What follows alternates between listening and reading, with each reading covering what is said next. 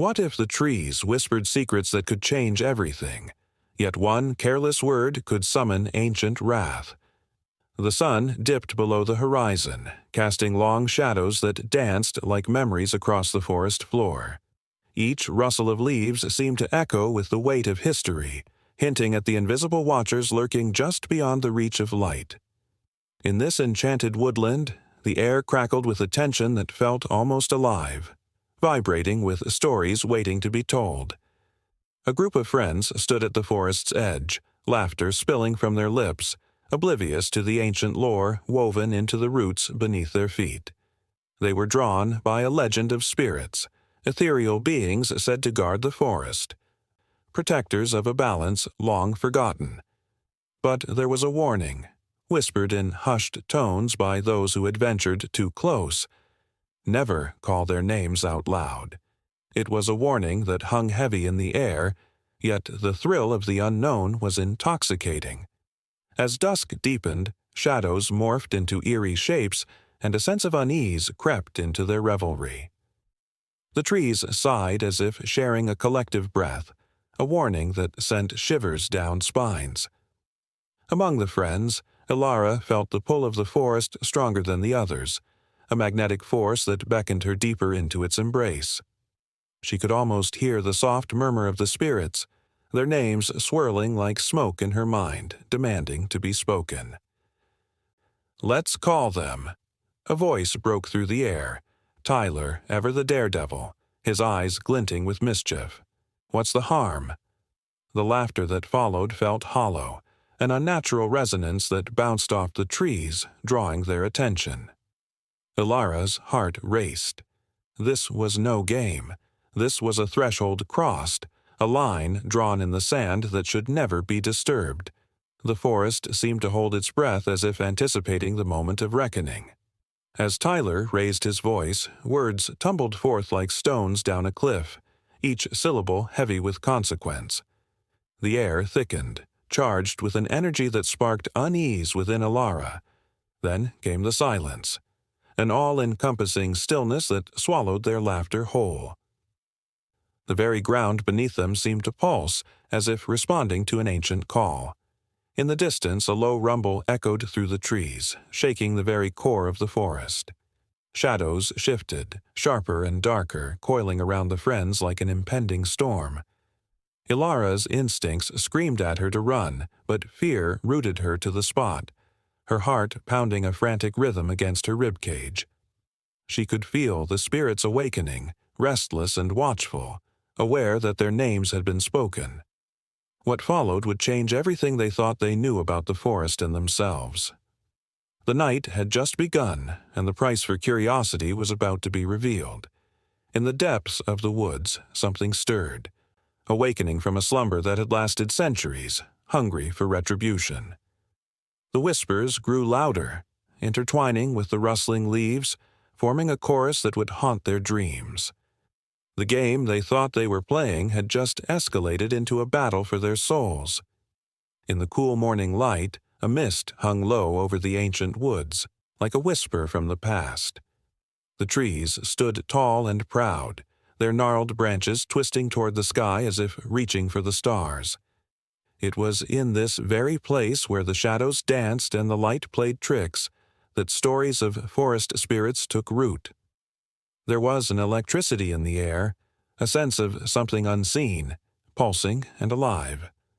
Long before the first settlers arrived, these woods were the sacred home of spirits, guardians of the land, and keepers of ancient wisdom. The elders of tribes would gather by the fire, their faces illuminated by the flickering flames, to share tales passed down through generations. They spoke of beings cloaked in leaves and bark, their laughter echoing through the trees. These were the forest spirits, born from the earth, sky, and the very essence of life itself. As the wind rustled the leaves, stories of the first forest spirit, Aelin, emerged. Aelin was said to be a gentle giant, with skin like the roughest bark and hair that cascaded like cascading vines. The tribes believed he had once been a man, a wise and kind-hearted leader who protected his people. When the village faced a terrible drought, Aelin prayed for rain. His spirit was so strong that the gods granted his wish, but at a price.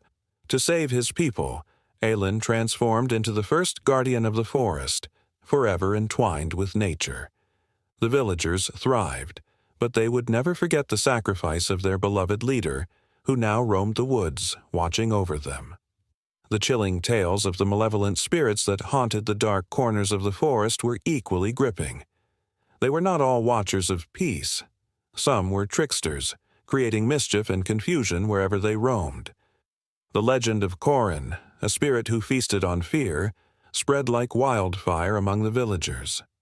Corin was said to appear only at twilight, his eyes glowing like embers, and his laughter a haunting melody that sent shivers down spines.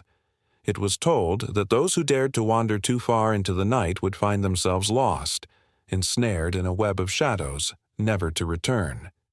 Parents would warn their children, "Stay close to the fire, for Corin waits in the darkness."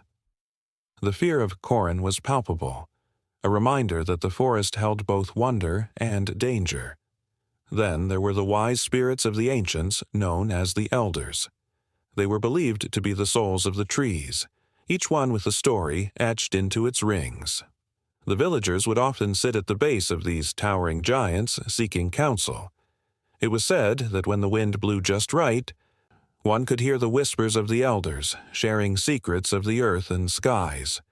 The rain would come, or the sun would shine brightly, depending on the wisdom bestowed upon them. In moments of doubt or despair, the villagers would bring offerings of flowers and fruit, hoping to earn the favor of these ancient beings. As seasons changed, so did the spirits.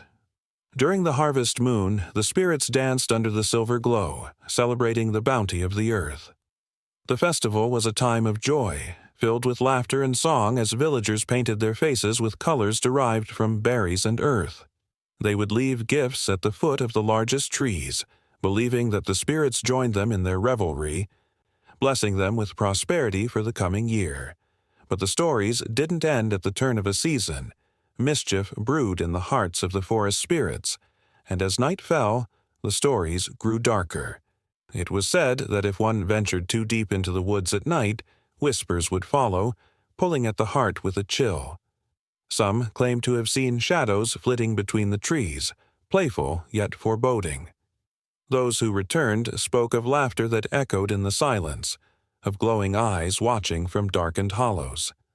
The line between reality and myth began to blur, as tales spun into a tapestry of fear and excitement. One chilling night, when the moon hung low and heavy, a group of brave souls ventured into the heart of the forest. They were determined to confront Corin, armed with nothing but courage and flickering lanterns. As they walked deeper into the woods, the air thickened with tension, and the shadows loomed larger. Each step echoed, a reminder of the stories that clung to the trees like cobwebs. The chilling laughter of Corin seemed to dance through the air, tugging at their resolve. Suddenly, a gust of wind swept through the clearing, extinguishing their lanterns. Panic set in as darkness enveloped them. Their breaths quickened, and the forest came alive with sounds, the rustling of leaves, the snapping of twigs.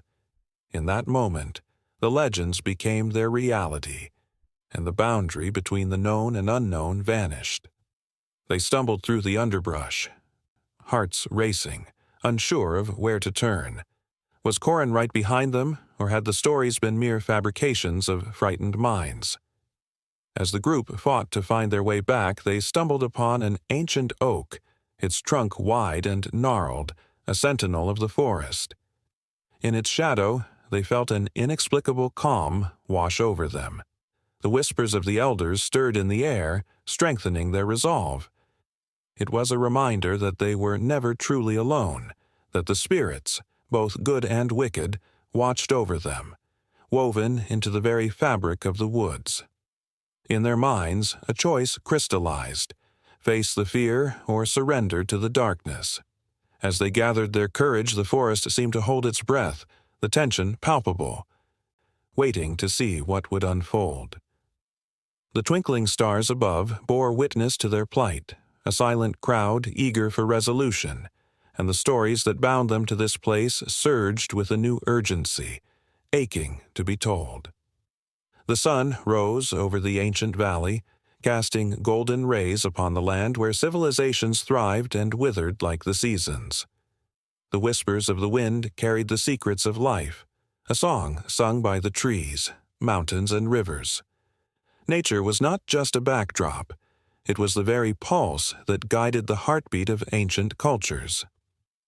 As the vibrant tapestry of life unfolded, the threads of humanity intertwined with the elements, each thread vibrant with stories of survival, reverence, and awe. In the cradle of Mesopotamia, where the Tigris and Euphrates flowed like lifeblood, the Sumerians worshipped their gods with a fervor that echoed through the ages. The rivers, fierce yet nurturing, were seen as divine gifts, essential for their existence. Fields of barley rippled in the wind, golden grains shimmering like treasure. The Sumerians knew that the cycle of flooding would bring nutrient-rich silt, a blessing wrapped in the unpredictability of nature. Each harvest was a victory, a testament to their understanding and respect for the natural world. Festivals erupted in joy as families gathered to celebrate the fertility of the land, their laughter mingling with the rustle of leaves, a harmonious blend of human and nature. As the sun journeyed across the sky, the scene shifted to ancient Egypt, where the Nile carved its way through the arid desert like a lifeline. Here, nature was both friend and foe. The Egyptians revered the river, seeing it as the embodiment of the goddess Isis, its waters a source of sustenance and rebirth. When the annual flooding arrived, it was a moment of shared spirituality, as the people looked to the skies for omens and blessings. Their prayers would rise like incense, swirling into the heavens with hope. The Nile's rhythm dictated their lives from planting to harvest, shaping their calendars, their traditions, their very souls. Yet not all was serene beneath the sun. There were storms, both in the skies and in the hearts of men. The pharaohs, giant figures draped in gold, would build enormous monuments to the gods, grand pyramids that reached for the heavens. But these structures, awe-inspiring as they were, came with a heavy cost. The laborers, driven by faith, toiled under the watchful eye of the sun, their bodies aching with fatigue, yet their spirits soared on the wings of belief. They knew that their hard work was a tribute to the forces that governed their lives, a way to honor the very nature that nurtured them. Traveling east, the winds carried tales of the Indus Valley civilization, a marvel of urban planning and innovation. Here, the people lived in harmony with the mighty Indus River, building their cities along its banks. The careful construction of drainage systems and wells showed an intimate understanding of their environment. Nature was not just a resource, it was a partner in their existence. The monsoon rains brought life, and with each drop, the fields burst forth with crops, a riot of colors and scents that filled the air. Yet, with every bounty came the specter of drought and flood, a constant reminder of nature's unpredictable temperament. As the seasons turned, the ancient Celts of Europe danced under the shadows of towering oaks, their lives intricately woven with the rhythms of the natural world. Each tree was sacred, a living entity that watched over them, a guardian of ancient wisdom. Festivals marked the solstices and equinoxes, moments when the veil between the human and the divine was at its thinnest. The Celts celebrated the cycles of life, death, and rebirth, their ceremonies filled with music and laughter that echoed through the forests. The earth was seen as a mother, nurturing her children, and their spirits soared with the belief that they were connected to every living thing. In the rugged mountains of the Andes, the Incas revered the peaks as sacred, believing that their ancestors dwelled among the stars. Their agricultural ingenuity allowed them to terrace the steep slopes, turning harsh landscapes into lush farmland. The connection was deep. The mountains provided not just sustenance but also spirituality. To the Incas, Inti, the sun god, cast his warmth upon the earth, and their rituals sought to honor this celestial father. Each planting season was a prayer, each harvest a celebration of life's cycles, reminding them of their bond with nature. From the dry sands of the Sahara to the lush rainforests of the Amazon, the ancient peoples adapted to their environments, learning the rhythms of nature. They revered the land as a living entity, one that demanded respect. Every storm, every drought, every bountiful harvest was a lesson, an invitation to listen to the whispers of the earth. They understood that their survival depended not just on their skills, but on a deep, abiding relationship with the natural world. As dusk fell, a different kind of tension simmered in the air. The ancient Greeks, with their pantheon of gods, saw nature as a battleground of divine will. Mount Olympus loomed, a majestic home for the gods, while the sea, wild and untamed, was both a source of sustenance and dread. The tempestuous waters could cradle sailors in calm or swallow them whole in rage. The stories of gods and mortals intertwined, each reflecting the struggles and triumphs of humanity against nature's whims. The Greeks built temples not just to worship but to plead for favor, their voices rising like the waves, filled with hope, fear, and yearning. The ancient cultures, spread across continents, shared a bond, an understanding that nature was both a nurturing mother and a fierce warrior. They lived in a world where every change in season, every shift in the air, carried meaning and purpose. Nature was not merely a backdrop, it was the central character in their stories, an ever-present force shaping their destinies. As the sun dipped below the horizon, painting the sky in hues of crimson and gold, the echoes of laughter, prayers, and songs resonated through the ages.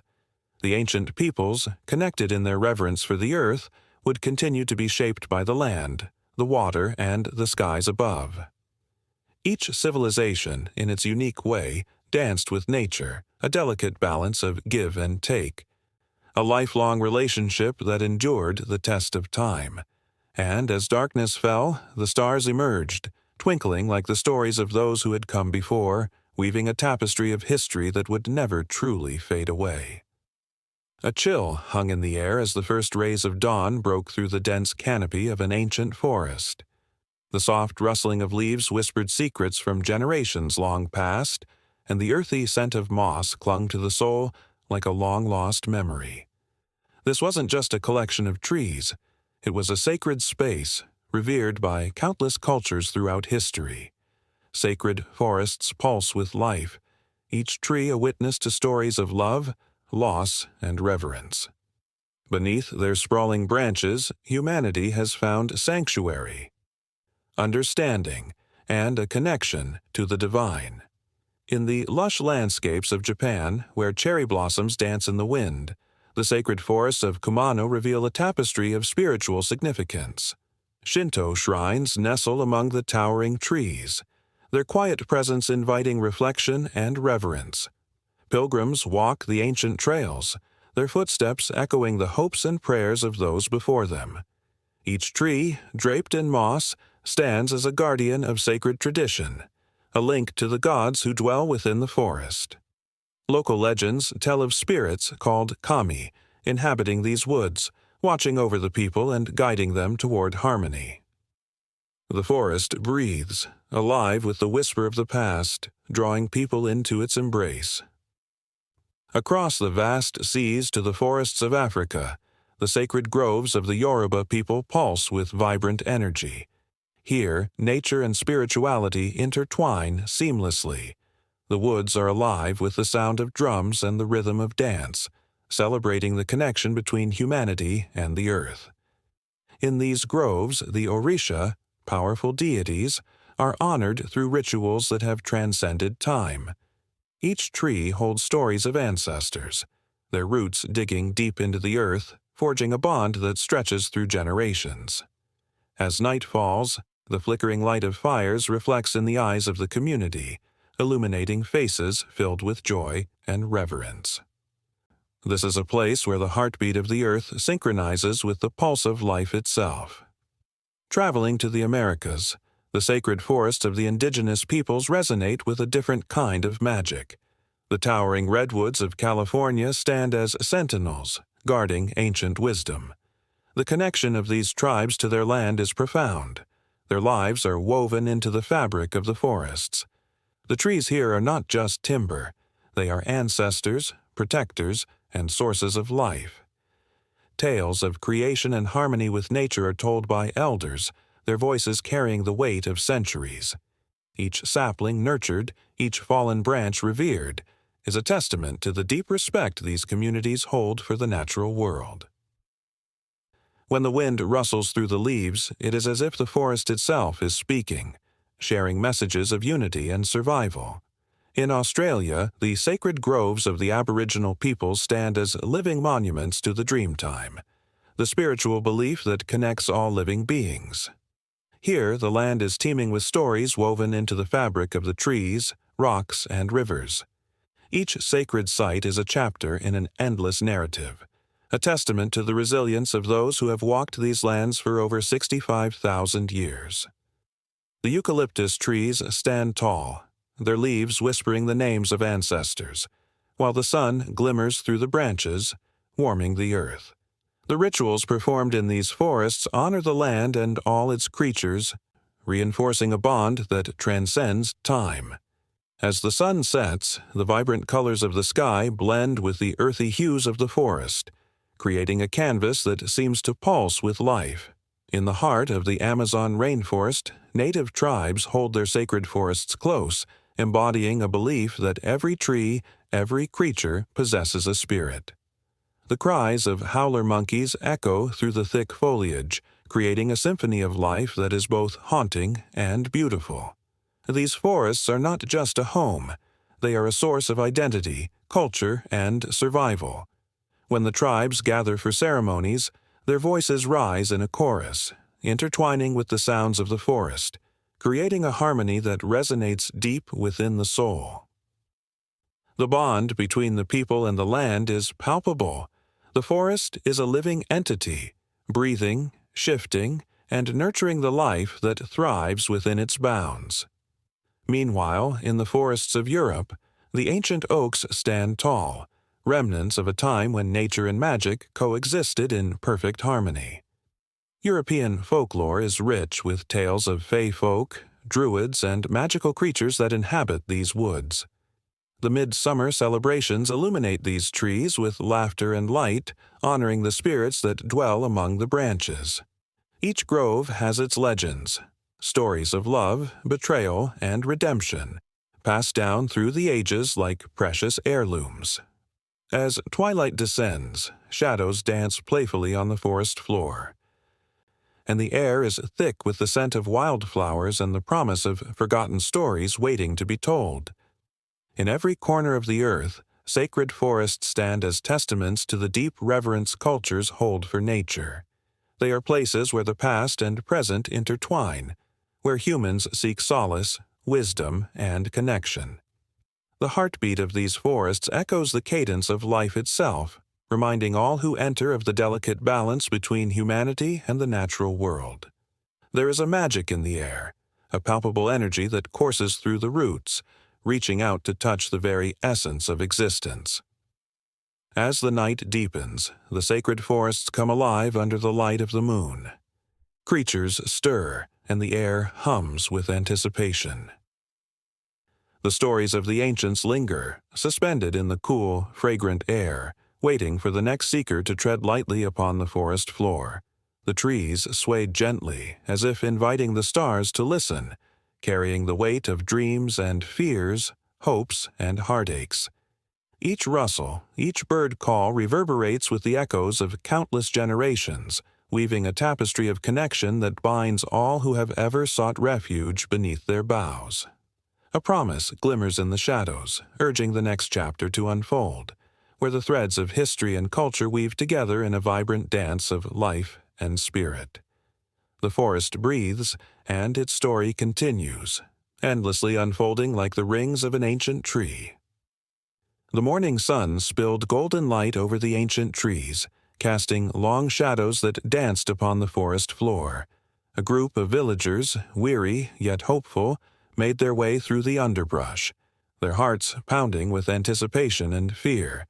They whispered tales of spirits, guardians of the woods who danced among the branches, their laughter mingling with the rustle of leaves. The villagers had come seeking answers, for their crops had withered, and the river had run low. The forest, once a source of life, now felt more like a prison, shrouded in mystery. As they ventured deeper, the air thickened with an electric charge, a feeling as if the very trees were alive, watching and waiting. Old legends spoke of a time when humans and spirits coexisted, a time when respect bridged the divide between the seen and the unseen. But in this age, fear had taken root. The villagers clutched wooden talismans, charms fashioned from twigs and stones, relics of a forgotten harmony. Suddenly, a hush fell over the forest. The chirping of birds ceased as if nature itself held its breath. In the distance, a figure emerged, ethereal and shimmering like morning mist. A forest spirit, with skin like bark and eyes that glimmered like dew. The villagers froze, hearts racing, caught between awe and dread. Who could tell what this being wanted? Would it be friend or foe? One brave soul stepped forward, a young woman named Ilara, her heart pounding a frantic rhythm in her chest. She had heard stories of the spirits from her grandmother, tales of their beauty and their power. With a deep breath, she summoned courage and called out, her voice trembling but clear, "We come in peace." The spirit tilted its head, curiosity flickering in its emerald eyes. The tension twisted like a vine, wrapping around the villagers. Would their plea be met with wrath or understanding? The spirit regarded them for what felt like an eternity, and then slowly it stepped closer, the air shimmering with an unseen energy. Ilara took another step, her heart racing. "We seek your guidance. The land suffers. Our crops are failing, and the river is dry. We need your help." Her words fell like seeds in the soil, each one planted with hope. The forest spirit's gaze softened, a hint of sadness passing over its features. The villagers felt a connection, an unspoken understanding passing between them and this otherworldly being. It gestured toward a grove bathed in sunlight where flowers bloomed brightly, untouched by the drought that plagued the rest of their land. The spirit pointed, and Ilara felt a pulse of energy in that direction. The villagers, emboldened by the spirit's presence, stepped forward, their eyes wide with wonder. As they approached the grove, they noticed something remarkable. A shimmering pool at its center filled with water clear as glass. It glinted invitingly, a promise of life. The spirit, now hovering beside them, reached out a hand, its fingers brushing the surface of the water. Ripples danced across the pool, and the villagers gasped as blossoms began to bloom, vibrant colors emerging one after another as if nature itself was responding to the call of the spirit. But as the beauty unfolded before them, a dark shadow flickered at the edge of the grove. A distant rumble echoed through the trees, a reminder of a brewing storm. The spirit turned, its expression shifting to one of urgency. It gestured for the villagers to gather closer. "The balance is fragile," it whispered, its voice like the rustle of leaves. "Your actions can bring harmony or destruction." The villagers exchanged nervous glances. They had come hoping for salvation, yet here was a weighty responsibility laid upon them. The spirit's words echoed in Ilara's mind, igniting a fire of determination. She stepped forward once again. "We will protect this place. We will listen to your guidance." The spirit nodded, and for a moment, the air shimmered with a radiant light, wrapping around them like a warm embrace. But then, sharp as a crack of thunder, a chilling roar broke the tranquility. The villagers turned in horror to see a dark figure emerging from the shadows. Another spirit, twisted and malevolent, its eyes burning with an insatiable hunger. It seemed to feed off the desperation and fear that lingered in the air. Ilara's heart raced as she recognized the threat. This creature, a spirit of decay and destruction, thrived on imbalance. It sought to devour the life that the benevolent spirit was trying to protect. The contrast between the two spirits was stark, a shimmering beacon of hope against a swirling tempest of despair. The villagers huddled together, fear gripping them like icy fingers. They had come seeking answers, but now faced an ancient battle that seemed far beyond them. Would they stand and fight for the forest and their lives, or would they flee, leaving everything they cherished behind? With a surge of adrenaline, Ilara clutched her talisman, the wooden charm warm against her palm. "We can't let it win," she shouted, rallying the villagers. "We must stand together." The spirit beside her glowed brighter, and she felt a surge of strength coursing through her veins. Together, the villagers formed a circle, arms linked, drawing from the spirit's energy. They closed their eyes, focused on the harmony they had once shared with the forest. In that moment, they envisioned the land thriving, the crops lush and the river full. The air thickened with magic, a soft hum vibrating around them. As the dark spirit roared and lunged, the villagers stood their ground, determination etched on their faces. The clash of light and shadow erupted, sending waves of energy rippling through the forest. It was a battle not just for survival, but for the very soul of the land itself. With each pulse of power, Ilara felt the connection deepen, not only to the spirit beside her, but to the very heartbeat of the forest. She realized then that this encounter was not merely a meeting between humans and spirits.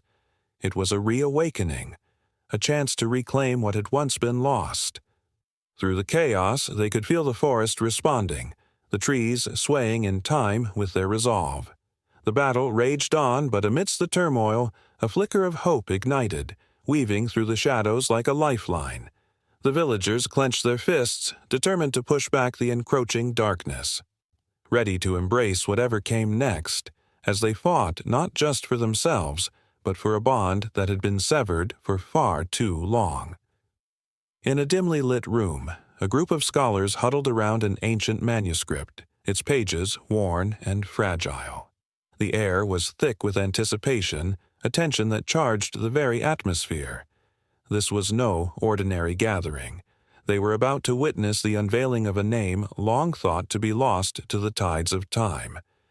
With bated breath, they leaned closer, their fingers trembling as they brushed against the faded ink, ready to unlock the power that lay within those carefully crafted words.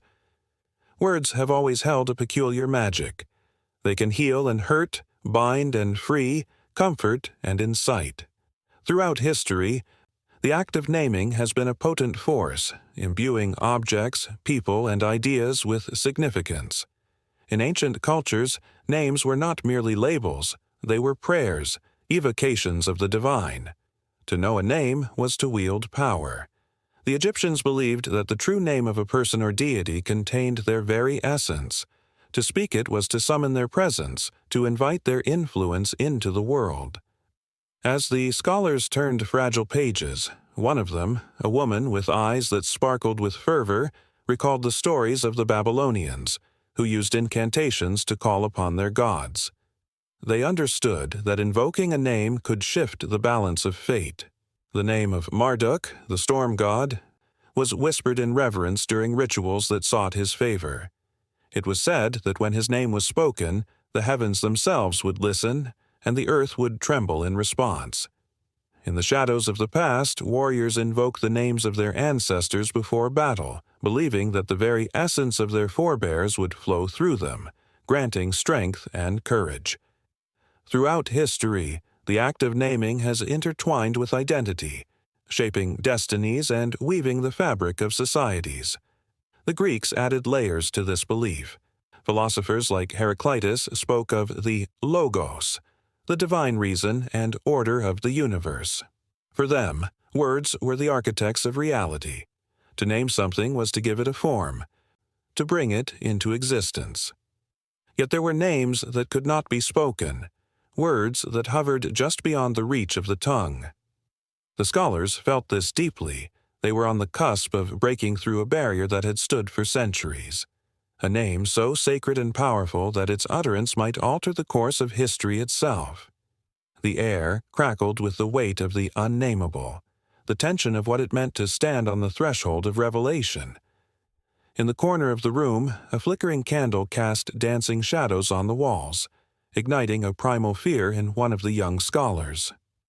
She recalled the legends of the Middle Ages, the tales of the alchemists who sought the philosopher's stone, a name that promised eternal life and boundless wisdom. They scribbled incantations in secret, desperate to harness the unseen forces that governed existence, but many were lost to darkness, consumed by their own hubris, their names forgotten, their dreams turned to ash. Just then, a finger traced the ancient symbols on the manuscript. The room held its breath as the woman spoke a name that had echoed through the corridors of time. It was a name laden with forgotten histories and untold power. As she pronounced it, a gust of wind swept through the room, extinguishing the candle's flame. The darkness enveloped them, wrapping around their hearts with a chilling embrace. The scholars exchanged looks of both fear and exhilaration. This was the moment they had hoped for, yet it felt dangerously close to the edge of something unfathomable. The name held secrets, promises, and perhaps a warning. With each syllable spoken, they felt the air shift, a palpable energy pulsing like a heartbeat, a reminder of the fragility of their existence and the weight of their words. Outside, the world was oblivious to the upheaval within that room. The sun dipped below the horizon, casting long shadows across the earth, while stars began to pierce the velvet sky. Yet within, a tempest brewed as the scholars grappled with the enormity of what they had unearthed. Would they dare to call upon the name again? Could they control the forces it might unleash?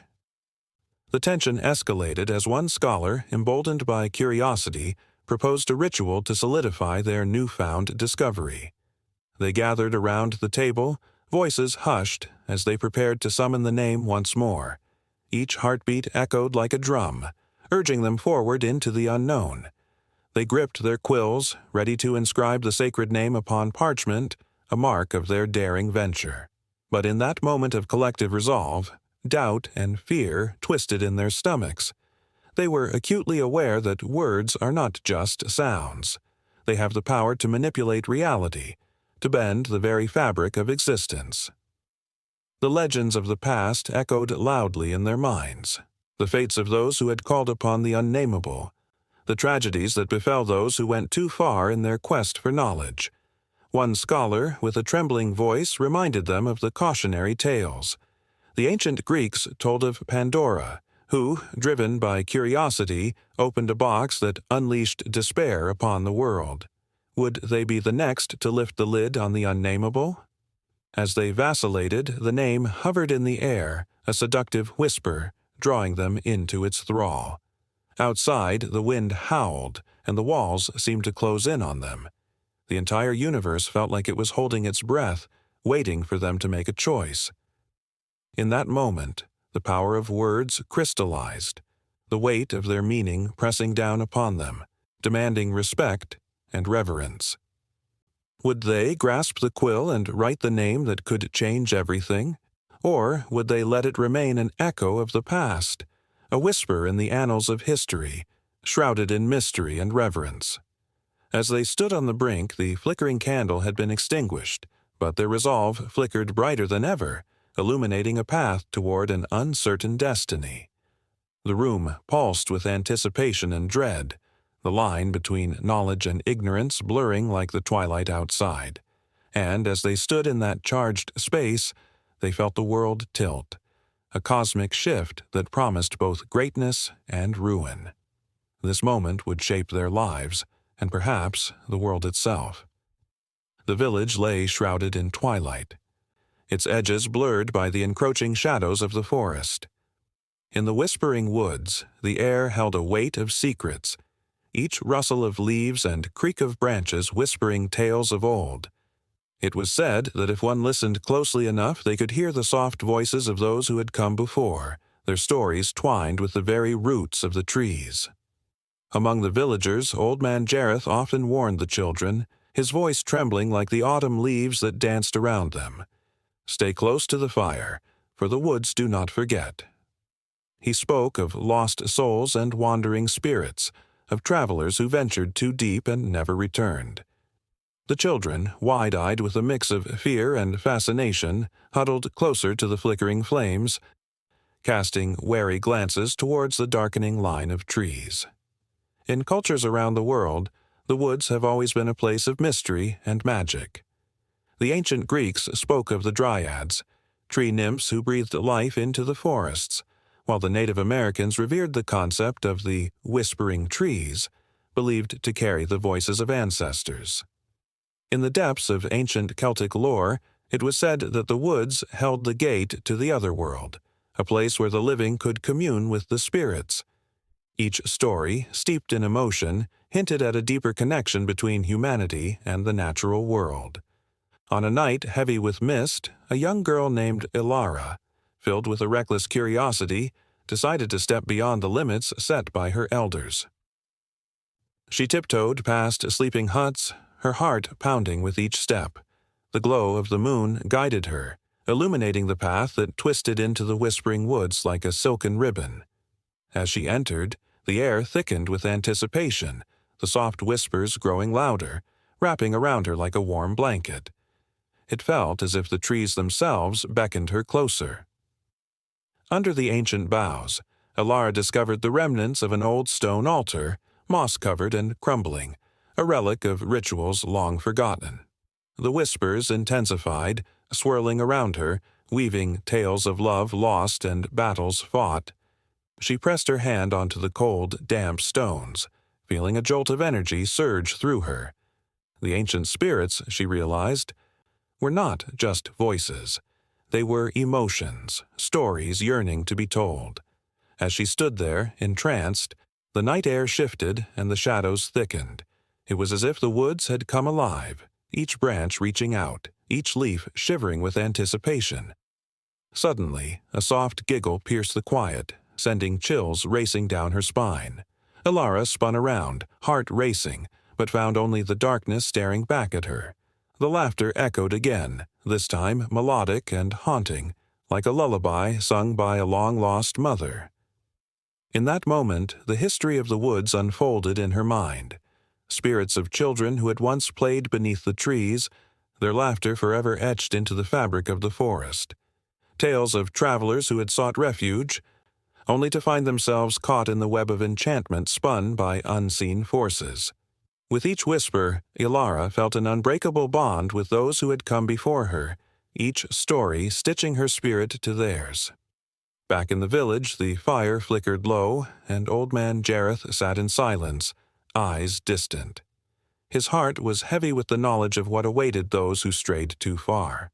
He had seen the woods claim many souls, leaving only echoes behind. He could sense Ilara's presence in the shadows, her spirit dancing between the worlds, and he prayed she would heed the warnings etched into the very bark of the trees. The night deepened, and the woods grew restless, pulsating with energy. Ilara, entranced by the whispers, felt her own voice begin to rise, joining the chorus of the forest. She sang of dreams and fears, of the warmth of the sun and the chill of the night. In that instant, she was no longer just a girl. She was a vessel for the stories of all who had walked the path before her. Yet, as her voice soared, so did the shadows. A gust of wind whipped through the trees, carrying with it a sense of foreboding. The laughter morphed into a wail, echoing through the branches. The spirits, once playful, now seemed restless, as if warning her of an unseen danger lurking just beyond the veil of moonlight. Ilara's heart raced, a pang of fear gripping her as the whispers grew louder, almost urgent. She stumbled backward, the ancient stones crumbling beneath her feet. Panic clawed at her throat as she turned, ready to flee, but the path she had entered seemed to shift and twist, the very woods conspiring against her. The trees loomed taller, shadows deepening, their gnarled branches like fingers reaching out, urging her to stay, to listen, to unravel the tapestry of tales woven into their bark. In a moment of sheer desperation, Ilara recalled the words of her grandmother, who had whispered bedtime stories of bravery and wisdom. The woods will show you the way if you trust in their magic. Gathering her courage, she closed her eyes, inhaled the earthy scent of moss and decay, and let the whispers envelop her. But the forest was not just a keeper of stories. It was a realm of choices and consequences. Each path bore its own weight, each decision a thread in the fabric of fate. As she stood at the crossroads of fear and trust, the haunting melodies of the trees began to change again. They spoke not just of lost souls, but of hope and resilience. Each tale became a lesson, lessons that transcended time and space. Ilara felt their warmth wrapping around her like an embrace. The spirits had stories yet to tell, and she was the one chosen to hear them. She took a tentative step forward, feeling the ground beneath her stabilize as the shadows receded. In that fragile moment, the ancient woods bore witness to her transformation, and the air itself shimmered with possibility. The whispers began to guide her, steering her away from the clutches of despair and into the light of understanding. The history of the world, alive in every leaf and root, echoed through her veins, urging her to carry their tales back to the village, to rekindle the stories of the past. The weight of her ancestors bore down on her stronger now, igniting a fire within her spirit. Ilara realized that she was not just a spectator in this dance of history, but a part of it, a thread woven into the grand tapestry of existence. And so she stepped deeper into the woods, the whispers now a melody guiding her forward, each step resonating with the heartbeat of the forest, leading her on toward an unknown destiny where the echoes of the past would shape the future. Under the sprawling canopy of an ancient forest, sunlight flickered through the leaves like 1,000 tiny stars, weaving golden threads into the cool, green shadows below.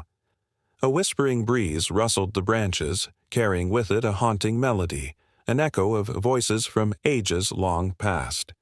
Those who dared to listen closely might hear legends of guardians, protectors of nature, whose spirits dwell among the trees. For centuries, countless cultures have revered these beings, weaving their stories into the very fabric of their existence. In the sacred woods of the Celts, the oak was no mere tree. It was a sacred entity, the home of the druidic spirits. To the Celts, oaks were mighty giants, standing sentinel over the lives of their kin. They believed that the spirit of the oak, known as the dryad, was a beautiful maiden, tied to her tree for eternity. Should a branch be cut, a dryad would weep, her tears watering the earth and giving life to the forest floor.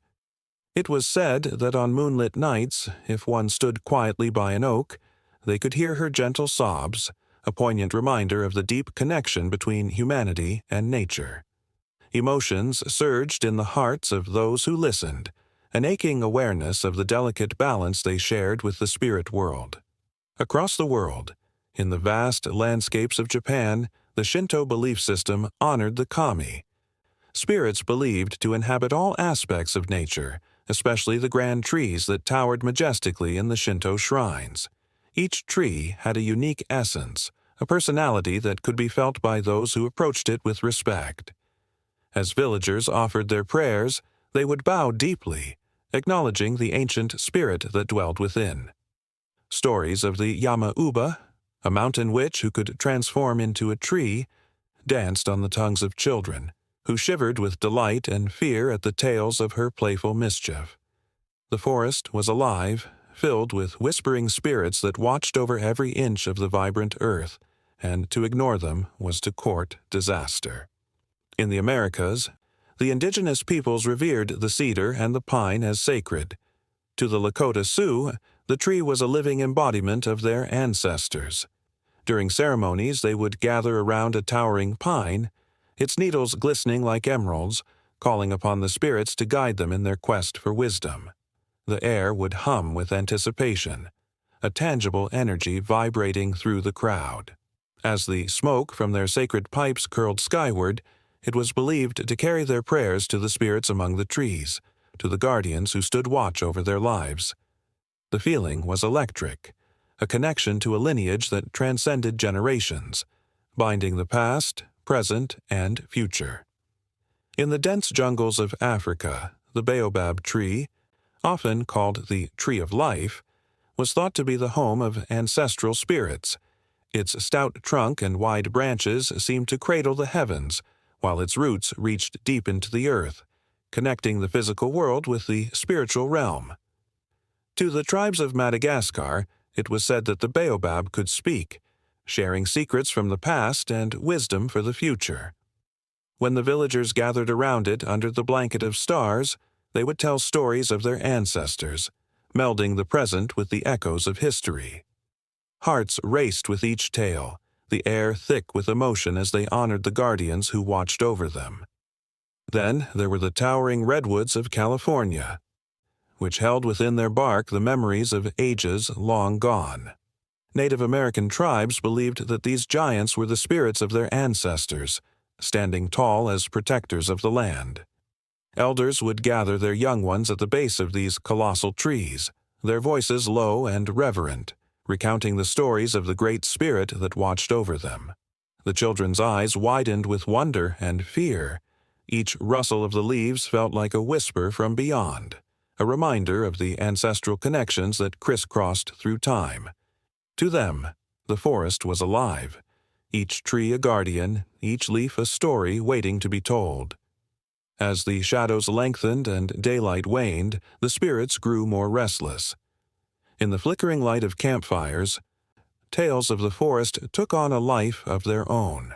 Children huddled close, their breath hitching in suspense as their elders spoke of the Wendigo, a spirit of hunger and winter that stalked the trees of the northern wilderness. It was said that in the stillness of snow-covered nights, one could hear its mournful howl echoing through the woods, a chilling reminder of nature's duality, its beauty and its terror. The flicker of the flames cast eerie shapes against the trees, turning the familiar into the unknown, and with each shudder, the bond with the guardians of the woods deepened. In each culture, these spirits were more than just stories. They were a call to protect and cherish the natural world. Time and again, humanity has felt the pull of the trees, their trunks telling tales of resilience, while their roots entwined with secrets of the past. This communion with the guardians has shaped civilizations, guiding their choices, fueling their imaginations, and igniting a passion for preservation. As night cloaked the forest, a palpable tension filled the air. The guardians were awake, their presence felt in every rustle of leaves and whisper of wind. Each spirit, a silent sentinel, watched over the land with a fierce love, a longing for harmony between their world and that of humankind. The spirits breathed life into the trees, and in return, the trees breathed life into the people. A captivating cycle of existence that thrummed with the heartbeat of the earth itself. With every story shared and every prayer whispered, the bond between the guardians and humanity grew stronger. The laughter of children resonated alongside the creaking of branches, weaving a tapestry of connection that knew no bounds. As the moon rose higher in the night sky, casting a silvery glow upon the woods, the air thickened with anticipation. The spirits stirred, eager to unveil their wisdom, ready to illuminate the path forward. They beckoned, urging the hearts of those below to remember they were never alone. The guardians were always watching, always guiding, ready to reveal the next chapter in the never-ending saga of life. The sun dipped low on the horizon, casting an amber glow over the ancient trees that whispered secrets from centuries past. Shadows danced in the dappled light as a chill ran through the forest, a reminder that not all who wandered these woods were of flesh and blood. They were creatures of spirit, guardians of the land, beckoning to those who dared to listen. The air thickened with anticipation, as if the very essence of the forest held its breath, waiting for the rituals that were as old as time itself. At the center of a clearing, the ground was adorned with offerings, delicate flowers woven into crowns, small wooden carvings shaped like animals, and bowls of honey that glistened like liquid sunlight. Each item was a testament of reverence, a plea for favor, a gesture of thanks. Generations had come before, kneeling on this hallowed ground, pouring their hearts into these simple gifts, and now it was time for another to step into the sacred circle. An elder approached, her hair a cascade of silver that shimmered in the fading light, her presence commanding yet gentle. She carried a bundle of herbs, their earthy scent mixing with the sweet aroma of the honey.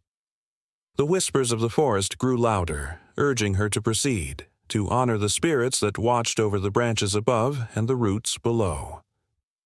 As she knelt, the forest seemed to pulse with life, each heartbeat a reminder of the interconnections that tied them all together.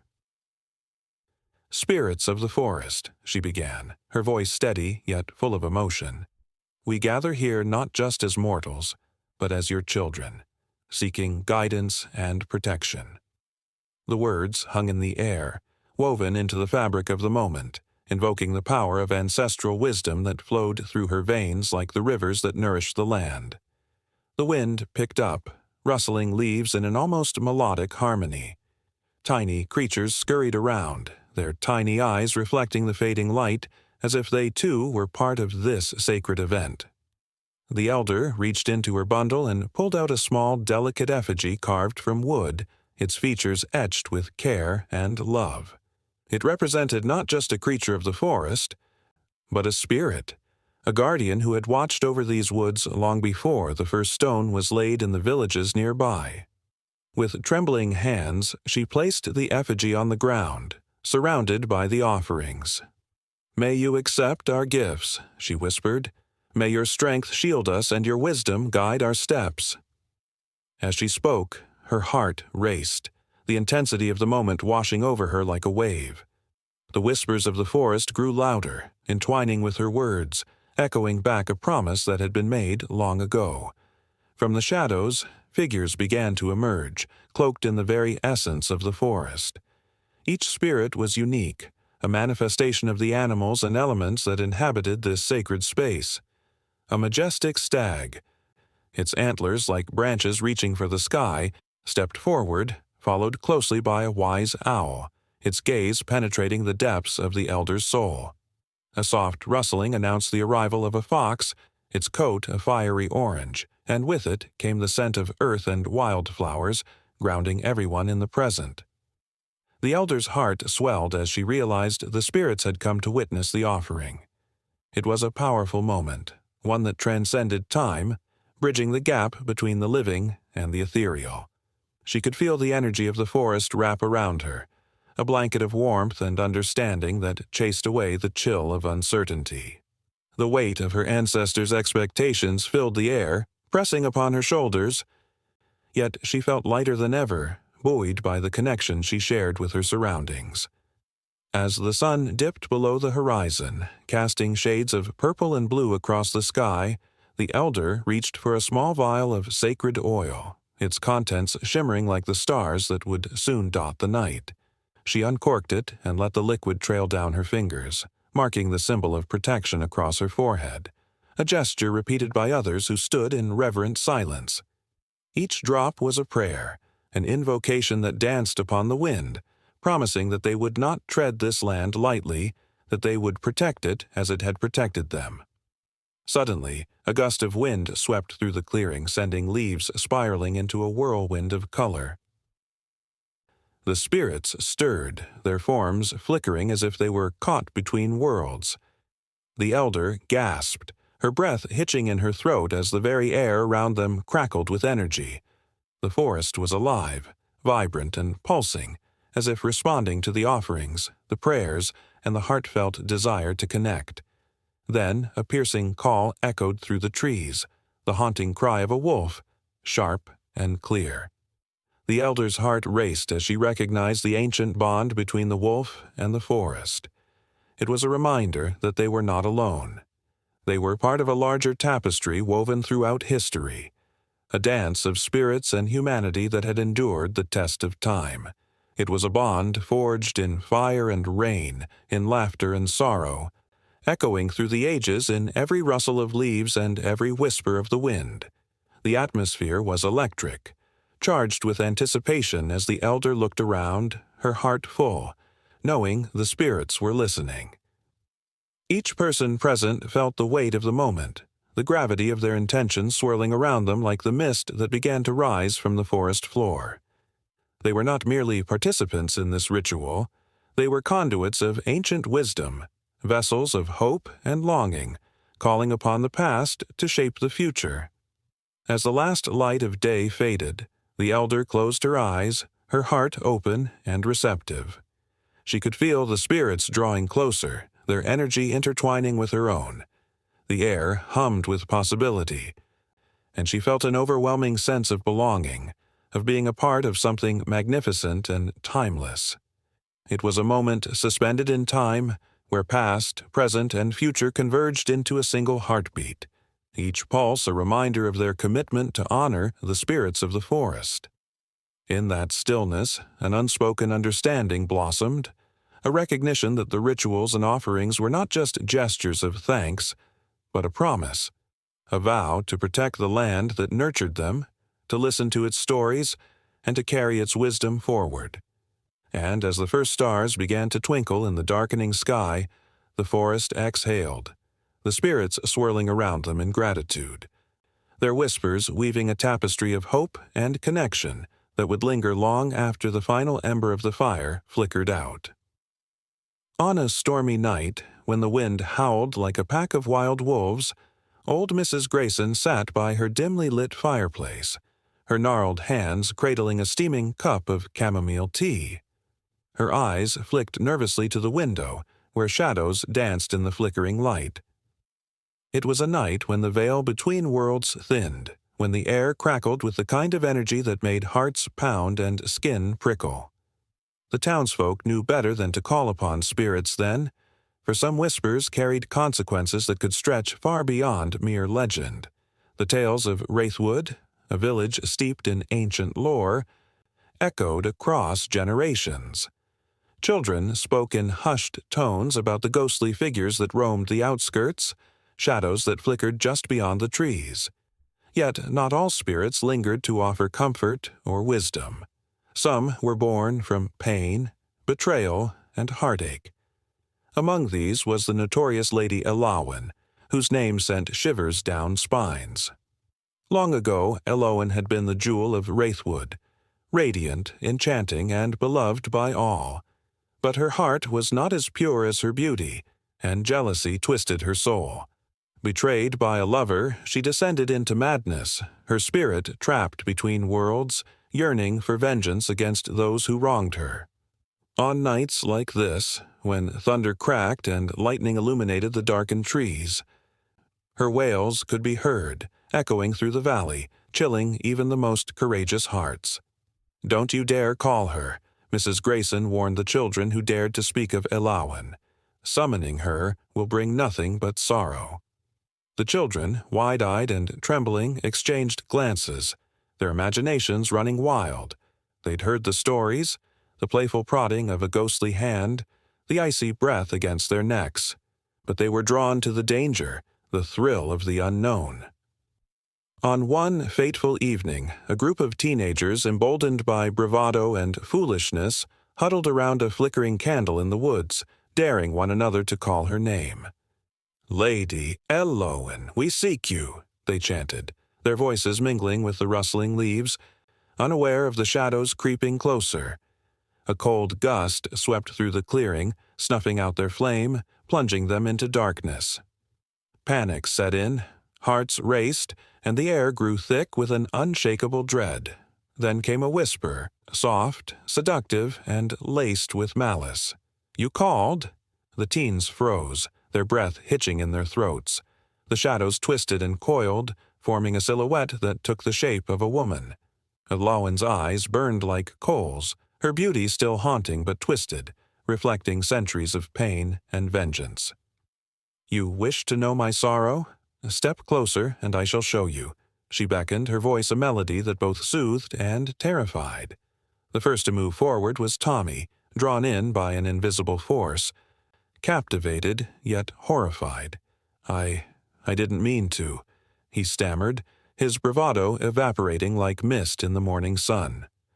Elowen merely smiled, a chilling gesture that sent shivers through the very ground they stood upon. With a flick of her wrist, the fog thickened, engulfing the clearing and blurring the lines between reality and nightmare. In the village, Mrs. Grayson felt a sudden chill creep into her bones. She knew. The stories had warned of the dangers when one tampered with spirits, but youth was often blind to the wisdom of age. As she settled deeper into her armchair, she could almost hear the faint echoes of Elawan's laughter, twisted and cruel, reverberating through the trees. The candlelight flickered ominously, casting shadows that seemed to dance with laughter, mocking the foolish adventurers in the woods. Across the clearing, the teenagers found themselves ensnared. Tommy had crossed a threshold, his pulse racing as he stood frozen, caught in the web of Elawan's torment. "What is it you seek?" she whispered, her voice a silken thread weaving through the darkness. The others, gripped by fear, wished to run, but their feet felt rooted to the spot. The air grew thick and oppressive, each heartbeat echoing like a drum in their ears.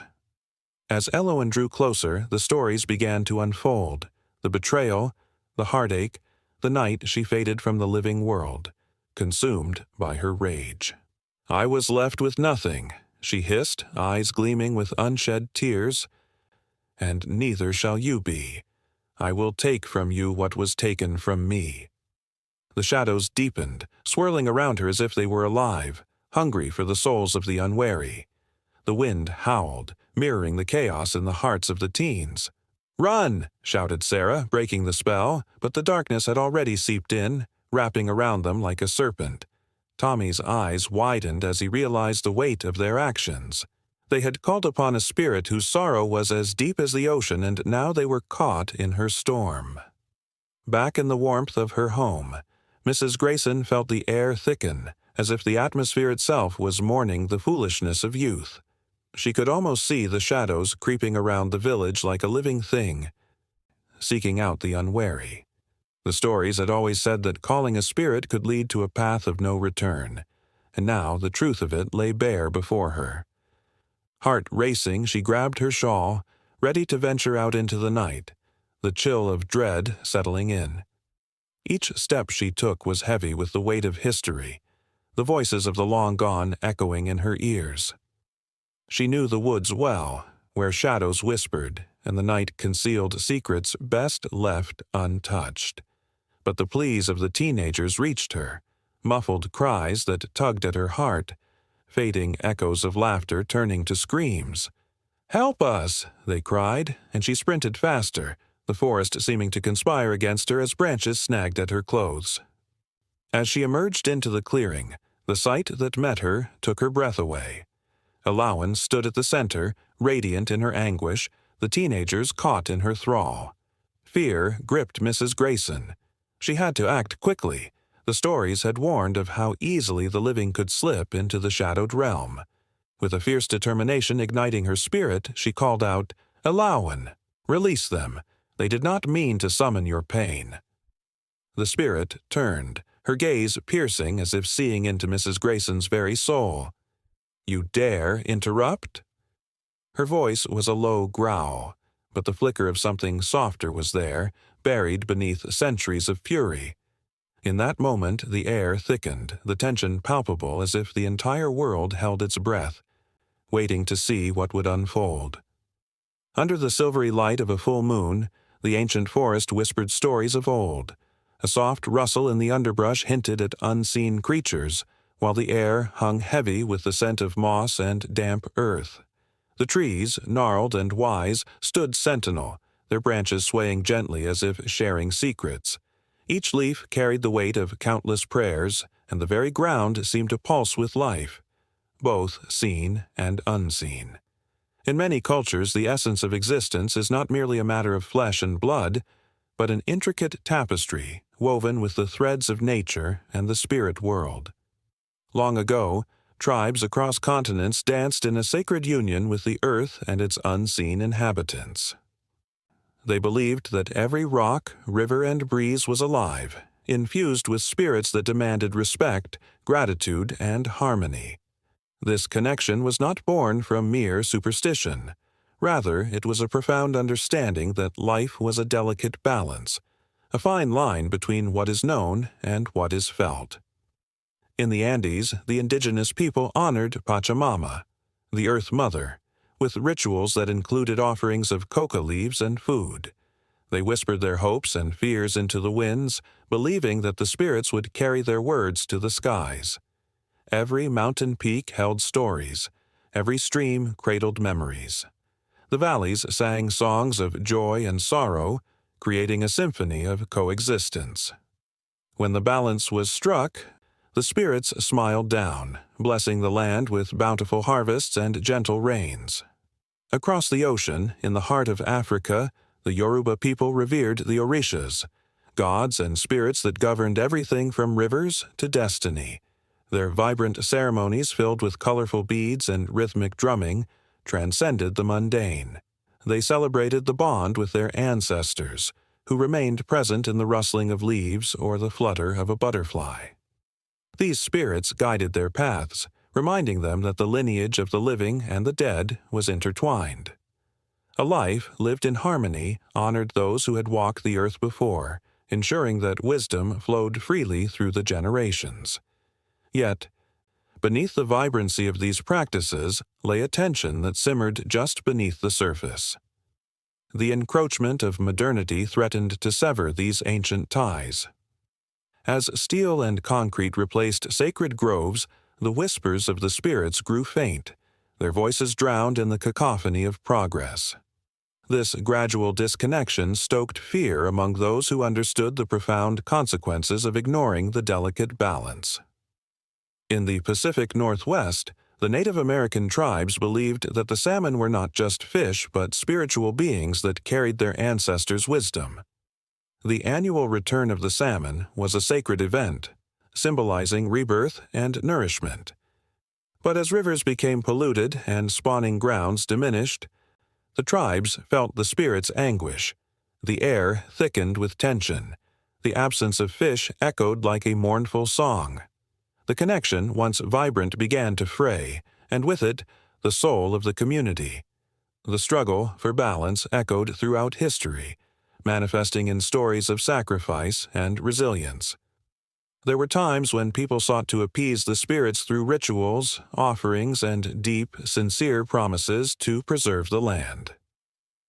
In the tale of the two wolves, an old Cherokee story speaks of the battle between two wolves within us, one representing fear, greed, and pain, and the other embodying love, hope, and kindness. The wolf that wins. The one you feed. This metaphor extends to humanity's relationship with the spirits. To nurture a harmonious existence meant to honor both realms, not just the one that the eye could see. As dusk descended on ancient lands, stories were told around flickering fires, illuminating faces filled with awe and reverence. Elders passed down knowledge like a precious heirloom, teaching the young that the spirits were not distant figures but part of their very essence. Every heartbeat echoed their presence, and every breath was a reminder of the relationship that thrived between worlds. When a child caught their first fish or watched the sun set over a mountain, they were encouraged to speak to the spirits, to thank them for their gifts. But the tides of time are relentless. As the sun began to rise on a new era, many began to prioritize progress over preservation. Cities sprawled, and the once untouched landscapes transformed into asphalt jungles. The cacophony of machinery drowned out the voices of the spirits, muffling the ancient songs that begged to be heard. The balance was shifting, and the consequences of this divergence were felt deeply in the spirit realm, a realm that thrives on connection, respect, and reverence. The cries for help from the spirits echoed across generations, a haunting refrain that begged for recognition. And so the dance continued, a precarious waltz between two worlds that sought to find common ground. The rituals that once thrived became mere echoes, yet those who remembered clung tightly to their heritage. They gathered in sacred sites where the veil between the seen and unseen thinned. With drums thumping in sync with their hearts, they invoked the spirits, asking for guidance, for healing, for a return to balance. In these moments of communion, the air crackled with energy as time seemed to stand still. Faces, illuminated by the flickering firelight, brimmed with tears of determination and hope. They shared stories of loss and love, each word a thread weaving them closer to the spirits they sought to honor. The forest listened, the mountains stood tall, and the rivers flowed, carrying their prayers downstream. The spirits, once forgotten, began to stir, their whispers rising like the dawn, a reminder that they had never truly left.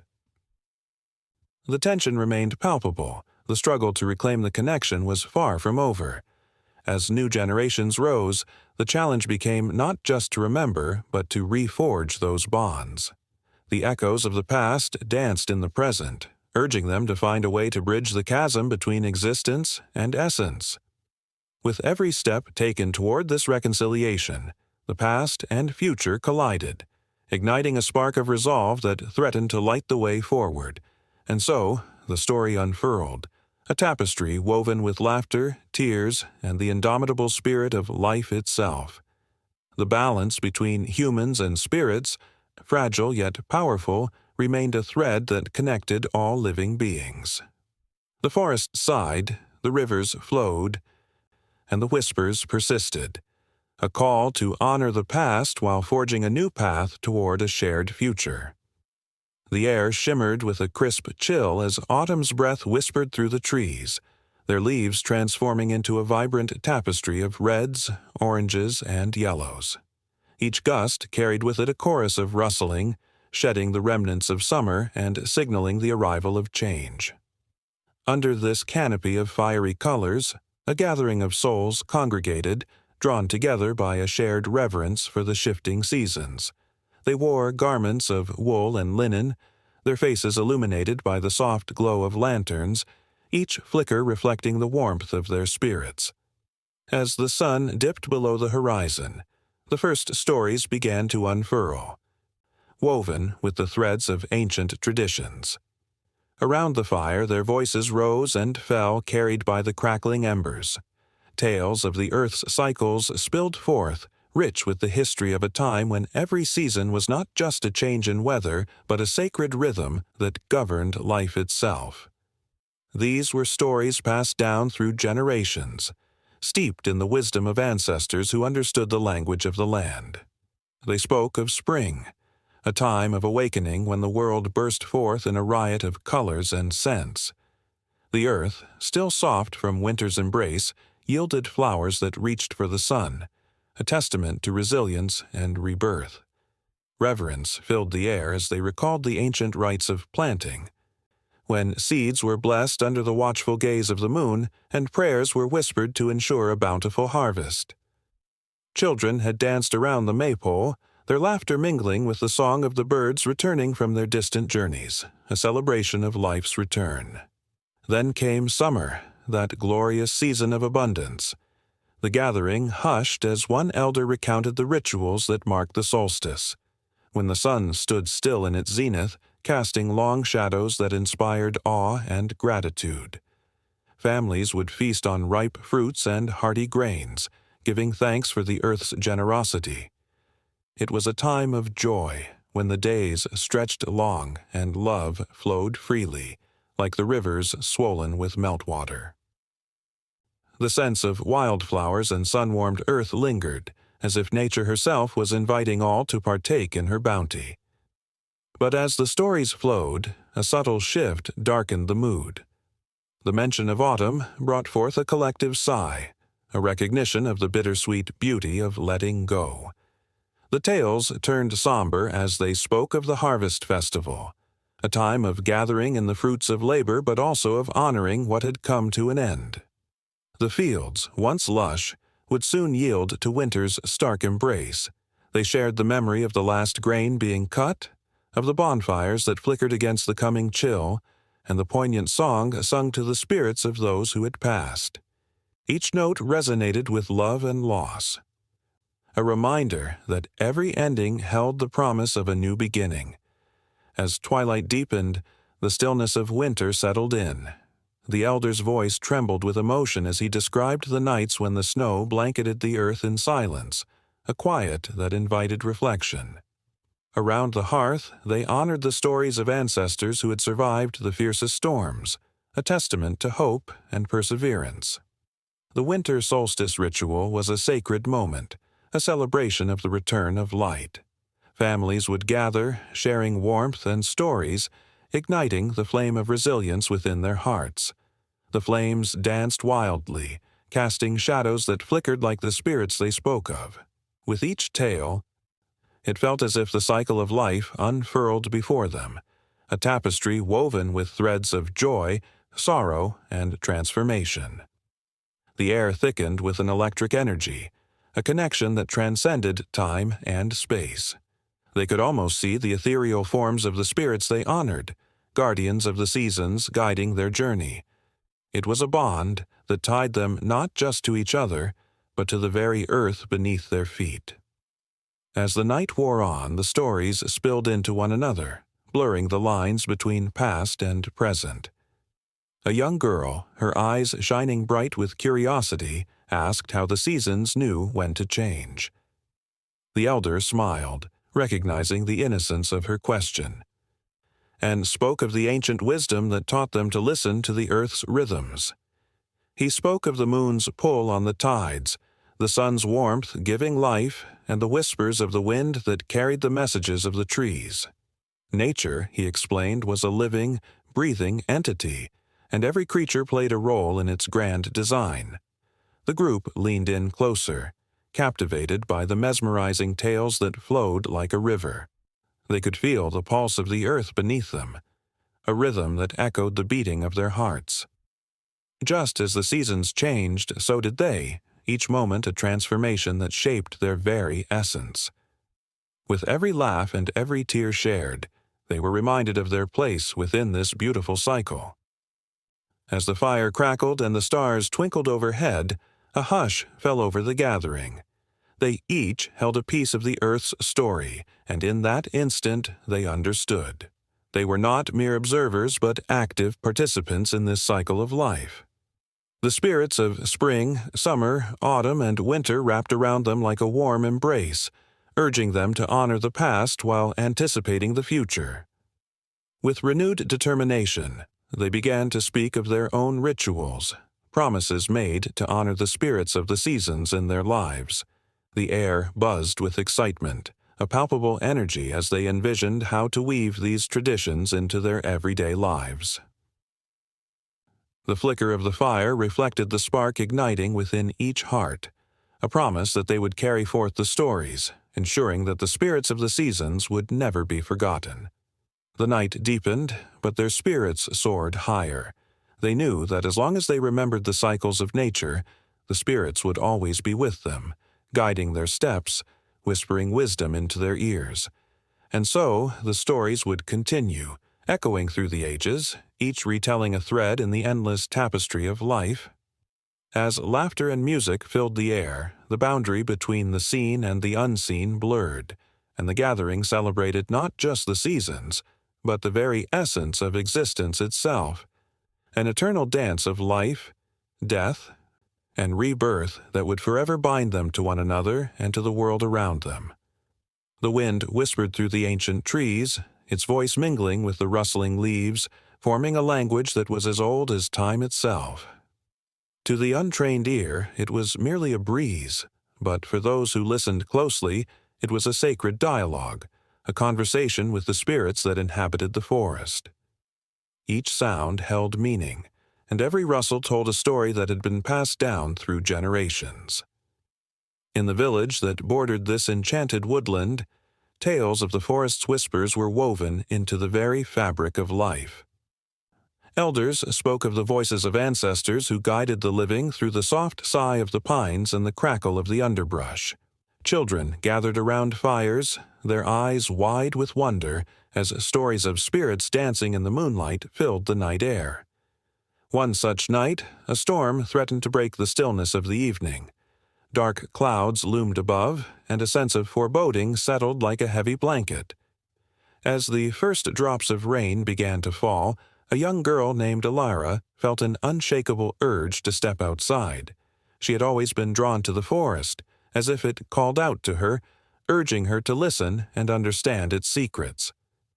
The thunder rumbled in the distance, but she felt an undeniable pull towards the trees, their silhouettes looming like ancient guardians. As she ventured deeper into the woods, the rain intensified, creating a symphony of sound that echoed in her ears. The patter of raindrops on leaves formed a rhythmic melody, while the distant rumble of thunder punctuated the air with dramatic flair. But amidst the chaos, Alara detected a different sound, a soft, melodic hum that seemed to resonate from the very earth beneath her feet. Curiosity ignited within her. The song bore a familiarity, as if it had been sung in her dreams, beckoning her closer. She followed the sound, her heart racing with both fear and excitement. Shadows danced around her, and the wind seemed to carry the ghosts of those who had walked this path before, urging her on with each gust.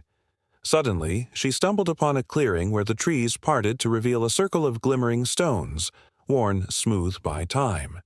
In the center stood an ancient oak, its gnarled branches reaching out like welcoming arms.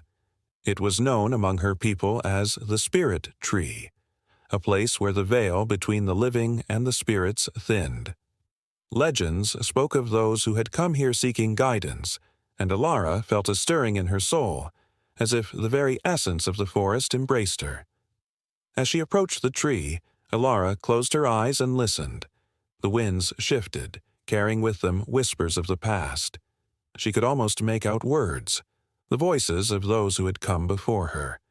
Each gust told tales of love, loss, and wisdom, a tapestry of human experiences woven into the fabric of the forest.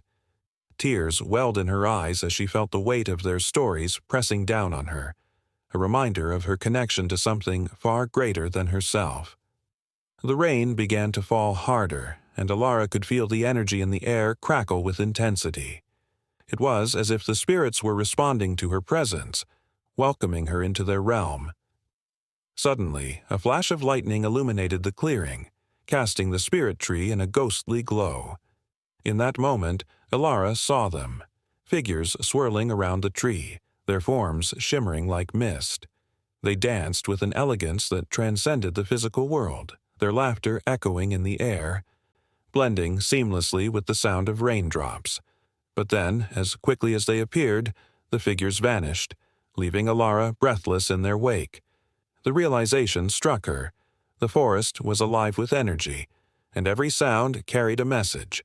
She could feel the pulse of the earth beneath her feet, a heartbeat that echoed the stories of her ancestors. The wind picked up again, and she heard a voice, soft yet insistent, calling out to her. It urged her to understand, to listen more closely. The stories of the forest were not just relics of the past, they were lessons for the present, a guiding force as she navigated her life. The spirits were not just echoes. They were companions on her journey, ever present and eager to share their wisdom. Alara dropped to her knees, her hands pressed against the damp earth. She could sense the energy swirling around her, and in that moment, she became acutely aware of the connections that bound all living things together. A symphony of sounds erupted, a chorus of birds, the rustling of leaves, the distant roar of the storm.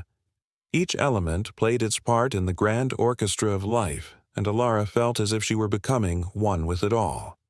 But just as she began to grasp the enormity of what she was experiencing, a chilling gust of wind swept through the clearing, causing the branches of the spirit tree to sway violently. A low rumble of thunder echoed like a warning. The joyous sounds of the forest shifted, turning into a cacophony of distress. The spirits, once playful and inviting, seemed to retreat, leaving Alara alone in the gathering darkness. Panic surged within her. What had she done? Had she overstayed her welcome? As she stood, fear clawed at her throat. The forest, once a sanctuary, now felt oppressive and foreboding. The whispers that had once comforted her now felt like a stern admonition, urging her to leave before the storm unleashed its fury. With her heart pounding, she turned to flee, but the wind seemed to cling to her, wrapping around her like a shroud. The sounds of the forest intertwined with her racing thoughts, each rustle a reminder of the spirit's presence. They were still there, watching, waiting. Alara glanced back at the spirit tree, its branches twisting and turning under the weight of the storm. She felt a connection so profound that it rooted her to the spot. As the first flash of lightning struck, illuminating the dark sky, Alara knew she had to make a choice. Would she run, escaping the forest and its haunting melodies, or would she stand her ground and listen?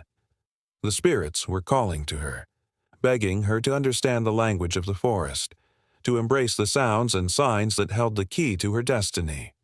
In that moment of tension, she felt the weight of history pressing upon her, the stories of those who had come before, urging her to step forward, to embrace the unknown.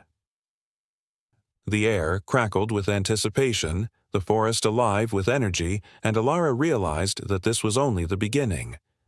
The language of the forest was vast and intricate, filled with lessons that extended far beyond the boundaries of her imagination. She took a deep breath, the scent of wet earth and moss flooding her senses, and made her choice. Beneath a sky choked with heavy clouds, a chill wind whispered through the trees, carrying with it the scent of damp earth and something more sinister. In the distance, the dark forest loomed, its twisted branches clawing at the air like skeletal fingers. It was a place where shadows breathed, and the stories told around flickering campfires turned to hushed warnings. The forest was a world unto itself, steeped in myths of malevolent spirits that thrived in the shadows, waiting patiently for the unwary. Long ago, villagers spoke of spirits that roamed the woods, their forms barely discernible against the thick underbrush. These beings were said to be the restless souls of those who had met a tragic fate, lost in the depths of the forest, never to find their way home. Elders recounted tales of a young girl, her cries echoing through the trees, her spirit forever seeking her mother, who had vanished into the inky gloom. The very thought sent shivers down the spines of those who dared to listen. The forest was alive with a peculiar energy, one that stirred unease in the hearts of those who passed by its edge. A group of children playing near the boundary would often hear the rustling of leaves, as if unseen eyes were watching them. On particularly still nights, they could hear soft whispers that seemed to float on the wind, wrapping around their minds like a cold embrace. "Stay away," the whispers warned, "or you too shall be lost." As night fell, the forest transformed. The moon's light, pale and ghostly, struggled to penetrate the dense canopy. The trees, ancient and gnarled, seemed to lean closer, as if eavesdropping on the world of the living. Many had entered the forest, drawn by a mix of courage and foolishness, only to return with stories that chilled the bones. They spoke of shadows that danced just out of sight, figures that flickered like candle flames, and an overwhelming sense of being hunted. At the edge of the village, a weathered man sat by a fire, an old tome resting on his lap. His voice, gravelly and low, held the weight of countless nights spent recounting the tales of the forest to anyone brave enough to listen. "In the dark forest, spirits are not just figments of the imagination," he said, glancing around to ensure no one was eavesdropping. "They are real, and they are angry. They feed on fear, and their hunger is insatiable." Curiosity mingled with dread as the villagers listened. They had all heard rumors of the lost souls, yet they couldn't resist the pull of the stories. It was said that if one were to venture into the forest at midnight, they might catch a glimpse of the wailing woman, her face twisted in eternal sorrow, forever searching for her lost child. Many tried to find her, carrying lanterns and brave hearts, but none returned the same. The laughter of the children had faded into a haunting silence, and the tales of bravery turned into cautionary whispers. One fateful night, a group of teenagers, fueled by bravado and the thrill of the unknown, decided to challenge the darkness. With flashlights flickering like fireflies, they made their way into the heart of the forest, unaware of the eyes that watched them from the shadows. As they ventured deeper, they felt the temperature drop, their breath forming clouds of mist in the cold air. The laughter that filled the air began to die down, replaced by an unsettling stillness, as if the forest itself held its breath. "Did you hear that?" one of them asked, his voice barely above a whisper. A rustle among the leaves, followed by a low, mournful groan, sent chills down their spines. They huddled closer, the beam of their lights shaking, revealing the twisted faces of tree trunks that seemed to grimace in pain. The forest was not just a collection of trees. It was a living entity, steeped in sorrow and anger. Before long, they stumbled upon a clearing bathed in ethereal moonlight. At its center stood an ancient stone altar overgrown with moss and tangled roots. It pulsated with an energy that beckoned them closer. But as they approached, they felt an overwhelming weight in the air, as if something was pushing against their very souls. A voice, soft yet firm, echoed in their minds, warning them to turn back. But it was too late. The forest had claimed them. Days turned into weeks, and the villagers began to notice the absence of the teenagers. Hope flickered like a candle in a storm, but it was the whispers that grew louder, filling the air with fear and speculation. "The spirits have taken them," some said. "They have joined the wailing woman in her eternal search." Others insisted that the forest was a trap, an ancient curse set upon the land to ensnare the unwary. One stormy night, a fierce wind howled through the village, rattling windows and sending debris flying. The villagers gathered in the town square, their hearts heavy with dread. As lightning illuminated the sky, the ground trembled beneath them, and a figure emerged from the shadows of the trees.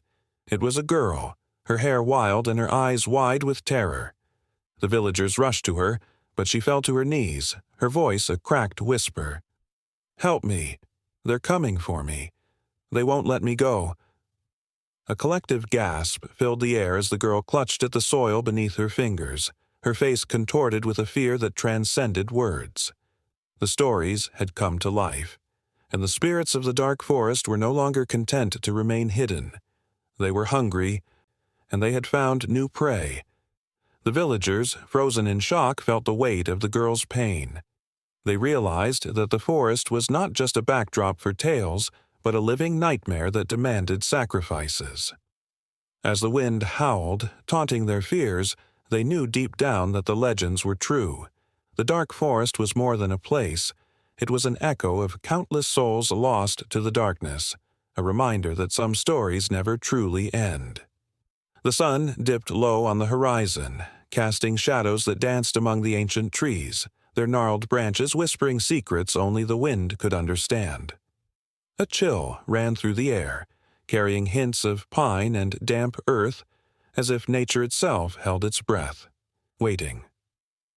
Within this silent cathedral of wood and leaf, spirits lingered, invisible yet palpable, breathing life into the stories of those who had come before.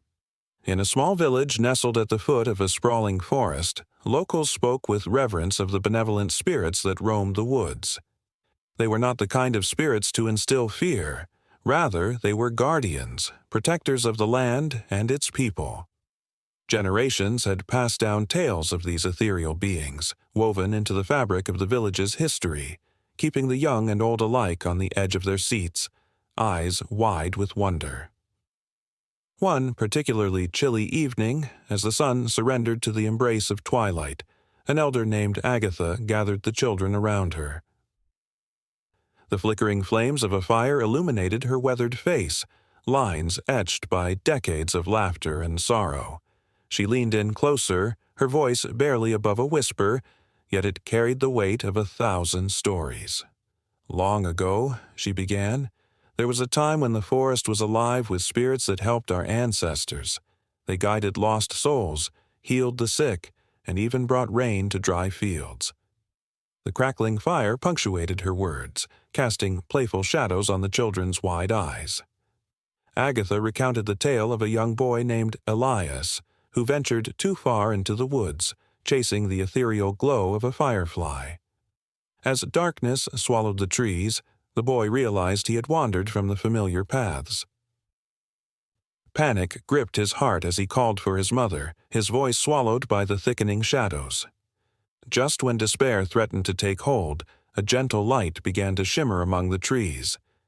It pulsated softly, as if inviting him to follow. With every cautious step, the boy felt a warmth wash over him, easing his fear. The light led him deeper into the forest, where the trees parted like old friends, revealing a clearing bathed in moonlight. At the center stood a spirit, radiant and kind, with a crown of blooming flowers and eyes that sparkled like stars.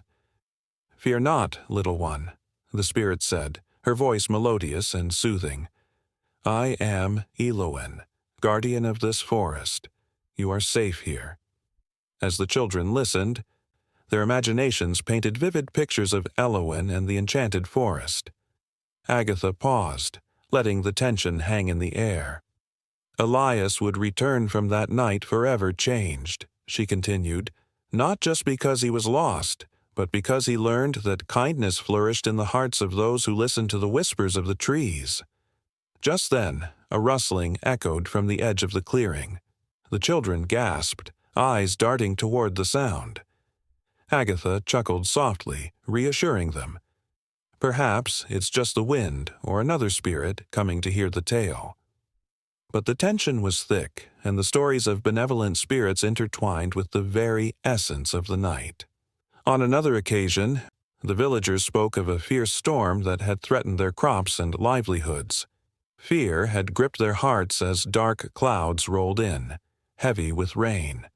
But just as despair settled in, the spirit of the river, an ancient figure named Nymph, emerged from the depths of the rushing waters. Known for her fierce loyalty to the land, she rose from the river bank, her form shimmering like liquid silver. With a voice both powerful and gentle, she called upon the winds of the forest. "Hear me, spirits of the trees. Lend your strength to the earth, and let the rain fall where it is needed most." It was said that, in response, the winds transformed, carrying the storm away from the village and dispersing the clouds over barren fields that craved the life-giving rain. The villagers rejoiced, their faith in the benevolent spirits renewed. As Agatha finished this tale, a sudden hush enveloped the gathering, the crackling fire being the only sound breaking the stillness. A soft rustle emerged once more from the surrounding woods. This time it felt different, almost magnetic. The children looked at each other, a mixture of excitement and fear swirling in their eyes.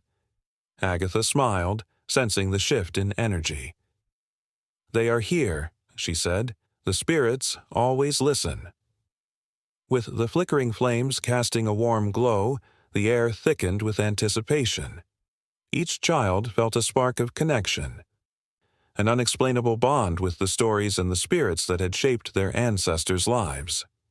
Agatha leaned back, allowing the moment to stretch, letting the electricity of the unknown linger in the air.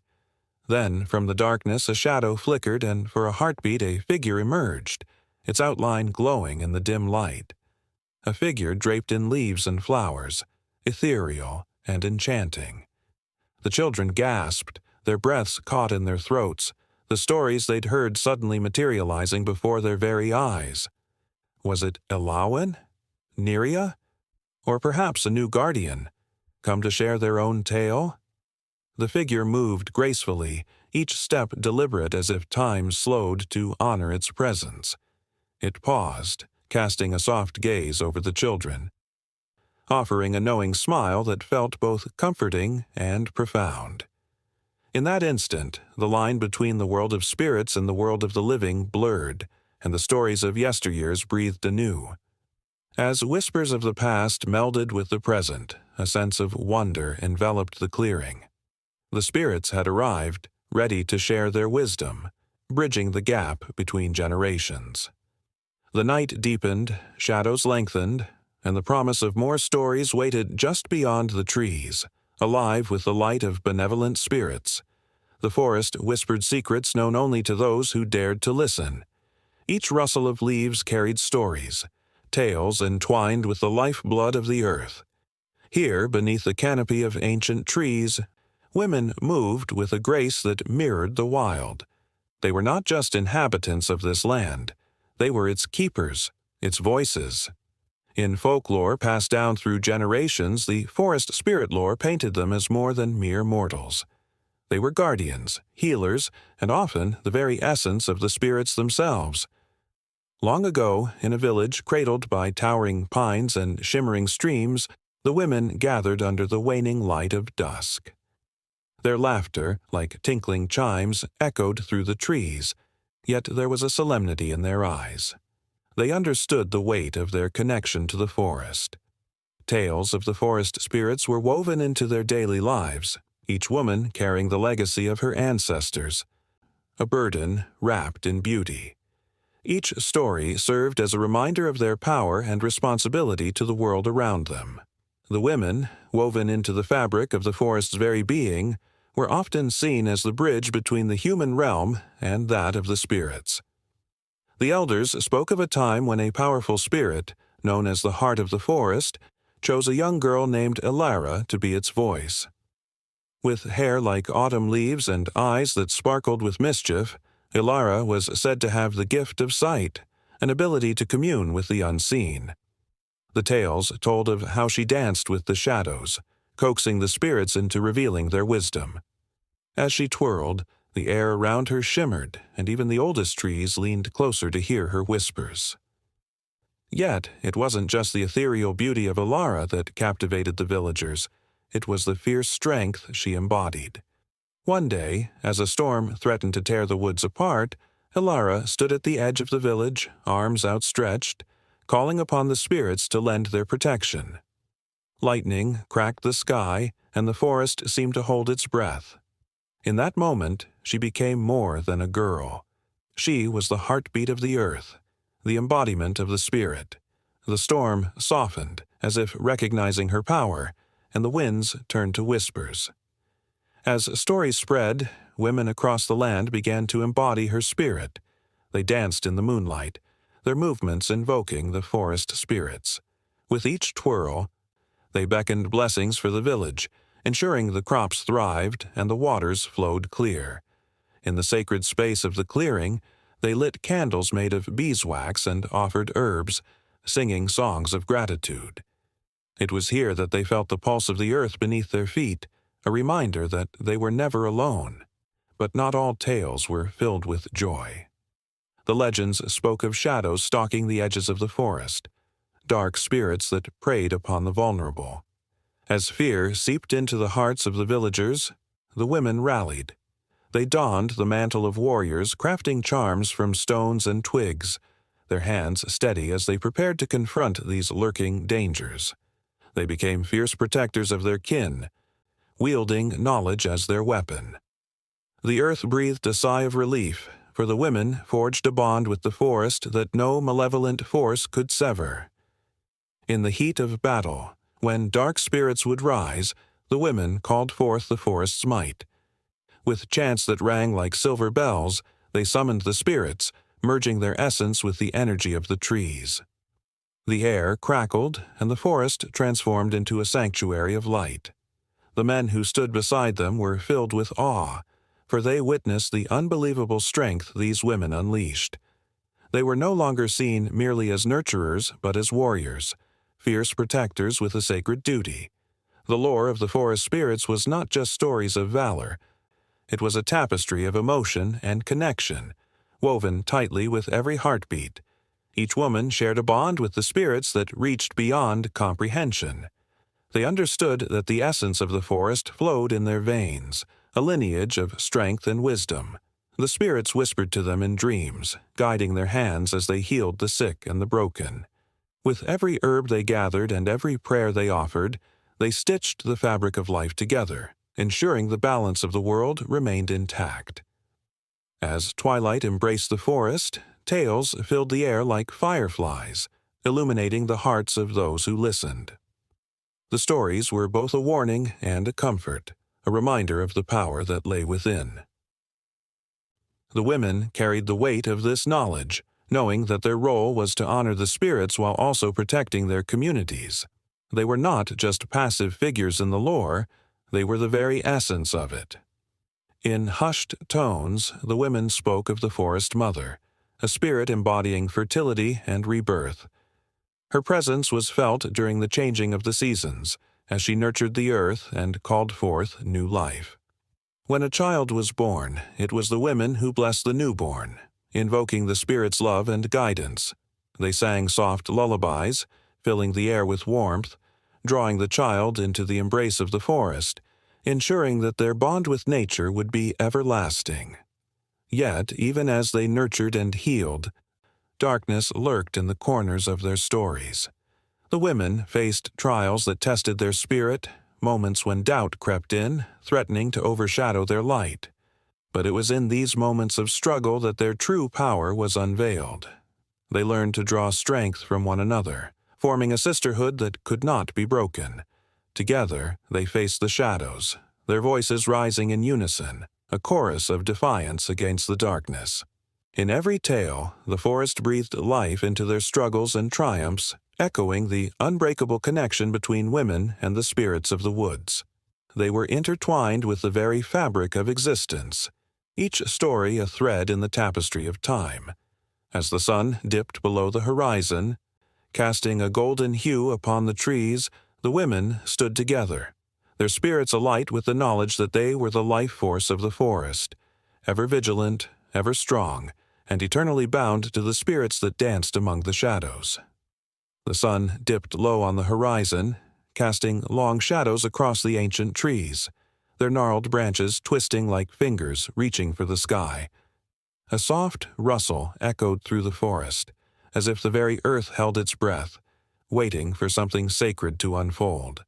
In this enchanting place, where the scent of damp earth mingled with the sweet perfume of wildflowers, the spirits of ancestors lingered, whispering secrets only the most attuned could hear.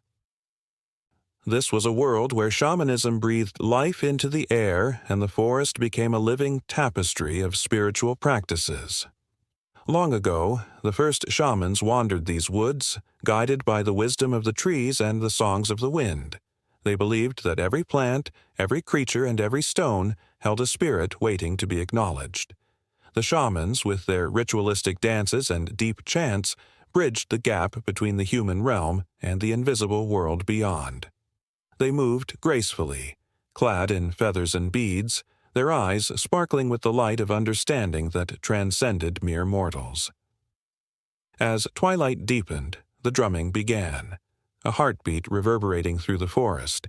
It resonated in the bones of those present, pulling them into a shared experience of connection. The sound was primal, a calling to the spirits that dwelled within the roots of the towering trees. Flames flickered in a circle, illuminating faces filled with reverence and awe. Here, under the watchful gaze of ancient oaks, the line between the physical world and the spirit realm blurred. The shamans summoned visions, drawing upon the energy of the forest to heal and guide. They would often venture deep into the woods, seeking out sacred plants like sage and sweetgrass. With each leaf they touched, they felt the pulse of life coursing through them. The forest spoke through them, urging them to listen and act in harmony with nature. They learned to interpret the messages carried by the rustling leaves and the calls of distant animals.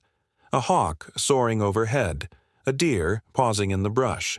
Each was a sign, a piece of the puzzle that connected them to the universe. One particular shaman, a woman named Asha, had a special bond with a towering cedar tree.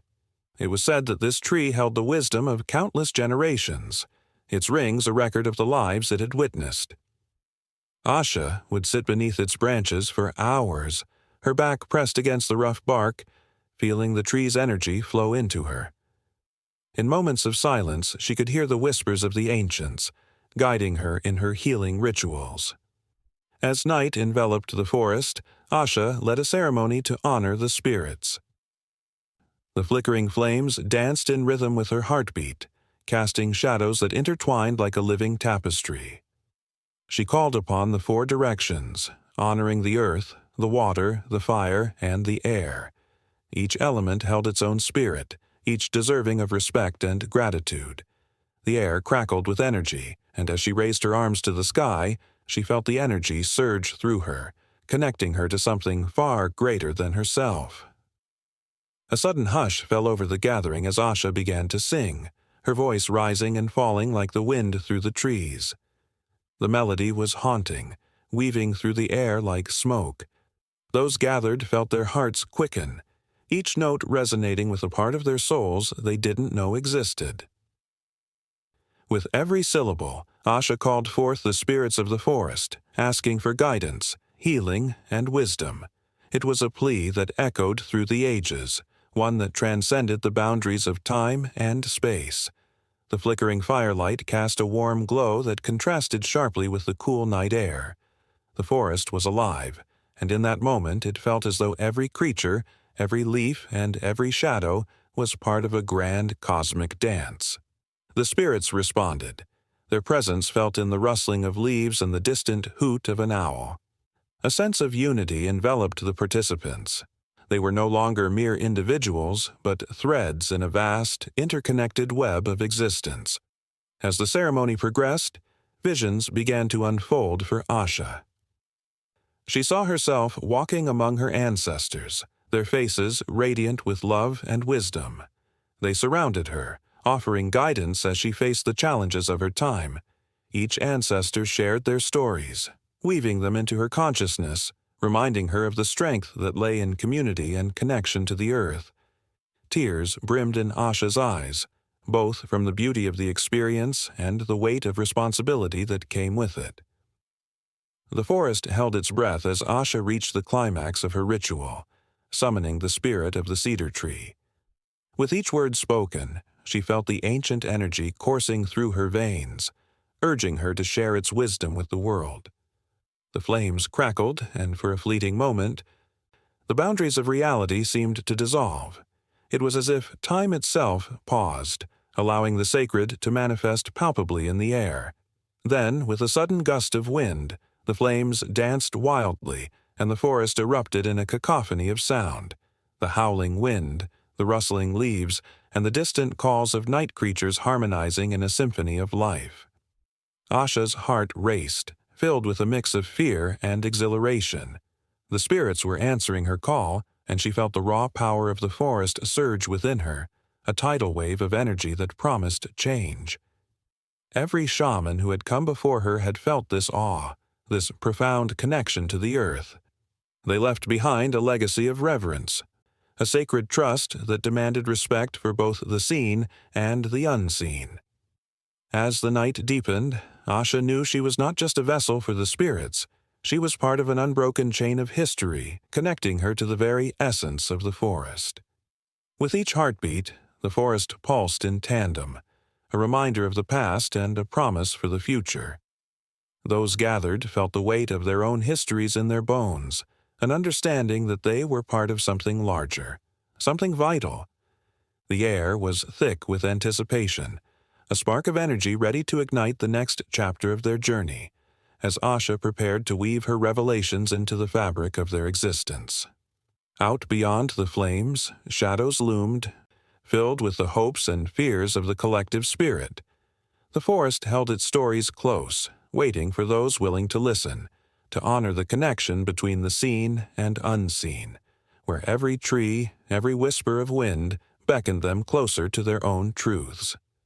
The night was far from over, and the whispers in the woods promised that the echoes of the past and the hopes of the future would continue to intertwine, guiding each soul through the tapestry of life. In the dim light of a forest clearing, the air shimmered with an energy that tingled against the skin, a whisper of something ancient and powerful lurking just beyond the trees. Shadows danced on the ground, twisting and turning, as if teasing the boundaries of reality. A faint rustle broke the silence, and in that moment a figure emerged, a slender silhouette, ethereal yet grounded, embodying the very spirit of the woods. This spirit, with its enchanting allure, had been a muse for countless artists, its presence felt in the strokes of paint and the rhythm of words. Throughout history, cultures around the world have revered forest spirits as guardians of nature. The Celts spoke of the dryads, tree nymphs who danced in the dappled sunlight, their laughter echoing through the leaves. In Japan, the kodama were said to inhabit ancient trees, their essence woven into the roots and branches, inspiring countless haikus and paintings that captured the fleeting beauty of life. These spirits, elusive and enigmatic, ignited the imaginations of writers and artists, their influence rippling like waves across the canvas of time. As the sun dipped below the horizon, the forest transformed. A sense of magic filled the air, palpable and intoxicating. Artists found themselves drawn to these whispers of nature, capturing the spirits on canvas with frantic brushstrokes, translating what lay in their hearts into vibrant colors. The haunting beauty of forest spirits led painters to create works that spoke of longing and love. The very essence of nature's mystery became a source of inspiration, a conduit for raw emotion. Each artwork seemed to pulse with life, beckoning viewers to step closer, to lose themselves within the depths of the forest. In literature, the influence of forest spirits was equally profound. The tales of enchanted woods breathed life into the imaginations of writers. The Brothers Grimm spun stories of fairies and goblins, weaving in the seductive danger that lurked beneath a calm facade. The forest became a character in its own right, a living tapestry of secrets and stories, drawing protagonists into its embrace. Readers felt the chill of the unknown as they turned the pages, the thrill of adventure mingled with the fear of what might be lurking just beyond the reach of the firelight. Think of the haunting lines of an old poem, where the forest spirit appears like a ghost, inviting the reader to wander through shadowed paths and hidden glades. The words dripped with emotion, each syllable summoning vivid images of twilight and mystery. Creators painted their innermost fears and desires onto the canvas of the mind, leading readers into realms where the mundane met the magical. It was a delicate dance, one that mirrored the gentle sway of the trees in the wind.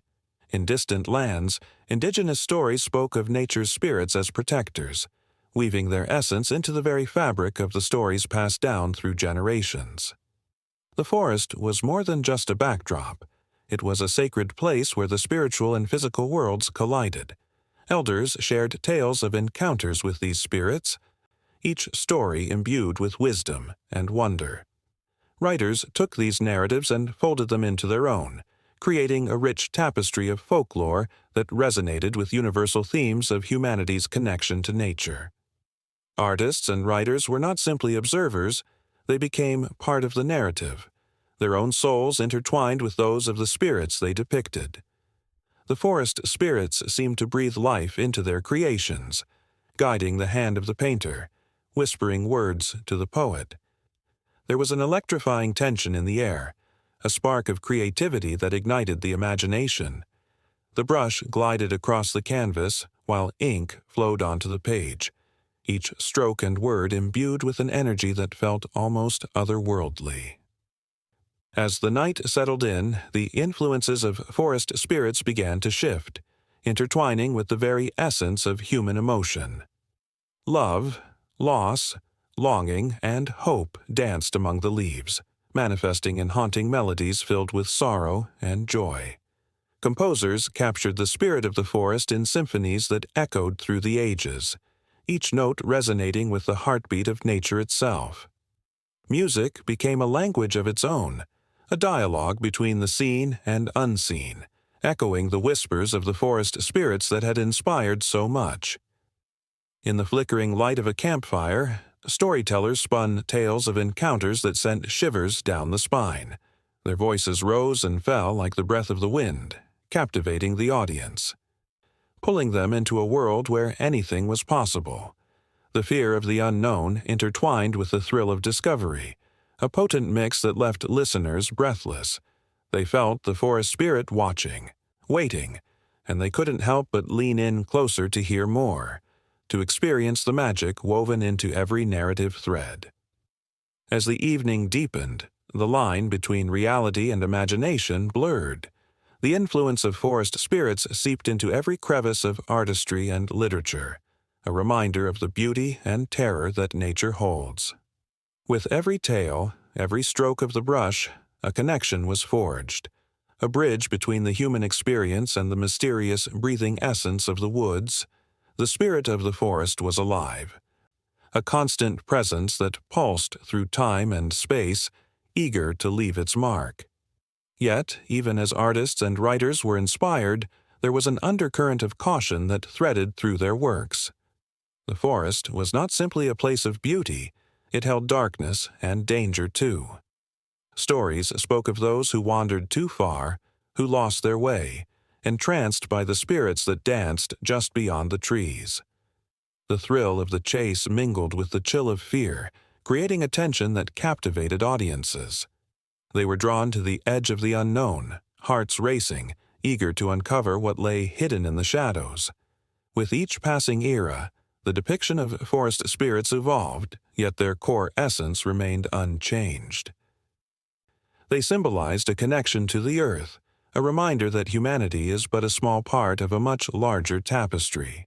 Artists continued to draw inspiration from the whispers of nature, translating that energy into works that spoke of the human experience, their emotions laid bare for all to see. The spirits guided them, urging them to look deeper, to find the beauty in the chaos, the light in the darkness. As dawn approached, the air crackled with anticipation, the stories and images lingering like a sweet perfume. The influence of forest spirits echoed in the hearts of those who dared to create, a never-ending cycle of inspiration and emotion that entwined itself with the very soul of art and literature. The forest stood tall, an eternal witness, its spirits weaving in and out of the lives of those who sought to tell their tales, forever beckoning the next generation to listen, to create, to dream. The ancient trees stood like silent sentinels, their gnarled branches reaching up into the sky, whispering stories of centuries gone by. The forest was alive, breathing with the rhythm of life, echoing the footfalls of those who had walked before. Each rustle of leaves, each distant call of a bird held the weight of 1,000 myths, woven into the fabric of the landscape. It was here, amidst the thick trunks and dappled sunlight, that the boundary between science and myth began to blur, creating a tapestry rich with mystery and wonder. Beneath the canopy, life thrived in a delicate balance. Scientists, clad in khaki and armed with notebooks, ventured into this vibrant world, eager to understand the intricate relationships that flourished in the underbrush. They marveled at the symbiotic dance between trees and fungi, where the mycelium spread like a silent network, connecting one root system to another. It was a living web, hidden yet essential, and its discovery sent ripples through the scientific community, sparking excitement akin to unearthing buried treasure. Yet, as numbers were crunched and data compiled, the forest held on to its secrets, resisting the cold grasp of logic. Legends told of the mighty Yggdrasil, the world tree of Norse myth, linking realms in ways that echoed the scientists' findings. The moment they realized that trees could communicate, sharing nutrients and warnings through their roots, was reminiscent of ancient tales where wisdom flowed through the veins of the earth. The scientists couldn't shake the feeling that they were not just studying the land, but entering into an ancient conversation that spanned eons. The air thickened with emotion as they witnessed the forest's resilience. After a devastating fire swept through, scientists returned to find life sprouting anew from the ashes, like a phoenix rising. It was a vivid reminder of nature's power and fragility. They collected samples, took measurements, and recorded the extraordinary regeneration that unfolded before their eyes. But the numbers alone couldn't capture the beauty of a sapling pushing through blackened soil, nor the thrill of a butterfly dancing over vibrant wildflowers that defied the odds. As night fell, the forest transformed. Shadows danced under the light of the moon, and the air filled with the soft chorus of chirping crickets. The researchers, bundled against the chill, felt a shiver run down their spines. With every creak of wood and rustle of leaves, the stories of the forest deepened, intertwining with their own experiences. They could almost hear the whispers of ancient spirits, guardians of the woods, urging them to pay attention, to listen closer. Among them was a young ecologist named Clara, who had always felt an unexplainable connection to trees. As a child, she would spend hours sitting under the sprawling limbs of an oak, dreaming of fantastical worlds. Now, standing in the heart of this living cathedral, she felt an overwhelming rush of emotions. It was as if the whispers were calling her name, urging her to understand her place in the intricate web of life. Her research focused on the role of keystone species, those vital organisms that held entire ecosystems together. The return of wolves to Yellowstone in the 1990s had been a remarkable case study, showing how their presence reshaped the environment and restored balance. Clara envisioned the forest as a complex puzzle, each piece interlocking perfectly to create a vivid picture of life. But she also sensed a deeper truth, that every tree, animal, and stream had a story, a myth waiting to be told. One late afternoon, as the sun dipped low in the sky, Clara stumbled upon a clearing where the air hummed with an electric energy. A circle of ancient oaks stood watch, their bark etched with the carvings of long-gone hands. The ground was littered with remnants of offerings, stones arranged in patterns, shells from distant shores, and the faintest scent of burning sage. She felt as if she had crossed a threshold into a sacred space, where the past met the present in a magical embrace. Absorbing the atmosphere, Clara knelt and traced her fingers over the rough bark, feeling the pulse of the tree beneath her touch. In that moment, she understood that the forest was more than just a collection of living organisms. It was a library of history, a sanctuary of myths, and a fragile ecosystem in need of guardians. The stories of those who had come before her echoed in the rustling leaves, urging her to merge the ancient with the scientific, to honor the wisdom of both worlds. The next day, Clara gathered her colleagues, sharing her revelation with the urgency that ignited in her heart. They stood together, surrounded by the towering giants, the weight of their responsibility heavy on their shoulders. The scientists had long sought to quantify the forest, to apply metrics and statistics, but Clara urged them to see beyond the data, to appreciate the beauty of interconnectedness, the enchantment in the air, the magic held within the roots of the trees. As they discussed their findings late into the night, voices raised in passionate debate, the forest came alive with sounds. An owl hooted overhead, and the distant howl of wolves echoed through the darkness. It was a reminder that they were not alone. The forest was listening, aware of their presence, demanding respect and understanding. Clara could feel a shift in the air, a palpable understanding that science and myth could coexist, intertwining to create a more profound narrative. They dreamed of a future where ecology was not merely a subject but a way of life, where the stories of the land were told with reverence. Each step they took in the forest echoed with purpose, carrying with it the weight of history and the promise of change. Clara's eyes sparkled with determination, for she knew that the journey ahead would be fraught with challenges, yet filled with hope. As dawn broke over the horizon, painting the sky in hues of pink and gold, the forest stood witness to the resolve of those who sought to protect it.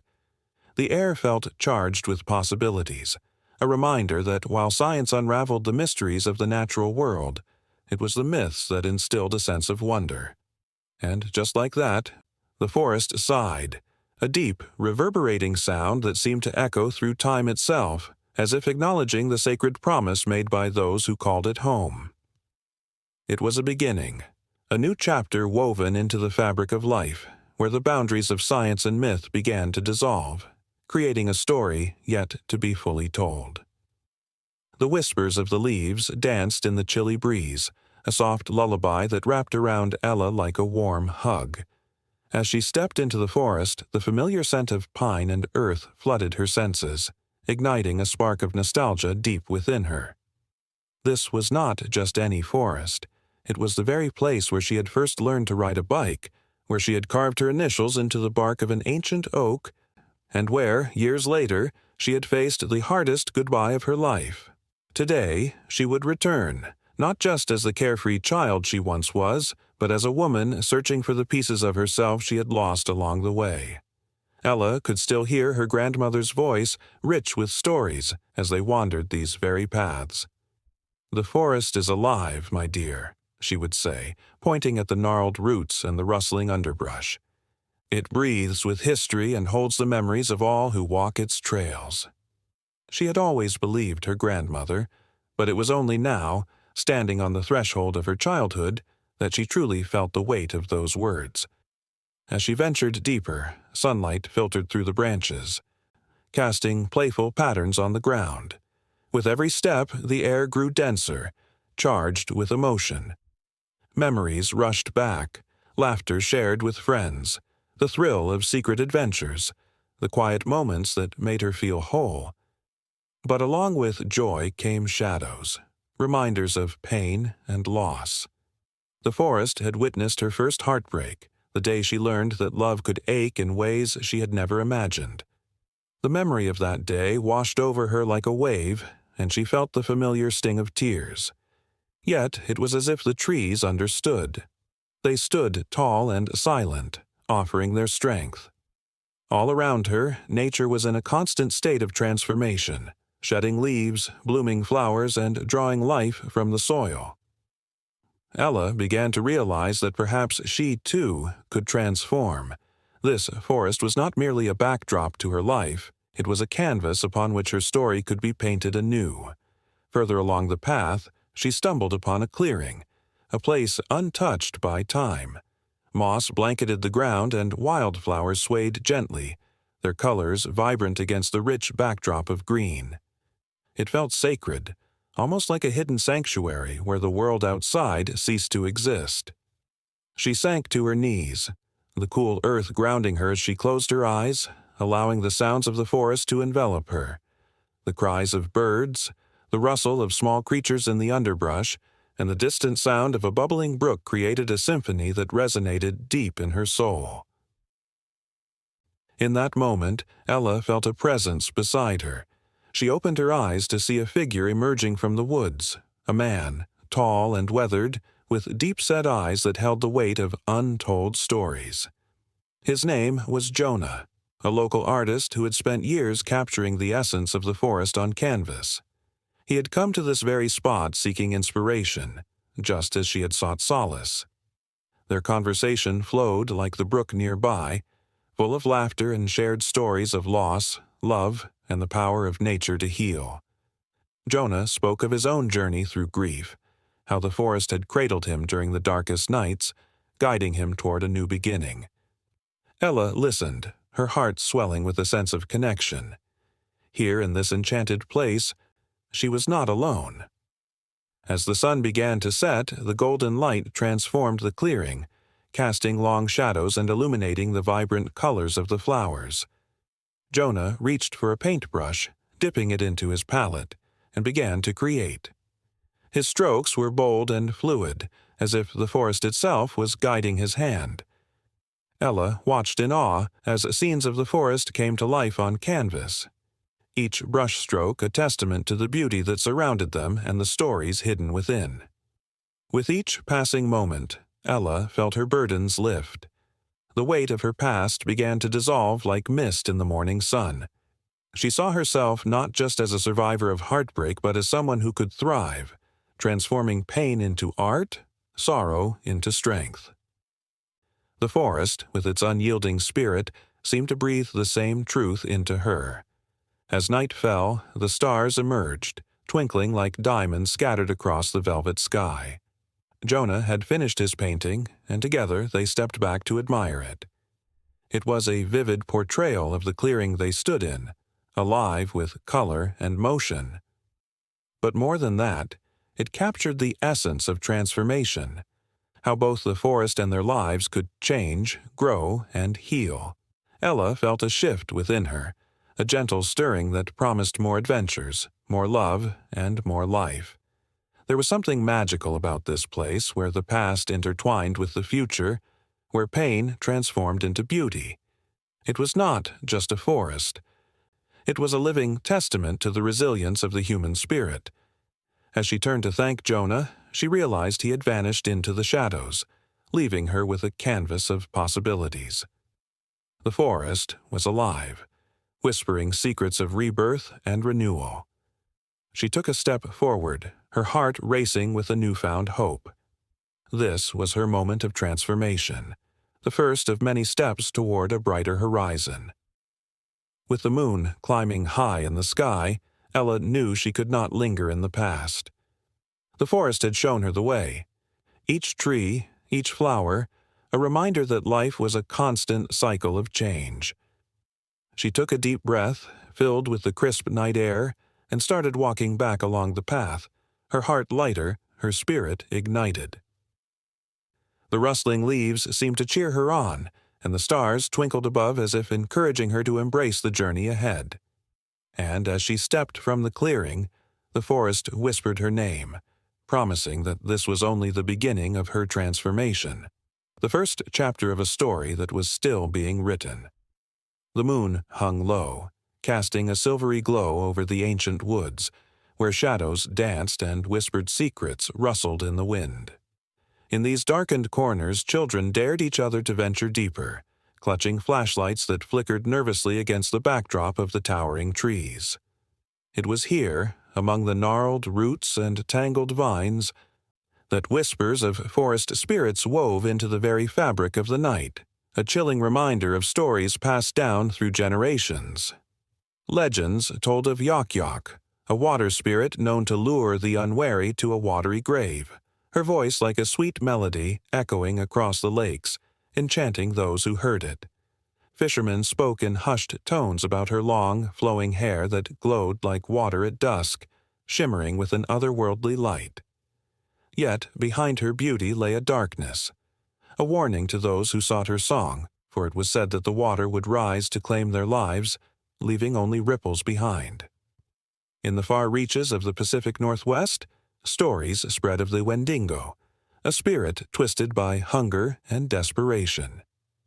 Those lost in the thick, shadowy forests reported feeling a chill creep over them, a sense of being watched. Campers who ventured too close to the heart of the woods would return changed, haunted by the eyes that glimmered in the corners of their vision and the laughter that echoed just out of reach.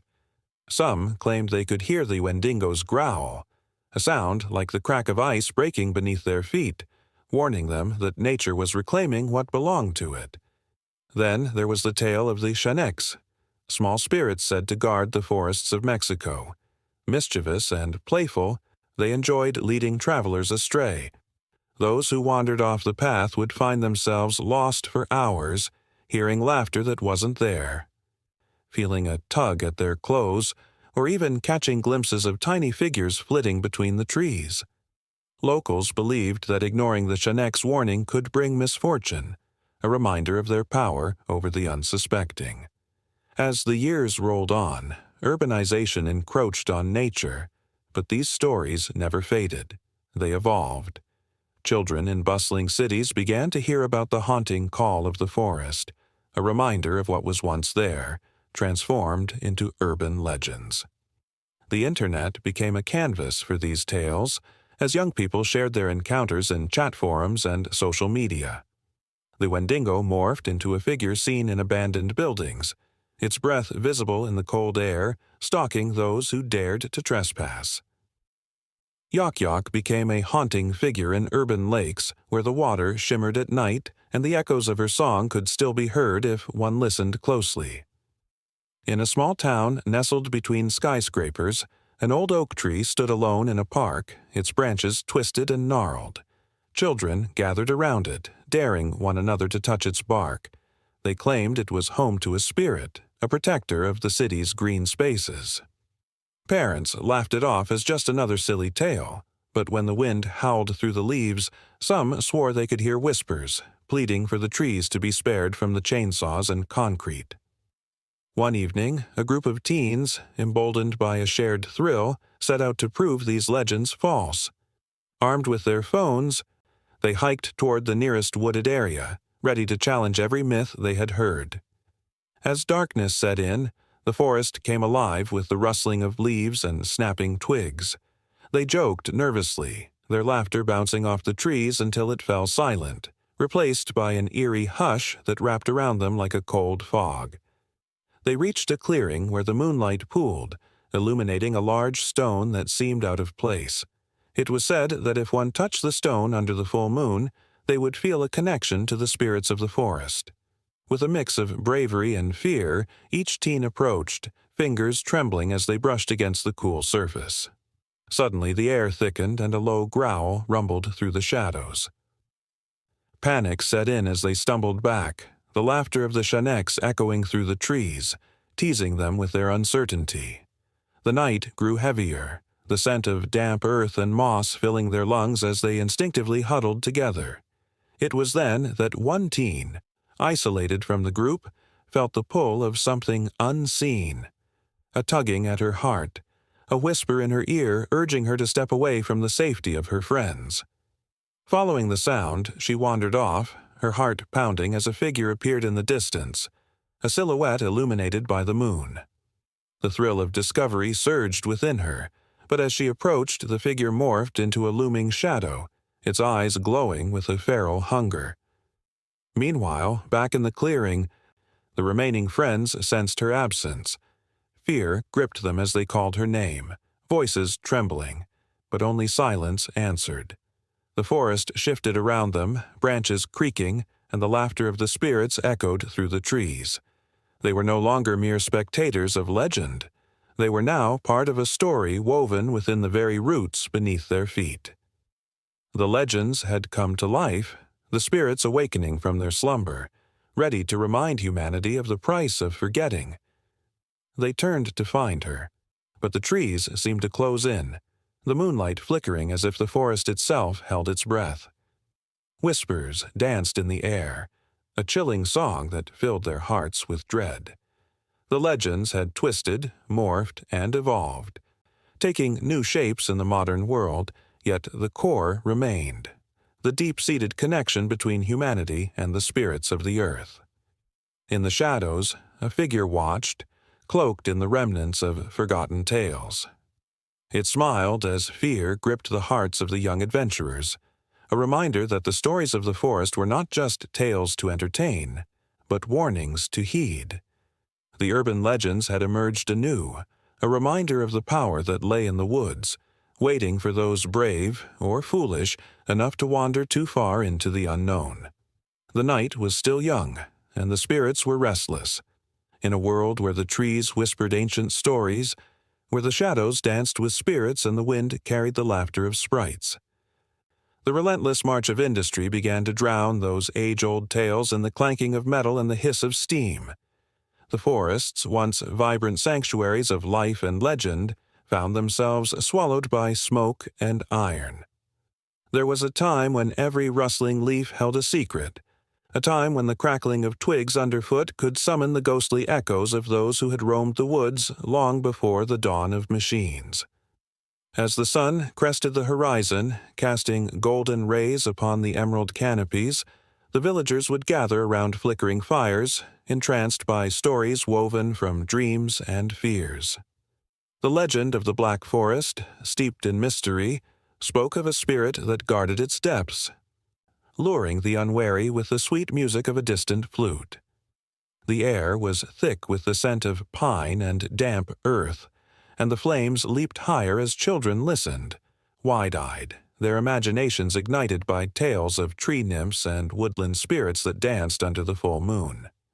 But as the 18th century rolled in, everything changed.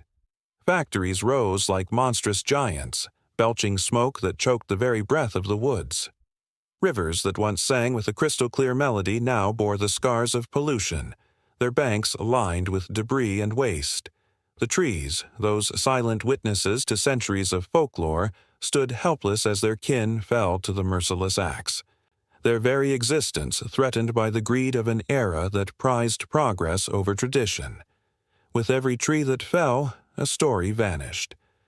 The ancient tales that had been passed down through generations began to lose their power, fading like the last embers of a dying fire.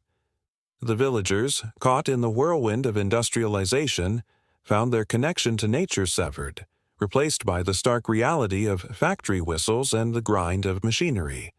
The forest, once a canvas for their imaginations, now felt distant and foreign, a place to be exploited rather than revered. The figures of folklore, the protectors of the woods, became mere whispers in the fading twilight. There was once a time when children would leave offerings at the base of the oldest trees, hoping to gain favor from the forest spirits. But now those rituals seemed foolish, abandoned in the face of smokestacks and soot. The voices of wood sprites turned to echoes, their melodies lost to the cacophony of progress. In the burgeoning cities, where the air was thick with grime and the streets pulsed with the rhythm of industry, a different kind of folklore began to emerge. Ghost stories of the smokestacks, tales of workers who had lost their lives in horrific accidents, spread like wildfire. Instead of tales of love and nature, the conversations around fires shifted to the dangers of the machines. The shadows cast by the factories looming larger than the spirits of old. Children who once played near the enchanted glades now played in the dirt and grime, their imaginations dulled by the harshness of their surroundings. But not everyone forgot. There were those who clung to the stories, keeping the flickering flame of folklore alive in the darkest times. Old women, with gnarled hands and wise eyes, would gather the children under the dim light of oil lamps, weaving tales of bravery and magic. They told of the ancient trees that stood as sentinels, still watching over the land, even as the world changed. They spoke of the spirits that stirred in the night, warning of danger, urging the young ones to remember the old ways. Yet the pull of the industrial world was strong. As the iron machines clanked and whirred, the forest that had once been a place of beauty and wonder became symbols of what had been lost. The stories became fewer and farther between, as the once vibrant forest folklore ebbed like the last light of day. The children, growing up in the shadow of the factories, began to see the world through a different lens, a lens that valued efficiency over enchantment. In the twilight of this transformation, a new legend began to take root. The legend of the lost forest surfaced in hushed whispers, stories of a place where the industrial smoke could not reach, where the old spirits still roamed free, untouched by the hands of time. Rumors spread like wildfire among the young, igniting a longing for the magic they had never truly known. They would venture into the outskirts, tantalized by the idea of a forgotten world, hoping to catch a glimpse of the fairies that danced in moonlit clearings or to hear the call of the flute that once echoed through the trees.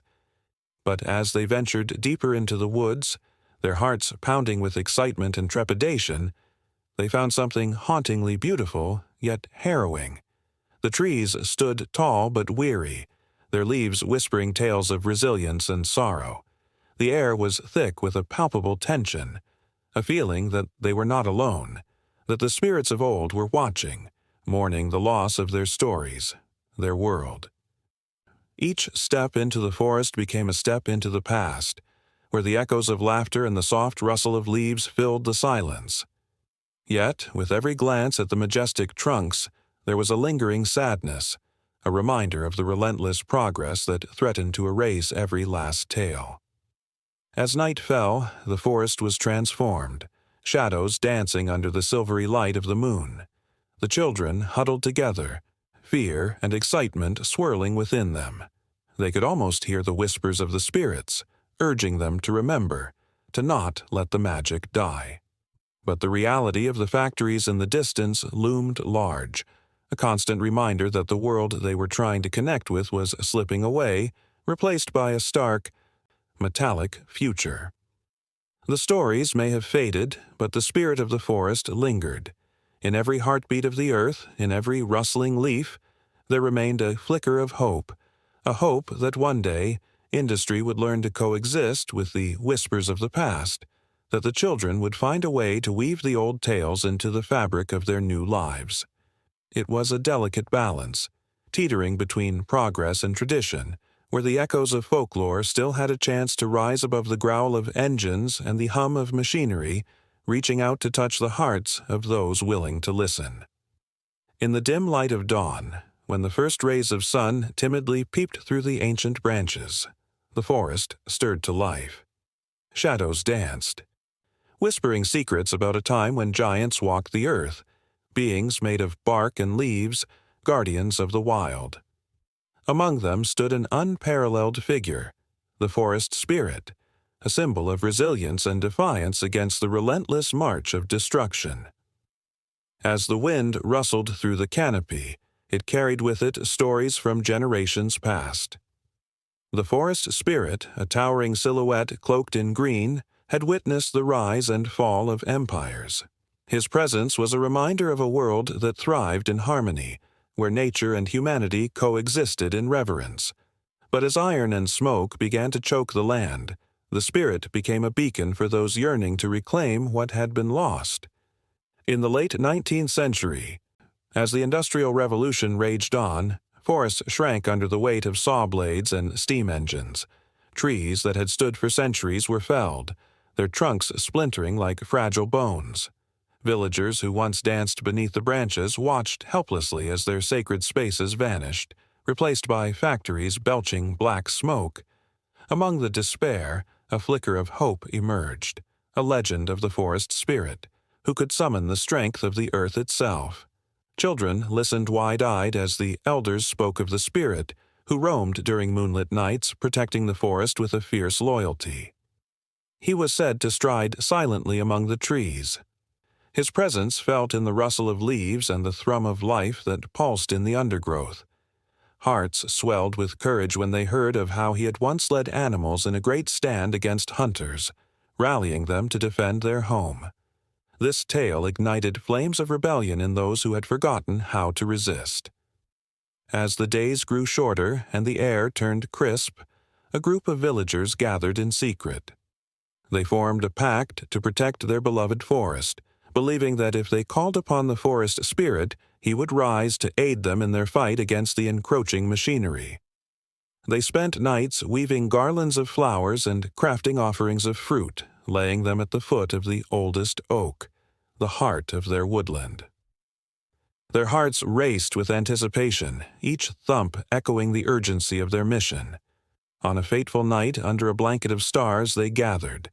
The air crackled with energy, the kind that makes the hairs on your arms stand upright. They sang songs of old, calling out to the spirit, their voices trembling yet resolute. The forest answered with a shiver, leaves rustling like applause. Then, as if summoned by their fervor, a deep rumble echoed through the ground, a promise of strength and resistance. Suddenly, a surge of wind swept through the clearing, and from the shadows emerged the forest spirit, towering and magnificent. His eyes glowed with an ancient wisdom, reflecting the struggles of all who had come before. The villagers gasped, their fears melting away in the presence of something greater than themselves. He was not merely a legend, he was real, flesh and foliage intertwined, embodying the spirit of the land they cherished. The spirit extended his arms, branches reaching towards the sky, and in that moment, the villagers felt a rush of energy. The forest thrummed with life as animals emerged from their hiding places. The deer, the rabbits, even the tiniest of insects, all uniting under the spirit's call. Together they formed a collective, a force that was both fierce and beautiful, a testament to the strength of the natural world. Emboldened by the spirit's encouragement, the villagers took to the streets, their hearts ablaze with purpose. They marched against the machines that threatened their home, their voices rising in a powerful chorus of defiance. They knew the odds were stacked against them. They had seen the might of industry, the iron grip of factories entwining the land. But they were no longer alone. The forest spirit walked beside them, a guardian of wild places, imbuing them with the bravery they so desperately needed. Clashing metal met the raw, echoing cries of nature. The battle unfolded like a storm. As the machines roared and belched smoke, the villagers fought back with the unity of the forest. The spirit's presence was palpable, a force of nature itself. The trees seemed to bend and sway as if responding to the call of the battle, branches reaching out to protect those who had vowed to defend their home. In the aftermath, the forest lay scarred but unbroken, a testament to both loss and resilience.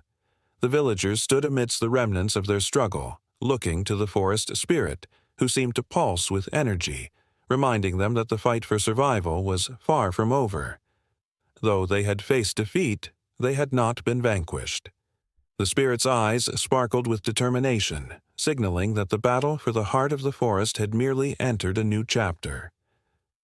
As the moon rose high above the trees, casting silver light on the weary faces of the villagers, a sense of renewal washed over them. They understood now that the forest spirit was not just a guardian of ancient woods. He was a symbol of resistance, a reminder that even in the darkest of times, hope could thrive. They could feel his power resonating through the soil beneath their feet, a stirring call to arms, urging them to rise, to protect, to fight for their rightful place in the world. With each day that passed, as seasons changed and cycles continued, the legend of the forest spirit deepened. He became not just a figure of myth, but a rallying point for all who sought to protect nature. Across villages and towns, whispers of his strength spread like wildfire, igniting a movement that transcended generations. They planted trees, nurtured the land, and honored the spirit with songs and stories, weaving him into the very fabric of their lives. Through trials and tribulations, the forest spirit stood unwavering, a sentinel against the tide of destruction. His essence lingered in the rustling leaves, in the vibrant blooms that fought through the earth, and in the hearts of those who dared to believe in a world where humanity and nature could exist in peace. Each heartbeat, each breath taken beneath the canopy, rang with a promise that resistance would never fade, that the spirit of the forest would forever guide them in their quest for balance and harmony in a world that often forgot the beauty of coexistence. The battle was far from over, and as long as the spirit remained, so too would their hope.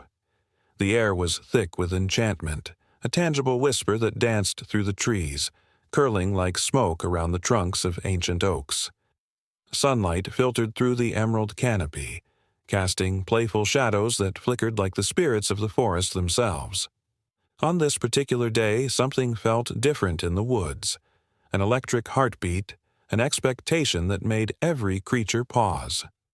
In the hollow of a grand old tree, a tiny mouse scurried cautiously, its whiskers twitching as it sensed an unusual presence. Nearby, a deer stood motionless, its large, liquid eyes darting. Sharp ears flicked toward a rustling in the underbrush. The animals knew. They could feel it in their bones. The forest spirits were awake, and today they were drawing near. These spirits, ethereal beings of light and shadow, were as old as the forest itself, guardians of the land who moved with a grace that seemed almost unreal. They were said to embody the essence of every plant and creature, a blend of life and magic that sewed the very fabric of nature. The connection between them and the animals was profound, a bond that transcended words and was felt in the soft rustle of leaves and the gentle breeze that brushed against fur and feathers. As the sun dipped lower, a low hum filled the air. It was a sound that resonated within the hearts of creatures great and small, echoing the ancient stories of their ancestors.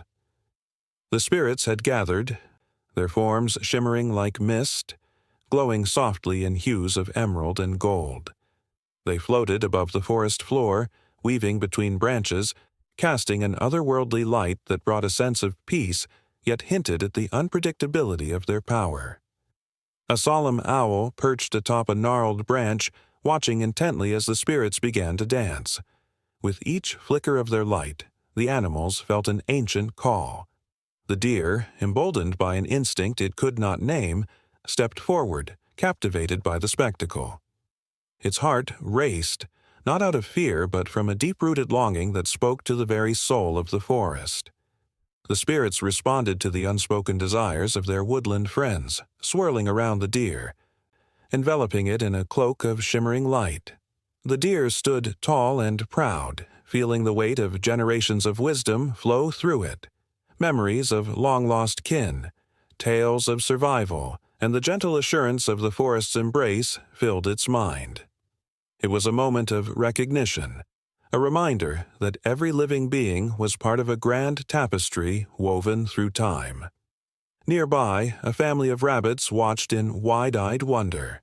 They huddled close together, hearts pounding in rhythm with the forest's pulse. The spirits danced above them, their laughter a soft melody that mingled with the rustling leaves. One brave young rabbit, emboldened by the beauty of the moment, took a tentative step forward. The other rabbits gasped, their instincts warning them to stay hidden, but this one was driven by a curiosity that could not be contained. As the young rabbit approached the circle of light, one spirit drifted down, forming an ephemeral shape that resembled a blooming flower. It beckoned gently, showing the rabbit visions of lush fields filled with sweet clover and secret paths winding through the underbrush. The rabbit's heart swelled with hope and wonder, for in that moment it understood that the forest spirits were not just protectors, but also teachers, guiding their charges toward abundance and safety. In the shadows, a sly fox observed, its emerald eyes glinting with intrigue. The fox was clever, always wary but endlessly fascinated by the magic that surrounded it. It knew the dance of the spirits could be a double-edged sword, bringing fortune or folly. Intrigued, it crept closer, feeling the energy radiate like waves of warmth. The spirits caught sight of the fox, and with a swirl of their luminous forms they invited it into their fold. The fox hesitated, torn between its instinctual need for caution and an irresistible pull toward the brilliance of the spirits. It stepped forward, and in that instant the spirits mirrored the fox's cleverness, shifting their forms into images of deep, shadowy places where secrets lay hidden. They beckoned the fox to embrace its cunning nature, to use its wits not only to survive, but to thrive. As the sun began to set, painting the sky in hues of orange and purple, the dance intensified. The forest was alive with energy, the trees swaying rhythmically, their leaves whispering stories of old. A chorus of howls erupted from a distant pack of wolves, harmonizing with the spirit's enchantment. The wolves, fierce and free, understood the connection between the realms of spirit and flesh. They answered the call, their voices echoing through the trees, harmonizing with the very essence of the woods. Suddenly, a gust of wind swept through, and the spirits, sensing a shift, paused. The air grew heavy with tension, a warning that something was amiss. The animals felt it too, an icy shiver ran down their spines. The harmony of the moment threatened to break. Eyes widened and hearts raced as shadows flitted through the underbrush. A band of hunters, oblivious to the magic that filled the air, approached with their dogs, disrupting the sacred connection between the spirits and the creatures of the forest. Panic rippled through the gathering as the animals realized their sanctuary was under threat. The deer, still bathed in the spirit's glow, felt a surge of courage. It raised its head high, calling out to the forest, to the spirits, to all those who dwelt within the trees. The call resonated, echoing through the woods, a rallying cry for unity. The spirits responded, their light flickering with urgency, rallying around the animals. Igniting a fire within their hearts, the hunters drew nearer, chattering amongst themselves, unaware of the unfolding magic. And at that moment, the forest held its breath. The animals, filled with newfound resolve, stood shoulder to shoulder, deer, fox, rabbit, and wolf, each ready to protect their home, their bond with the spirits fueling their courage. The dance had transformed, the stakes had risen. The forest spirits shimmered brighter, their presence a formidable force against the encroaching darkness that threatened to sever the age-old connection between the wild and the mystical. In a time long ago, when the trees whispered ancient secrets and the moon bathed the world in silver light, legends roamed freely in the thick of the forest. People believed in the spirits that danced among the branches, the guardians of life that ensured harmony between nature and humankind. Myths were not merely stories, they were lifelines, woven into the very fabric of existence. Yet, today, as the winds shift and the earth trembles, those same stories tremble on the edge of oblivion, threatened by a force more potent than any myth could ever contain. Once, an old woman named Ilara, with skin weathered by the sun and eyes like emerald pools, tended to a grove of ancient oaks. To her, they were not just trees. They were the steadfast protectors of her ancestors' tales. Each ring in their trunks held the laughter of children, the wisdom of elders, and the cries of lovers lost to time. Her heart ached as she noticed the leaves turning brittle, the branches aching to surrender to the weight of despair. The tales of the forest, once vibrant and rich, were beginning to fade, much like the colors of the autumn leaves that fell to the ground like forgotten dreams.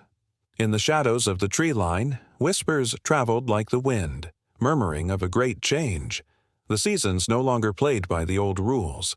Spring sprouted too early, summer scorched too fiercely, and winter seldom came at all. The forest, the very heart of Ilara's being, was shifting under the relentless hand of a warming world. Animals that once thrived in symbiotic relationships found their homes vanishing, their voices quieting to a mere echo. The great owl, once the wise watchman of the night, hooted a mournful song, warning of the imbalance. In those haunting notes was a plea, a call to remember the old ways and the stories that bound them to the earth. As Ilara wandered deeper into the woods, her heart pounded like the war drums of a forgotten battle. A young deer, its legs trembling, darted past her, eyes wide with fear. Behind it came the scent of smoke, acrid and choking, a reminder that the forest was not immune to the flames of destruction. These flames were not just a threat to the trees, but to the very essence of the mythology that had shaped the land. Each flicker of fire devoured a story, consumed a memory, and left behind nothing but ashes and the cruel laughter of time. The elders had always said that fire was a purifier, a force of renewal, but this was different. This was a raging beast, fueled by the unending thirst of industrial progress and human greed. With every blaze, the characters of their legends, spirits of the woods, creatures of the night, were pushed further into the shadows, their narratives at the mercy of an unpredictable climate. The forest, once a sanctuary of solace and safety, was now a battleground where the old world fought desperately to survive against an unforgiving future. In a clearing adorned with the remnants of a once bountiful harvest, Ilara recalled the stories of her childhood, the tale of the great pine, who protected the land from storms, and the river spirit, who brought life to the soil. Each fable was a reminder of the connection between humans and nature, an intricate tapestry where both thrived. But with climate change carving away at the landscapes they had long cherished, those tales felt like fragile glass ornaments, ready to shatter with the slightest tremor. The air crackled with energy as a storm rolled in, dark clouds swirling ominously above. Thunder rumbled like the growl of a sleeping giant, demanding attention. The forest seemed to hold its breath, caught between the past and the impending catastrophe. Ilara stood, rooted in place as the winds howled around her, urging her to listen to the cries of the trees. They spoke of loss, of betrayal, and of a world spinning dangerously out of balance. Suddenly, a flash of lightning illuminated the grove, and in that brief moment, she glimpsed the spirits of the forest, twisted sorrowfully by the effects of climate change. They reached out, their ethereal forms flickering like candle flames, begging for help, for acknowledgement. Tears streamed down Ilara's face as she understood the weight of their despair. The tales she had cherished were not just relics of the past, but urgent calls to action, echoes of a time when harmony existed between every living thing. As the rain began to pour, washing over the parched earth, Ilara felt a fleeting hope. Perhaps the spirits were not entirely lost. In their anguish, there was a flicker of determination, a desire to fight for their stories, their existence. It was a reminder that even in the darkest moments there remained the possibility of renewal. The droplets that fell from the sky were not merely water. They were the tears of the universe, a promise that life was resilient, that the tales of the forest could still thrive if only the right steps were taken. Ilara, with a heart full of sorrow yet ignited with hope, vowed to share the stories of her ancestors, to rekindle the connection between her people and the land. She knew that the winds of change were fierce, but she also understood that the forest had endured through centuries of storms. The spirits still lingered, waiting for their stories to be told, waiting for the world to remember what they had forgotten. As the storm raged on, a new chapter began to unfold, intertwining the threads of history with the urgent cries of the present. And in that moment, as the forests trembled and the skies roared, the legends began to stir, ready to rise again against the tide of despair, holding on to the hope that had always lived in the heart of the woods. In the dim light of a flickering fire, shadows danced across the faces of the villagers, each expression steeped in the weight of stories passed down through generations. The air was thick with anticipation, a palpable energy that crackled like the flames. Tonight was different. Tonight they would share tales that transcended borders, weaving together the spirit of forests from every corner of the world. As the elder began to speak, his voice trembled, not from age but from the gravity of the stories he carried. He spoke of a time long ago, when the world was young and the trees whispered secrets to those willing to listen. Forest spirits, guardians of the earth, roamed freely, their laughter echoing through the leaves. These spirits, he said, were not just figments of imagination. They were the heartbeat of nature itself, a bridge between the human world and the mysteries of the wild. Little did the villagers know, their tales were not bound by geography. As his words flowed like a river, tales of similar forest spirits emerged from distant lands, each with unique names and attributes, yet echoing the same deep truths. From the ancient cedar forests of the Pacific Northwest to the lush jungles of Brazil, communities spoke of protectors who watched over their lands, ensuring harmony between man and nature.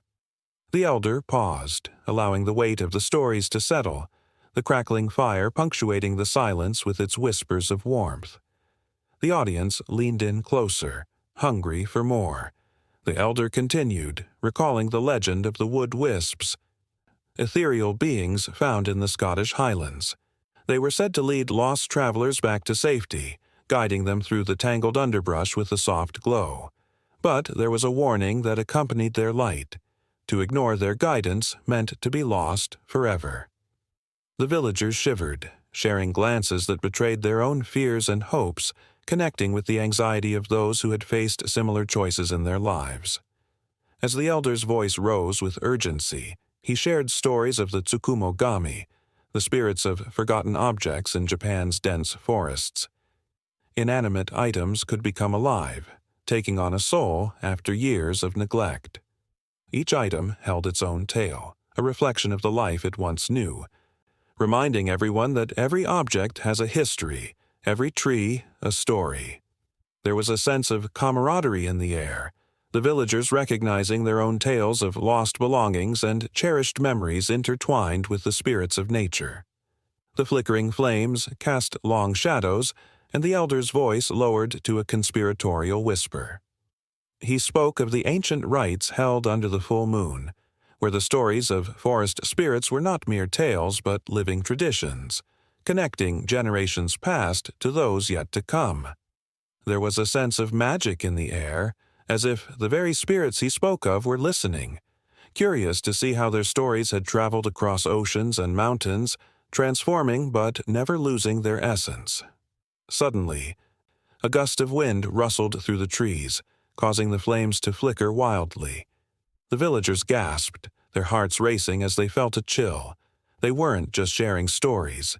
They were conjuring spirits from the depths of their collective memory.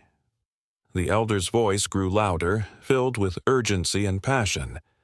He told of the Ekeko, the Andean spirit of abundance, who filled homes with prosperity and laughter.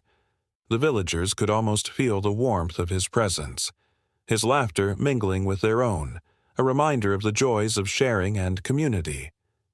As the stories unfolded, threads of connection wove tighter between the villagers. They began to see themselves reflected in the tales of forest spirits, each story a mirror that revealed their own struggles, hopes, and dreams. The elder recounted the stories of the sylphs in European folklore, delicate air spirits that fluttered through trees, guiding those who sought wisdom. The villagers felt a shiver of recognition at the idea that they, too, were seekers, searching for answers among the branches. Attention pulsed through the air as the elder shifted his tone, inviting them into the darker realms of forest tales. With bated breath, they listened to the legend of the Wendigo, a monstrous spirit from the cold northern woods, embodying the dangers of greed and hunger. Its insatiable appetite mirrored their own fears of excess and loss, sparking hushed conversations about their own desires and what they'd do to protect their families. The fire crackled louder, as if echoing their internal struggles. Just then, a child's voice pierced through the tense atmosphere, a simple question laced with innocence. What happens to the spirits when the trees are gone? The elder paused, the weight of the question settling like a heavy stone. Silence enveloped them, the fire casting a soft glow on troubled faces. It was a question that resonated far beyond the circle, echoing in the hearts of everyone who had ever taken a forest for granted. The answer hung in the air, an unspoken truth that connected them all. If the spirits faded, so too would their stories, their histories, and ultimately themselves. The elder, sensing the gravity of the moment, shifted the narrative, weaving hope into their fears. He spoke of the resilience of forest spirits, how they adapted and transformed, finding new ways to connect with humanity amid the chaos. Like the intricate roots of trees that spread unseen below the surface, their stories persisted, winding through the fabric of cultures, keeping ancient wisdom alive. The villagers felt a flicker of hope, their hearts lifting at the idea that they could nurture these connections, that they could become the guardians of their own stories. As the fire began to die down, the elder summoned their collective strength, calling upon them to share their own tales of forest spirits. One by one, villagers rose, their voices trembling with emotion, recounting moments when they felt the presence of the unseen, when nature spoke directly to their souls. Each story was a thread in a rich tapestry that spanned continents, cultures, and lifetimes, binding them in a celebration of life and spirit. In that small circle, under the watchful gaze of ancient trees, humanity found a powerful truth, that stories of forest spirits were not merely tales for the ages, but lessons for the living. They were echoes of hope, warnings, and reminders that they were never alone. As the last ember flickered out, the villagers understood that their shared humanity was a forest in itself, alive, breathing, and forever intertwined.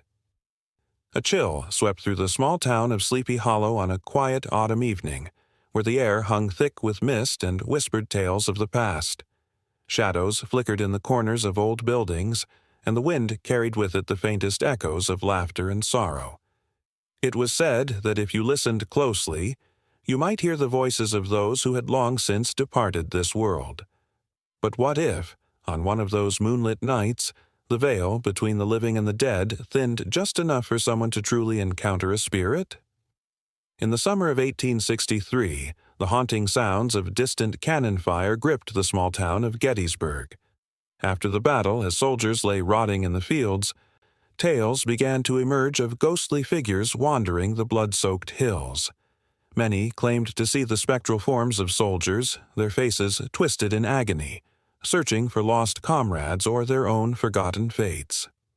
It was in this somber atmosphere that Hannah, a local girl of just 16, found herself drawn to the battlefield one fateful evening, her heart racing with a mix of fear and curiosity.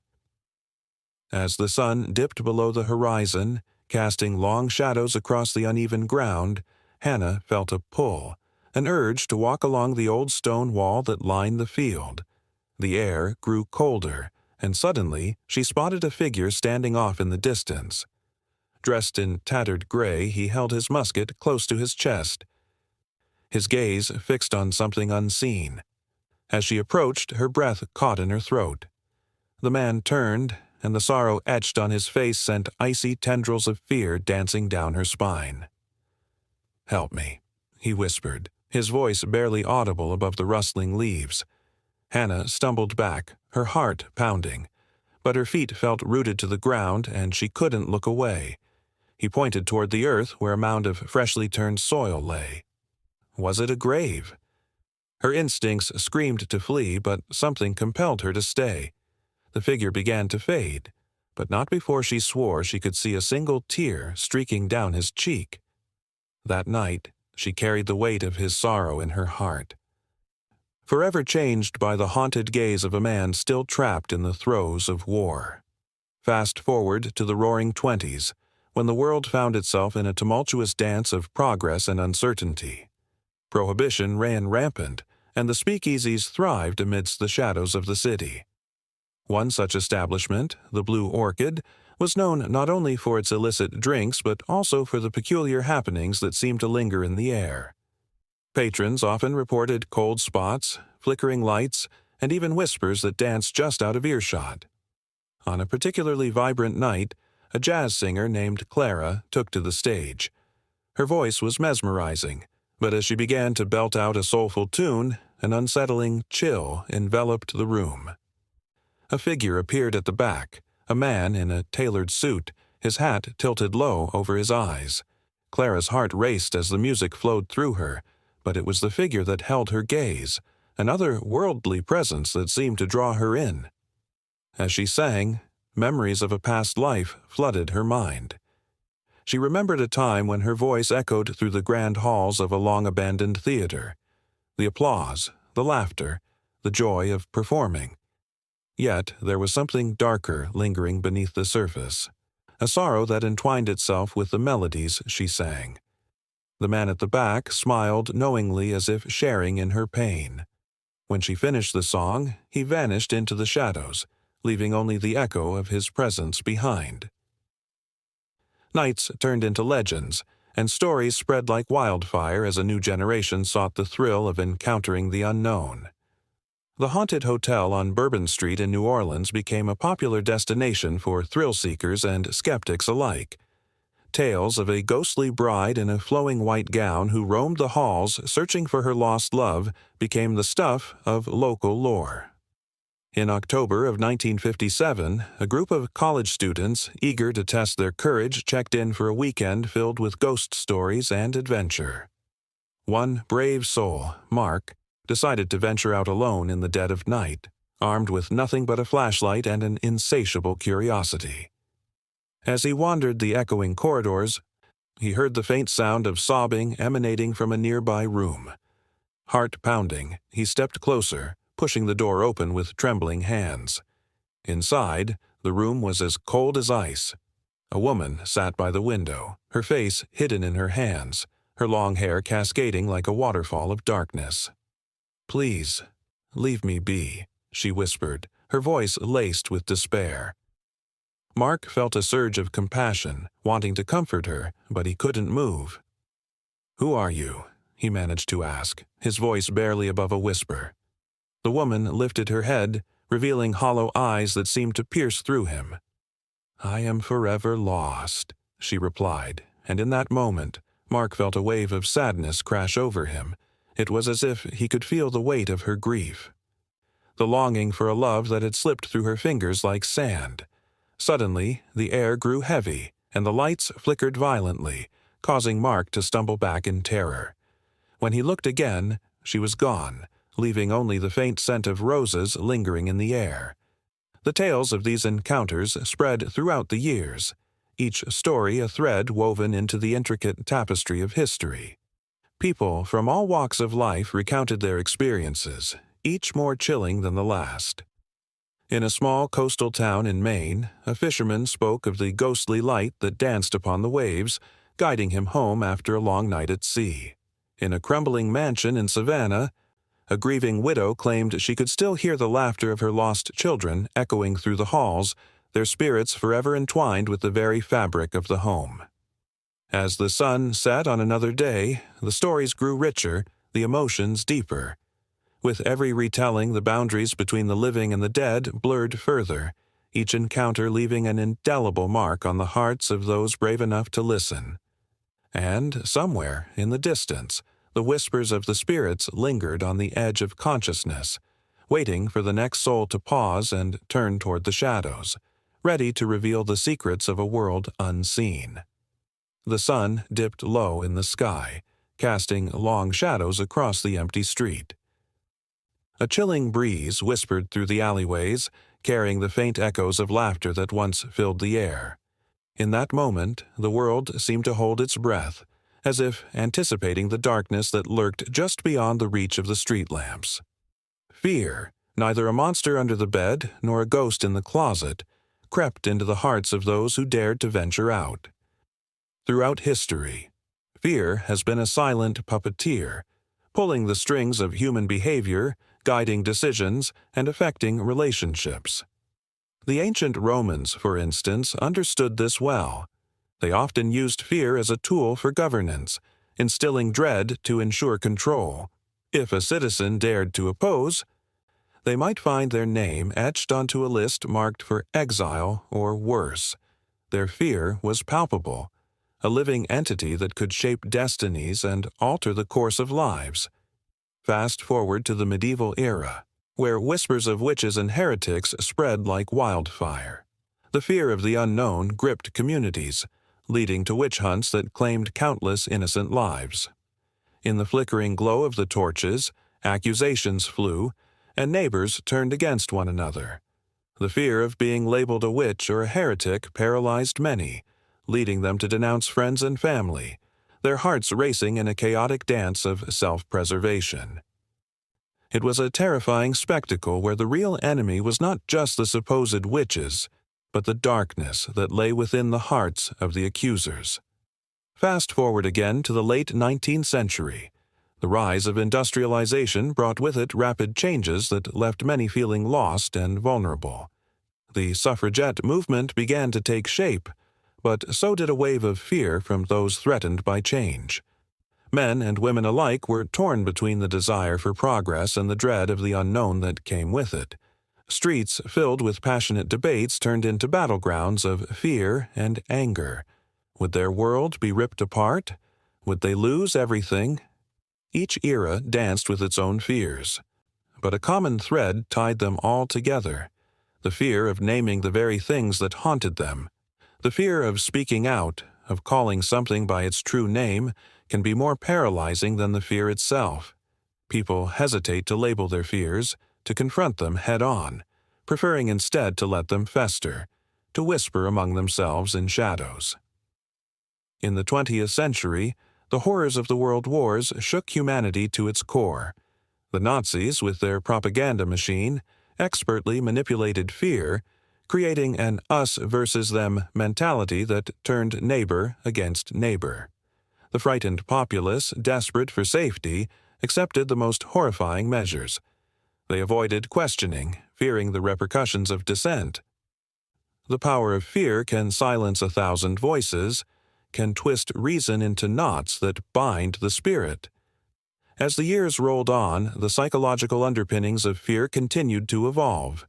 In small towns, the unspoken rules governed lives. The fear of gossip, of neighbors whispering behind closed doors, kept many from being true to themselves. People learned to hide their truths, their identities, wrapped in layers of silence and shame. The weight of unspoken words can be unbearable, like an anchor dragging down a ship in stormy waters. Even today, the roots of fear run deep. Social media often serves as a magnifying glass, amplifying the most primal fears.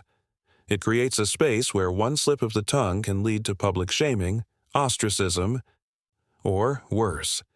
Like a modern-day witch hunt, the digital realm can turn on anyone, fueled by the fear of being judged, ridiculed, or shunned. A simple post can spiral into a tempest, leaving people trembling at the thought of calling out what they truly feel or believe. The thrill of haunted houses and horror movies taps into this legacy of fear. People chase the adrenaline rush, yet they remain safely removed, experiencing fear vicariously, through a screen or within the walls of a frightful attraction. They scream and laugh, but the moment they leave, they carry with them an unshakable awareness of what lurks in the dark, a reminder that fear, once awakened, has an insatiable appetite. And there, standing on the precipice of fear, lies the unyielding truth. Naming fear is often the hardest part. Whether it's the fear of rejection, failure, or the unknown, the act of confronting it can be more terrifying than the fear itself. The heart races, breaths quicken, and the mind spins with all that could go wrong. Yet, in the silence, in the spaces between heartbeats, lies the potential for liberation. The flicker of courage begins to ignite within, challenging the weight of fear that has settled like dust over the years. As a new generation confronts the shadows of the past, they realize that to name the fear is to reclaim power. It's the beginning of a movement, a chain reaction that can shift the dynamics of personal and collective experiences. As the veil of night deepens, there's a sense that the fight against fear is not just in the individual, but woven into the very fabric of society. Each person who dares to speak their truth becomes a beacon for others, illuminating pathways through the darkness. They stand resolute, ready to face the tumultuous waves of fear that have swirled around for centuries. But the question remains: what happens when the light shines too brightly? When the shadows of fear are exposed, will they retreat back into the depths? Or will they morph and change, revealing new terrors yet unimagined? The tension hangs thick in the air, and the heart races at the thought of what lies ahead, always just out of reach, always just around the corner. The journey through fear is far from over, and the chapters yet to unfold promise to be rich with intrigue, emotion, and the relentless pursuit of truth. A gentle rustle of leaves whispered secrets of time as the sun filtered through the emerald canopy, casting dappled shadows on the forest floor. Every beam of light seemed to carry with it the laughter of children, the wisdom of elders, and the spirit of the ancestors, all intertwined in the sacred dance of life. Here, in this living tapestry, the heartbeats of indigenous cultures echoed, each pulse resonating with the rhythm of the trees that stood as silent witnesses to centuries of stories. For indigenous peoples around the world, forests are not just collections of trees. They are sacred spaces woven into the very fabric of their existence. Each tree, bush, and creature holds significance, harboring stories passed down through generations. The towering oaks and delicate ferns are like pages in a book, telling tales of creation, survival, and the intricate bonds between nature and humanity. The forest is a teacher, a provider, and a protector, offering food, shelter, and medicines that have sustained countless generations. As the sun dipped lower, the air thickened with anticipation. A group of indigenous elders gathered beneath a massive cedar tree, its branches stretching wide, embracing them like an ancient guardian. Their faces, etched with the lines of time, reflected wisdom and resilience. The air was heavy with the scent of earth and wood, mingling with the distant call of a loon echoing across the water. This was a sacred meeting place, one where stories flowed like the nearby river, each word a vessel carrying the weight of history. In the shadows, children watched with wide, curious eyes, their small hands resting on the cool bark of the trees. They were learning the language of the forest, the same language that their ancestors had spoken. "The trees are alive," an elder whispered, his voice barely above a breath. "They feel, they know, they've witnessed our joys and our sorrows." The children nodded, their imaginations ignited, envisioning the trees as ancient beings, guardians of their past. Every season in the forest bore gifts. In spring, vibrant blooms painted the landscape, signaling the time to gather wild herbs and roots. The elders imparted their knowledge, sharing the delicate dance of harvesting, ensuring the earth would continue to thrive. Autumn brought the harvest. The air was filled with the sweet scent of ripening berries. Families would come together, laughter mingling with songs of gratitude, celebrating the bountiful gifts bestowed by the forest. But life in the forest was not without its challenges. Storms could rage, fierce winds uprooting trees that had stood for centuries. Yet the community was resilient, just like the forest. They understood that every loss was a part of the cycle, a reminder of the balance that needed to be maintained. The elders spoke of the spirits of the fallen trees, urging the younger generations to honor them with songs and ceremonies, ensuring their essence would continue to nourish the earth. As night fell, the forest transformed. The moonlight cast a silvery glow, illuminating the faces of the storytellers. It was time for the tales of old, filled with profound lessons about respect, harmony, and the delicate balance of life. The crackling fire danced in tandem with the heartbeat of the woods, its warmth embracing everyone present. The stories flowed like the river, of brave warriors who fought to protect their land, of spirits that roamed the woods, guiding the lost and weary. Among the stories was one of a young girl who had wandered deep into the forest, seeking the wisdom of the ancient ones. She found herself in a glade where the trees spoke in hushed tones, sharing their knowledge. They taught her about kindness, about listening to the wind and the rain, about understanding the language of the animals. When she returned, she brought back not just stories, but a renewed connection to the earth, a reminder of the importance of being stewards of the land. But shadows loomed on the horizon. Outside the embrace of the forest, forces were at work, seeking to exploit the very woodlands that sustained them. The elders felt it in their bones. The cries of the trees echoed in their dreams. As development encroached, the sacred spaces began to vanish, replaced by roads, cities, and factories. The community gathered again, their hearts heavy with concern. They spoke of the need to stand against the tide, to protect their sacred land, their heritage, and all that the forest provided. Their voices rose in harmony, a powerful song of resistance that reverberated through the trees. It was a declaration that the forest was not just a resource to be consumed, but a living entity that deserved respect and protection. In that moment, a bond forged over millennia became palpable. The spirits of the ancestors seemed to stir in the branches, urging them on with every word. As dawn broke, the community ventured into the forest once more, not just to gather, but to reclaim their relationship with the land. They planted new trees, spoke words of gratitude, and offered prayers, binding themselves once again to the earth. The forest responded, a soft breeze brushing past as if acknowledging their commitment, as if the very essence of life was rejoicing in their unity. The forest was alive with possibility and promise, an eternal reminder of the intricate dance between humanity and nature. The stories would continue, the songs would echo, and the spirits of the ancestors would guide them forward. The journey, deeply rooted in the earth, was far from over. With every step, the community felt the essence of their culture thriving in harmony with the woods. Each heartbeat resonating with the pulse of the forest that would forever hold their dreams and their destiny. A flickering shadow danced among the trees, its form ethereal and alive, whispering secrets only the wind could hear. In the world of films and games, forest spirits emerge not just as figments of imagination, but as echoes of ancient tales and emotions that twine like roots beneath the surface of our modern existence.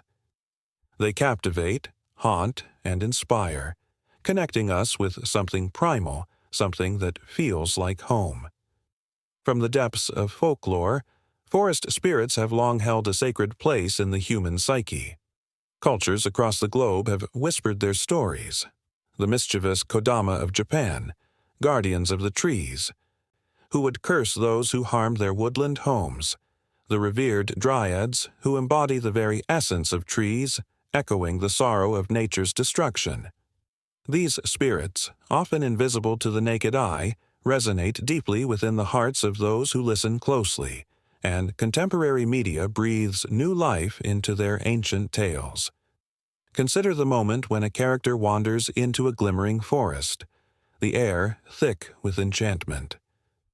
As the sunlight filters through the canopy, a soft rustle hints at something watching, something waiting. The audience holds its breath, eyes wide, because in that stillness, the magic of forest spirits promises adventure, but also danger. In animated films like Princess Mononoke and Spirited Away, these spirits are not mere background characters. They embody the struggles of nature and humanity. They remind us of what is lost and what is at stake. The forest becomes a character in itself, alive with emotion, where every leaf tells a story and every breeze carries a whisper. In the world of video games, the connection to these ethereal beings deepens. Titles like The Legend of Zelda, Breath of the Wild, weave forest spirits seamlessly into their narratives.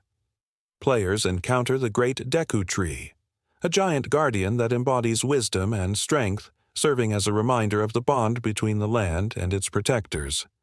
As players journey through lush greenery, they feel the weight of their choices. Each action resonates, echoing the ancient wisdom of forest spirits that have long called for balance and respect. The thrill of exploration is laced with the tension of knowing that these spirits are watching, waiting for humanity to remember its place within nature's intricate web. The emotional depth of these stories draws players and viewers in, igniting a spark of nostalgia and wonder. Scenes unfold with breathtaking beauty, sunlight dappling the ground, luminous creatures flitting through the shadows, and the song of the forest filling the air. The spirits materialize as guardians of the old ways, urging us to reflect on our role in the world. With each soft gaze of a forest spirit, there lies a challenge, a reminder of the fragility of nature and the consequences of our actions. The tension rises when the forest faces destruction. Films like Fern Gully, The Last Rainforest, resonate with urgency, showcasing the battle between industry and the enchanted world of forest spirits. The stakes grow higher as the spirits rally, revealing their fierce loyalty to the land and each other. The viewer's heart races not just with fear for the trees, but with empathy for the spirits who embody their spirit. In gaming, such conflict becomes personal. Players are not just bystanders, they are part of the fight. In Ori and the Blind Forest, the heart-wrenching narrative unfolds as players traverse a breathtaking landscape, encountering forest spirits who are desperate and vulnerable. The visual storytelling, with its rich colors and intricate designs, immerses players in a world where every choice matters and every encounter has the power to heal or harm. The emotional stakes soar as players realize that they hold the fate of not just a character, but a community of spirits who have lived for centuries. Their struggles resonate deeply, and the thrill of the game becomes intertwined with heartfelt moments of sacrifice, hope, and redemption. The tension escalates in darker tales where forest spirits reveal the more fearsome aspects of their nature. In horror films like The Witch, the forest becomes a labyrinth of shadows, where ancient spirits lurk, unfurling their wrath against those who trespass.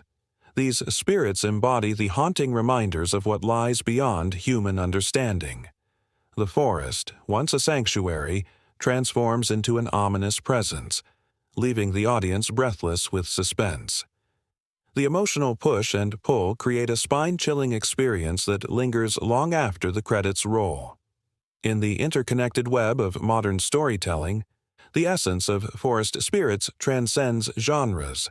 They emerge in documentaries that highlight environmental struggles, reminding viewers of the real spirits of the forest, the trees, the animals, the ecosystems that are continuously threatened. These narratives awaken a sense of urgency, calling out for preservation and respect for nature. The spirits serve as guides, guiding humanity back to its roots, urging it to remember the lessons of a time when the world was in harmony. As we continue through this captivating landscape of films and games, the line between reality and myth becomes blurred. Each tale, each encounter, serves as a reminder that forest spirits are not just characters, but reflections of our deepest fears, dreams, and responsibilities. The laughter of children in animated films, the adrenaline surging through video game players, the gasps of horror film audiences, all echo the same truth. The forests are alive, and their spirits endure through every story told, every pixel illuminated, and every frame captured. With a heart pounding and a breath held, the adventure continues, weaving through shadows and whispers, inviting us to consider what lies ahead. The stories of forest spirits are far from over. They beckon us deeper into the woods, where the next chapter awaits, filled with mystery and emotion just beyond the trees. The candle flickered, casting dancing shadows on the weathered walls of the dimly lit room. A thin veil of smoke curled upward from a freshly extinguished match, the ambiance thick with an unspoken tension. In the center of the room stood a table, draped in an embroidered cloth that had seen better days, its rich colors muted by time. An ornate glass bowl filled with water sat atop it, reflecting the flickering light like a portal to another world. Outside, the wind howled through the cracks of the old house, as if warning those inside of the consequences that loomed. A group of 4 sat around the table, their faces pale with anticipation, each person clutching a small worn object tied to someone they had lost. They had gathered with a singular purpose, to reach beyond the veil, to speak to the spirits that lingered just out of sight.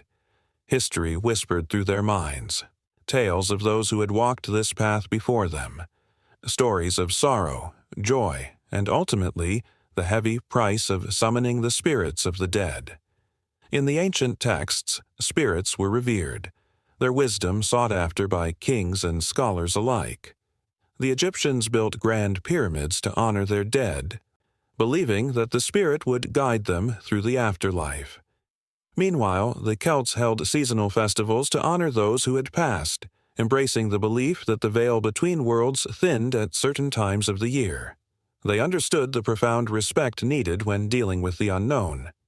Yet, as civilization advanced, the reverence for spirits began to fade, replaced by a more casual approach to the supernatural. As the group shared their stories, their voices barely above whispers, the air thickened with longing. Each object they placed on the table was a key to the past, a bridge to the souls they wished to summon. A silver locket here, a worn-out teddy bear there, each bore the weight of memories both cherished and painful. It was a fine line they walked, a dance with the unseen that demanded respect, yet whispered promises of potential chaos. A chill swept through the room, making the candles flicker violently as if the spirits were responding to their call. The youngest among them, a girl with wide eyes and trembling hands, felt the weight of 1,000 histories pressing down on her. She had read of the great seers who had summoned spirits without understanding the consequences of their actions, those who had lost control, who had opened doors that were never meant to be opened. The price was often steep: madness, despair, and sometimes death. The group held hands, forming a circle of connection, their breaths mingling in the still air. "We must be respectful," the eldest warned, his voice grave with the weight of knowledge passed down through generations. He had seen too much, lost too many to the insatiable hunger of the spirit realm. He spoke of the tale of the medium who had called forth an angry spirit, a witch from centuries past who had been wronged. The woman had not only been haunted, but had also brought ruin upon her family, a warning etched in the annals of time. As the minutes stretched, the girl felt a strange sensation wash over her, a prickling at the nape of her neck, as if unseen eyes were watching, waiting for the moment when they would disrupt the fragile boundary between life and death. The air grew thick, heavy with unspoken fears, the kind that wraps around the heart like a vice. They were not just calling forth a spirit, they were inviting an unseen force into their world, a force that had its own will, its own desires. The candles flickered again, and the room seemed to pulse with energy. The water in the bowl began to swirl, a soft whirlpool forming in the center. "Stay focused, stay respectful," the elder's voice cut through the air like a knife, shattering the tension. "Spirits are temperamental. They can be benevolent or malevolent, and they will not hesitate to claim what is theirs if disrespected." The girl squeezed her eyes shut, her heart racing. She thought of her grandmother, the kind woman who had always filled the room with laughter. The loss felt like a wound that would never heal, and yet she was aware of the dangers. Legends told of souls enraged by their untimely departure, bound by ties of earthly attachments. What if they called forth someone who wished to exact revenge? What if the spirits had seen too much sorrow and wanted to take more? In that moment of silence, a voice echoed in the corners of her mind, a whisper laced with the bittersweet scent of nostalgia. "You called for me?" The words were barely audible, yet they sent shivers down her spine. It was not just a voice, it was a presence, and with it came an overwhelming wave of emotion, a rush of warmth, love, and pain mingled together, so intoxicating that it felt as though the very fabric of the room had shifted. The other three gasped, their hands tightening around each other as the temperature in the room plummeted. Shadows danced more wildly now, and the air crackled with anticipation. Had they crossed the threshold? Had they summoned a spirit that was willing to communicate? Or had they awakened something far more sinister, something that had lain dormant for far too long? The elder's face went pale, his instincts screaming that they had ventured too far. "We must bow our heads," he instructed, his voice barely above a whisper, filled with urgency. "Show the spirits the respect they deserve. We are mere mortals, stepping into a world that is not ours." As they bowed their heads, an overwhelming wave of dread washed over the girl. Everything they had heard, every chilling story and warning, came rushing back. What were they inviting into their lives? The stories of those who had lost themselves to the darkness flooded her mind. The consequences of summoning spirits were not just tales. They were warnings etched in the very bones of history. And yet the presence lingered, drawing them in, promising answers and connections. The line between reverence and recklessness blurred, leaving only an unsettling silence that stretched into eternity. As the first rays of sunlight pierced through the thick canopy of ancient trees, the forest stirred to life with the soft rustle of leaves and distant bird calls. A sense of magic hung in the air, as if the very essence of the woodland whispered secrets to those who dared listen. In the embrace of this vibrant green world, a connection formed, not just between nature and its guardians, the forest spirits, but with the deepest parts of the human soul, waiting to awaken. Throughout history, cultures around the globe have woven tales of ethereal beings dwelling within the woods.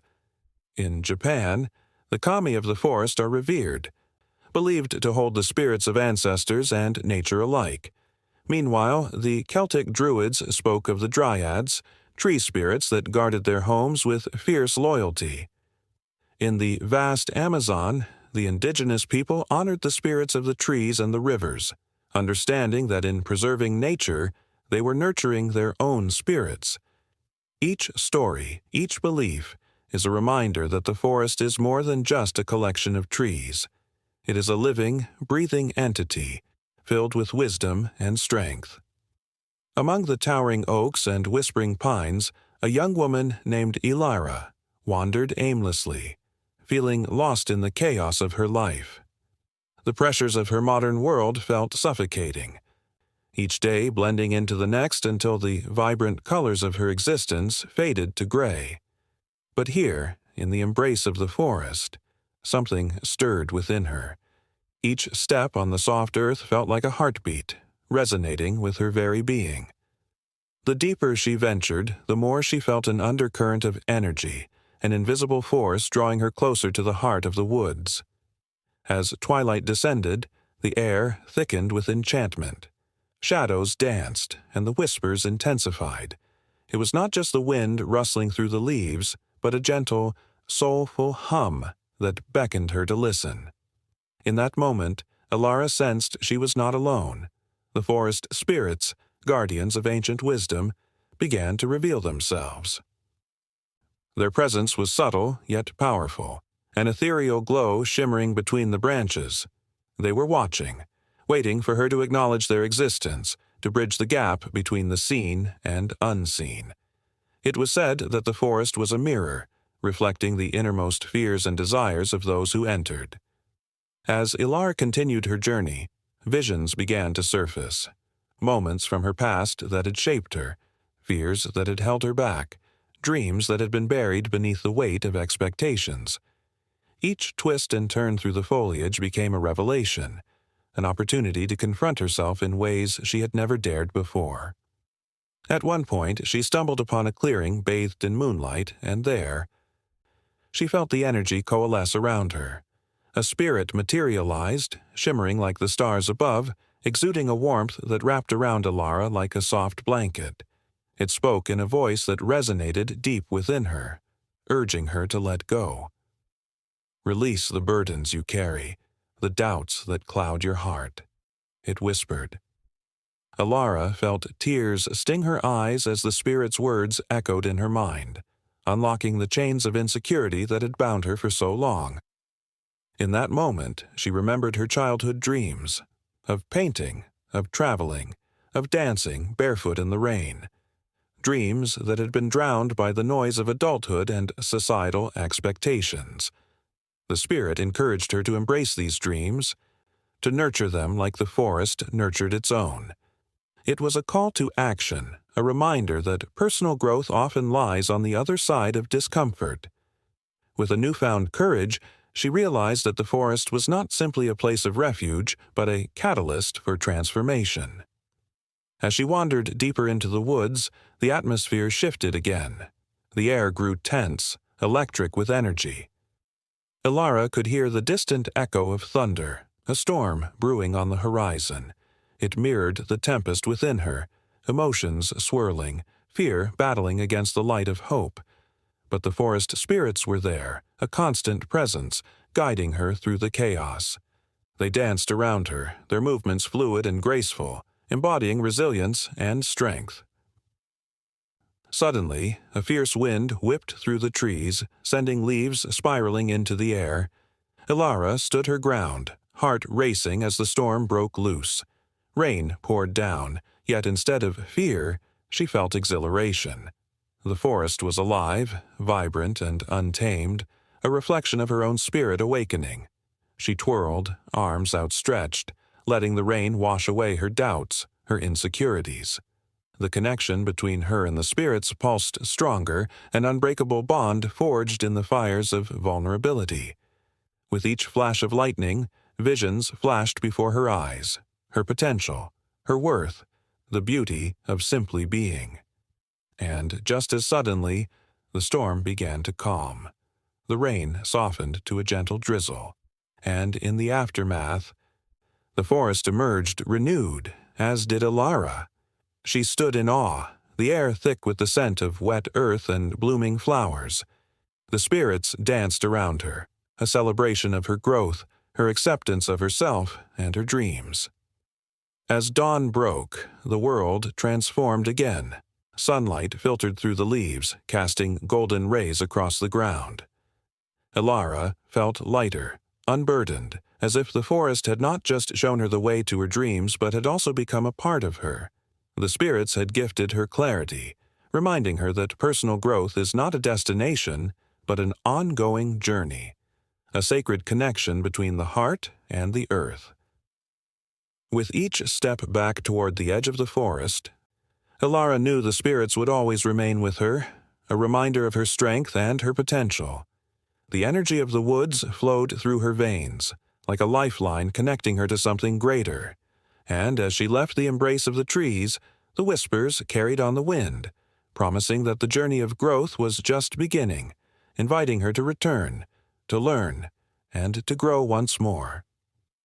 The forest, with its spirits, had become a part of her story, and the next chapter was waiting to unfold. The sun dipped low on the horizon, casting long shadows through the towering trees. Each whisper of the wind carried stories of the past, tales woven into the very fabric of the forest. This land, once a sanctuary for native tribes, teemed with life. The rustle of leaves, the chorus of birds, and the occasional distant howl of a wolf. Yet, beneath this serene surface lay a tension that only a few could sense, a struggle to protect these sacred grounds against the relentless march of time and industry. In the depths of this ancient forest, a woman named Kamala moved with purpose, her heart in sync with the rhythm of the land. Her skin, a rich tapestry of her ancestry, reflected the sunlight like the trees that had witnessed centuries unfold. She was a modern-day forest guardian, a bridge between the past and the present. Each step she took was a pledge, a promise to honor her ancestors and safeguard the earth for future generations. Kamala paused, her hand brushing against the rough bark of a towering oak, a tree that had stood for more than 300 years. It had seen the rise and fall of empires, the laughter of children, and the tears of loss. Kamala's thoughts were interrupted by a sudden rustling. Out from behind a thicket emerged a young boy, his eyes wide with wonder and fear mixed together. Jay, his name was, a child of the city who had come to spend the summer with his grandmother. Today, he had ventured further into the woods than ever before, the allure of the forest drawing him in like magic. As he approached Kamala, he took in her vibrant clothing adorned with symbols of his culture, each representing unity, strength, and resilience. "Why do you come here?" he asked, his voice quaking slightly. "Isn't it dangerous?" Kamala knelt to his level, her gaze steady and warm. "This place is alive, Jay. It needs us to protect it. Just like you have family, the trees and animals have theirs, too. They rely on us." A flicker of understanding sparked in the boy's eyes, but the shadows of doubt still loomed. "But can we really save it? Isn't it too late?" Kamala's heart ached at his words. She thought of the countless trees cut down, the rivers polluted, the wildlife pushed to the brink. Yet she also felt the pulsing hope that came from the many who fought alongside her. Every action matters, no matter how small. We can plant trees, clean rivers, and speak for those who can't speak for themselves.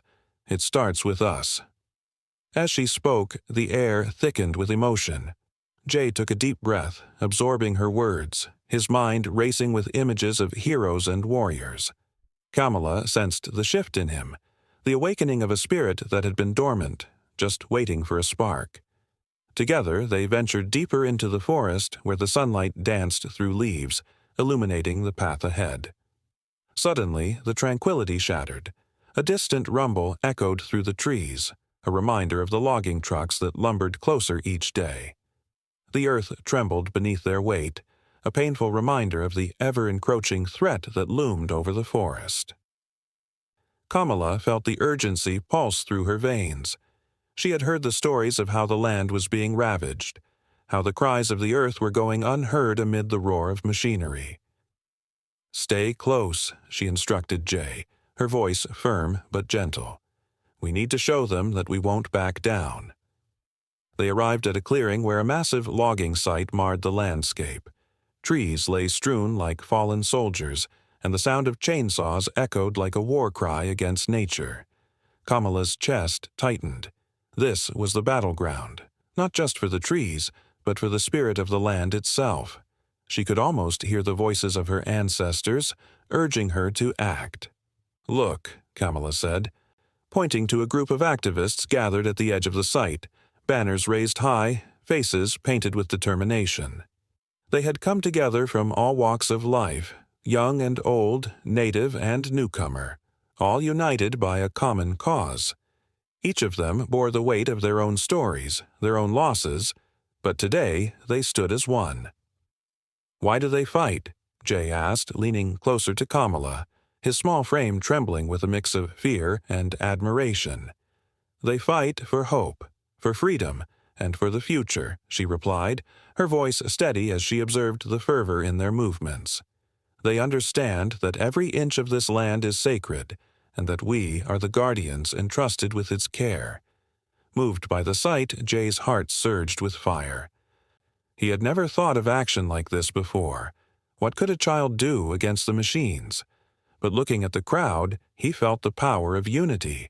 Could he really be a part of something so grand? Kamala knelt beside him once more. "Every voice counts, Jay. Yours included. Do you want to help?" With a nod, Jay felt a newfound strength swell within him. They joined the group, the air charged with energy, a cacophony of voices rising against the backdrop of destruction.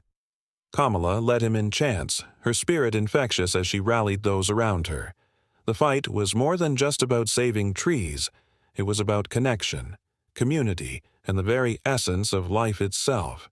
As they stood together, the chainsaws seemed to grow quieter, the machinery's roar overshadowed by the power of collective voices. The forest held its breath, waiting for the outcome of this encounter, as if the very heart of nature was listening. In moments like this, time felt suspended.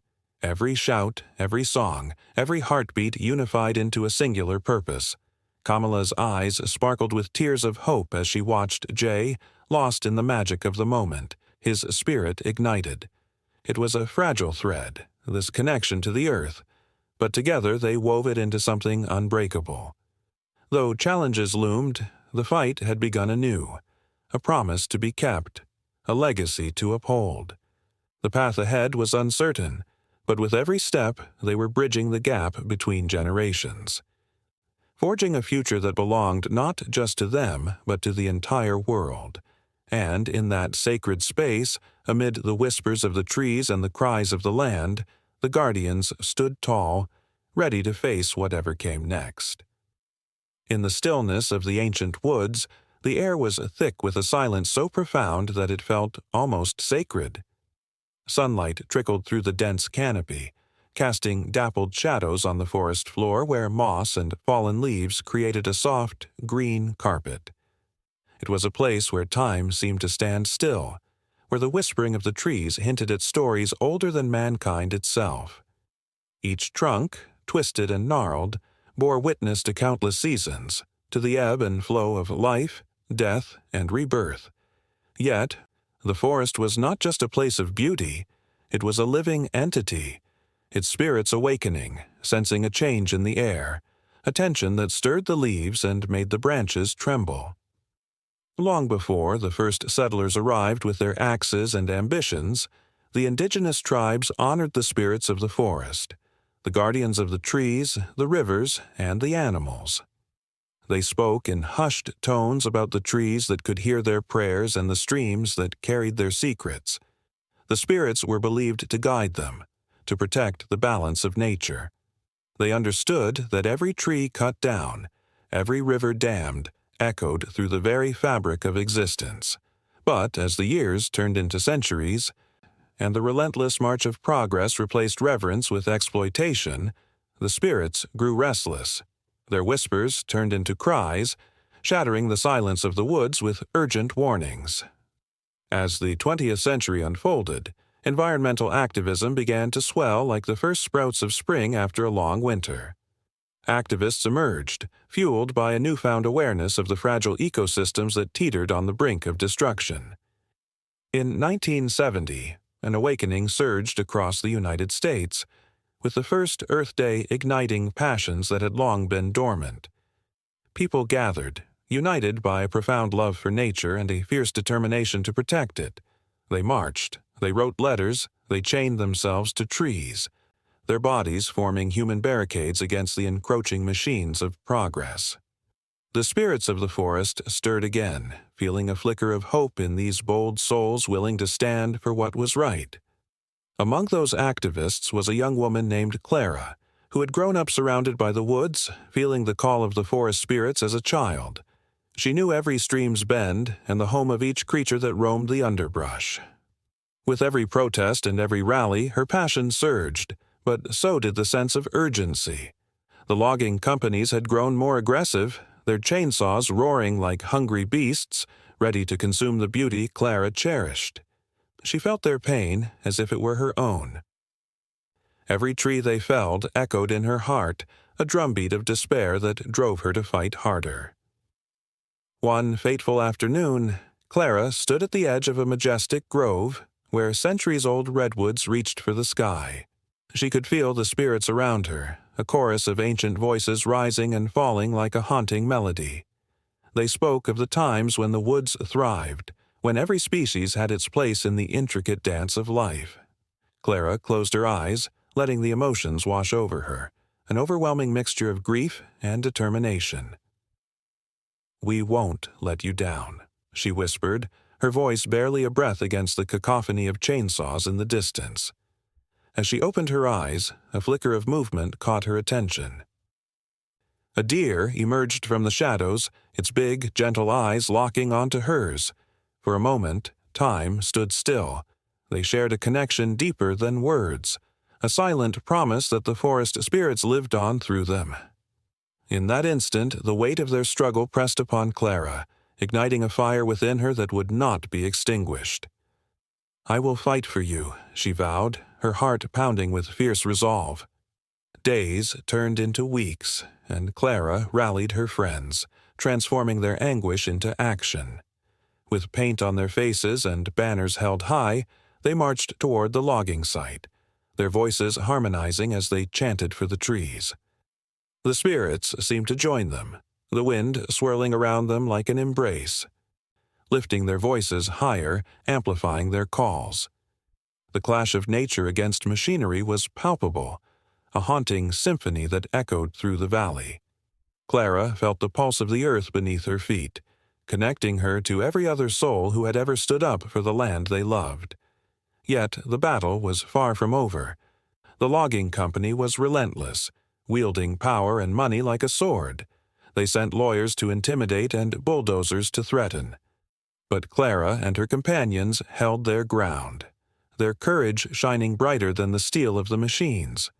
They organized sit-ins and teach-ins, educating their neighbors about the importance of the forest, the wildlife it harbored, and the air it purified.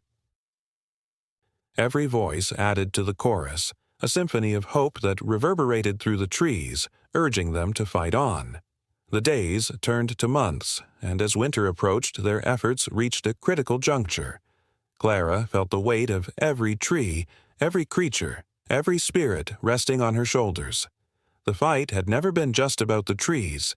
It was about the very essence of life itself. She could feel the spirits pressing closer, their presence a reminder of the stakes involved. This was not merely an environmental struggle. It was a battle for the soul of the earth, a quest to restore balance where greed had sown chaos. One blustery morning, as sheets of rain fell hard against the ground, Clara stood before the logging site, her heart racing. The spirits were restless, their whispers rising like a storm. She opened her arms wide, letting the raindrops wash over her, feeling every shiver of connection. The forest needed them. It needed every ounce of strength they could muster, and as she looked around at her fellow activists, she saw the flicker of determination mirrored in their eyes. They were ready to fight, to stand for the spirits who had once protected the land. And so they marched as the rain poured down, like a cleansing baptism for their cause. The sound of their voices cut through the storm, building into a powerful crescendo that shook the very air round them.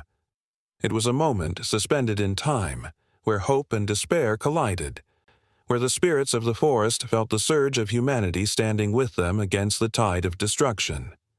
The battle lines had been drawn, but this was just the beginning, the spark that would ignite a movement echoing through generations to come. The spirits listened, and they would not be silenced. Under the glow of a full moon, whispers carried through the air, weaving an ancient magic that bound past and present. It was a night when the veil between worlds thinned, when the living reached out to the unseen, and the unseen listened in return. Every culture on earth has crafted its rituals of calling, each a heartfelt plea or a profound declaration, echoing through time and space. In the heart of the Amazon rainforest, a shaman stood before a flickering fire, his body adorned with vibrant feathers and intricate beads. The air was heavy with the scent of burning sage and wild herbs. He faced the darkness of the jungle, singing a song passed down through generations, a melody so haunting it could awaken the spirits of the ancestors. "Come to us," he implored, his voice a deep, resonant hum that seemed to blend with the rustling leaves. The creatures of the night paused, as if listening, as the spirit of the forest stirred in response. With each note, the shaman's spirit soared, pulling the strands of the unseen closer, weaving a tapestry of connection. Across oceans, on the windswept shores of Scotland, a solitary figure gathered at the edge of a cliff. A woman, draped in a cloak of wool, raised her arms to the sky, calling forth the spirits of the land. Her voice was fierce yet tender, a song of longing that sailed over the crashing waves. "Hear me," she cried, her heart trembling with hope as the cold wind whipped around her, carrying her words far and wide. The ghosts of her ancestors danced in the mist, their laughter mingling with the roar of the sea, a reminder that the past was always near. Meanwhile, in a quiet village nestled among the rolling hills of India, a group of villagers lit oil lamps and placed them along the banks of a sacred river. As twilight descended, they began to chant, their voices rising and falling like the gentle flow of water. Each prayer was a thread, weaving their intentions into the night. They called upon the river goddess, seeking blessings for prosperity, health, and love. The flickering flames mirrored their hopes and dreams, casting a warm glow that drew the spirits closer, bridging the gap between the seen and the unseen. In the deserts of North Africa, a Berber elder gathered his community beneath the cooling stars. With a drumbeat that echoed like a heartbeat, he initiated a dance that summoned the spirits of the earth. Men and women moved in a circle, their feet pounding the sand, each step a heartbeat that resonated with the pulse of the land. As they danced, they called out names of loved ones long gone, their voices rising in a bittersweet harmony that tugged at the heartstrings of all who listened. The spirits responded, their presence felt in the crackle of the fire and the whisper of the wind, a reminder that love transcends even death.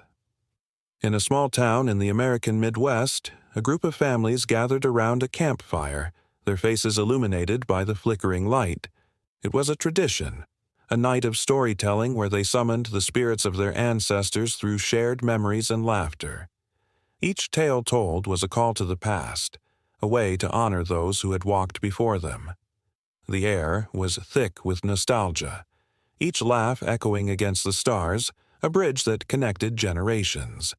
Children listened wide-eyed, feeling the warmth of their ancestors' love as they imagined the lives lived before them, the struggles, the joys, and the lessons learned. In the lush valleys of Tibet, monks gathered in serene silence, preparing for a ritual that would open the gateway to enlightenment.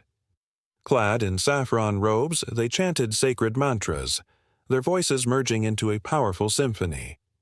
As they invoked the deities, the air crackled with energy, vibrating with the weight of their devotion. Each syllable was a call, a reverberation that reached beyond their physical realm, seeking the guidance of enlightened beings. The moment was heavy with anticipation, a profound stillness that enveloped the gathering, as if the universe itself held its breath. Further still, in the vibrant streets of New Orleans, the sounds of laughter and music spilled into the night from a bustling celebration. A voodoo priestess, adorned with colorful beads and shimmering fabric, stepped into the center of the crowd. With a commanding presence, she called upon the spirits of her ancestors, her voice a blend of strength and grace. The rhythm of drums pulsed through the air, mingling with the scent of incense as she performed a dance that drew the spirits closer. The crowd erupted in cheers, feeling the energy shift as they connected with something greater than themselves, a lineage of love, resilience, and magic. Across the globe, in the icy expanses of the Arctic, an Inuit elder stood on a frozen landscape, surrounded by the shimmering aurora borealis. In a time-honored tradition, she raised her voice in a call to the spirits of the animal kingdom, seeking wisdom and guidance. Her song floated into the night, a haunting melody that intertwined with the crackling ice. The northern lights danced above, a response to her invocation, a testament to the interconnectedness of all life.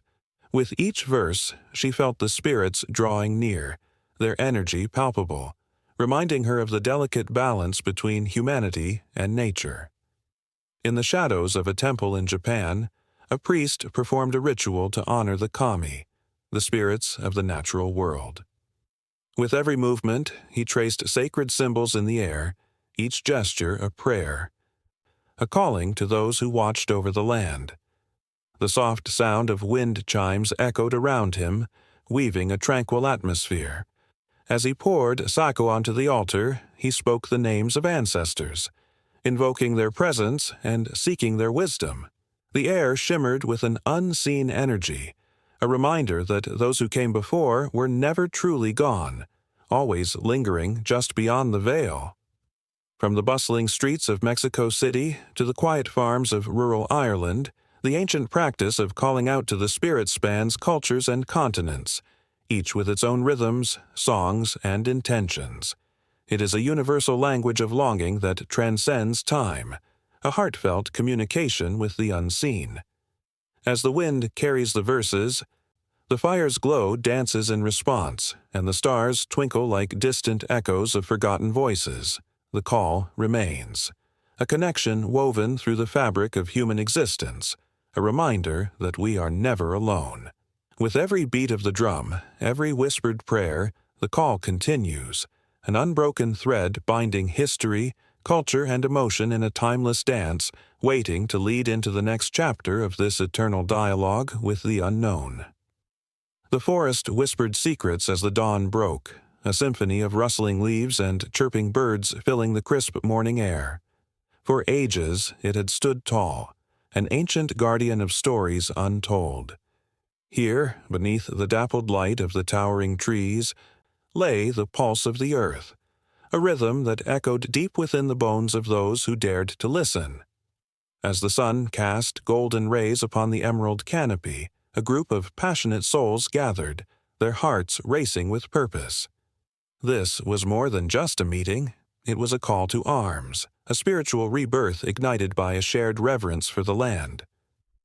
Amidst them was May, whose childhood was spent running barefoot through these woods, the bark rough against her skin and the scent of pine forever etched in her memory. Each step she took now was a tribute to her ancestors, who had fought to preserve the sacredness of this land. The stories her grandmother told her, of spirits that danced in the glades and of the earth's heartbeat, fueled her resolve to protect this sanctuary from the encroaching threats of modernity. The steel jaws of machinery lay at the forest's edge, ready to gnaw away at the roots of life itself. As the sun climbed higher, the atmosphere thickened with emotion. The activists shared tales of their connections to the forest, their voices rising and falling like the wind weaving through the branches. Daniel spoke of the first time he held a sapling in his hands, planting it with the hope of a better future. His eyes glistened with unshed tears as he recounted the moment he realized that every tree cut down was a story lost forever. "These trees are our ancestors," he declared, his voice a mix of rage and sorrow. "They have witnessed the rise and fall of civilizations, and they carry the wisdom of ages." Around them, the forest seemed to breathe in unison with their words, as if acknowledging their plight. The activists felt an electric charge in the air, a connection that bound them not just to each other, but to the very essence of the land. It was a deep-seated understanding that their fight was not just about trees. It was about the soul of a community, a way of life that thrived in harmony with nature. With each passing moment, the stakes became clearer. The logging companies loomed like shadows ready to snuff out the light, their greed threatening to strip the earth of its gifts. Tensions ran high, and May could feel the fire in her belly igniting. She recalled the stories of her ancestors who had stood against injustices, their spirits lingering in the rustling leaves. She raised her fist, a fierce symbol of determination, and declared, "We will not let them take our home." The chant echoed through the trees, a rallying cry that seemed to awaken the very spirit of the forest. May's heart raced as she looked around at the fierce faces surrounding her, people from all walks of life, united under a common cause. They held signs made from recycled materials, their slogans bold and unapologetic. Words like "protect our home" and "save our forest" danced in the breeze, each one a testament to their unwavering commitment. As the sun dipped low in the sky, casting an orange glow over the gathering, May felt a surge of energy. The forest transformed into a living entity, its presence wrapping around them like a warm embrace. The ground beneath them pulsed with life, and she closed her eyes, allowing the emotions to wash over her. She felt the spirits of the past lifting her, their whispers urging her forward. Then came the drums, a rhythmic beat that echoed through the trees, pulling the activists into a trance-like state.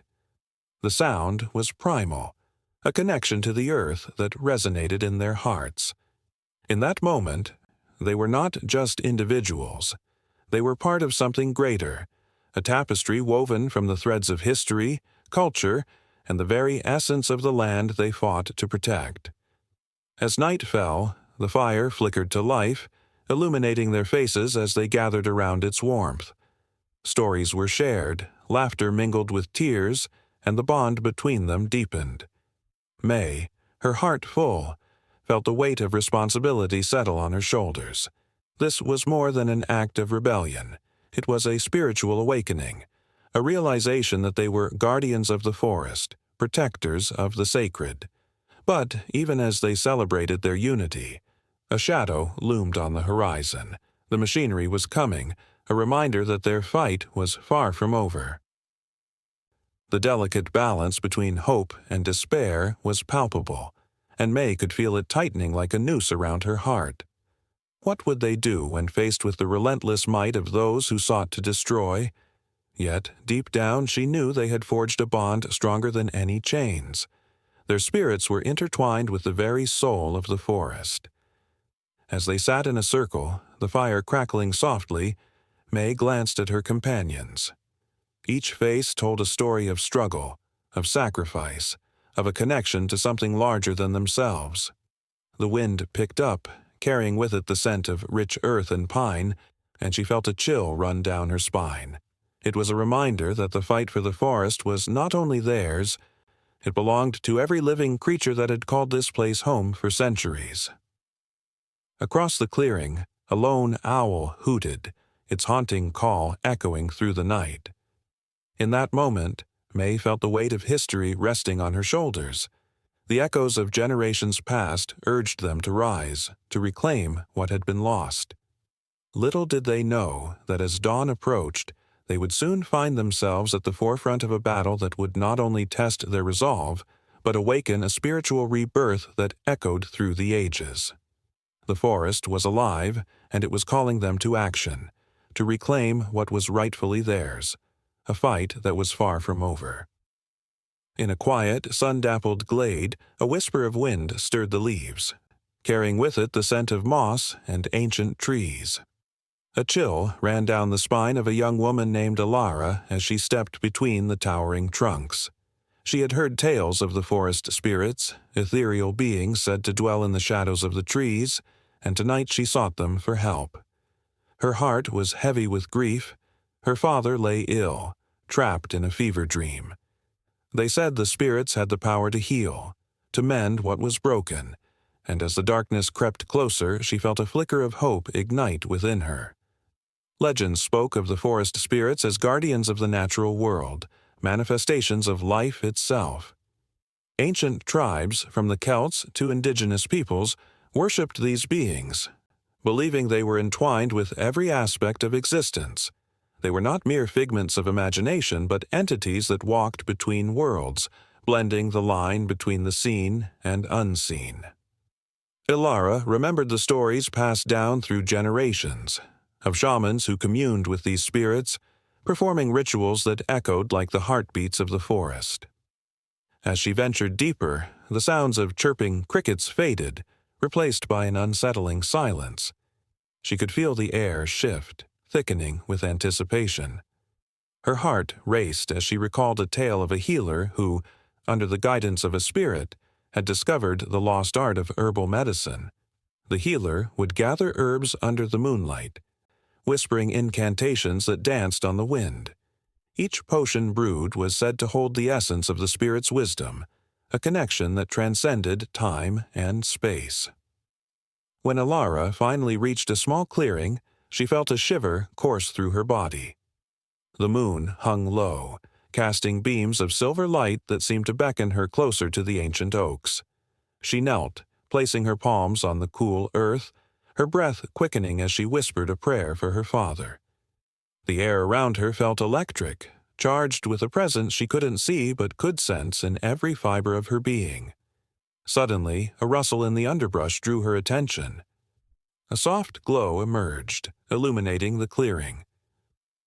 Alara's breath caught in her throat as she spotted a figure, a spirit, shimmering like the surface of a tranquil lake under the sunlight.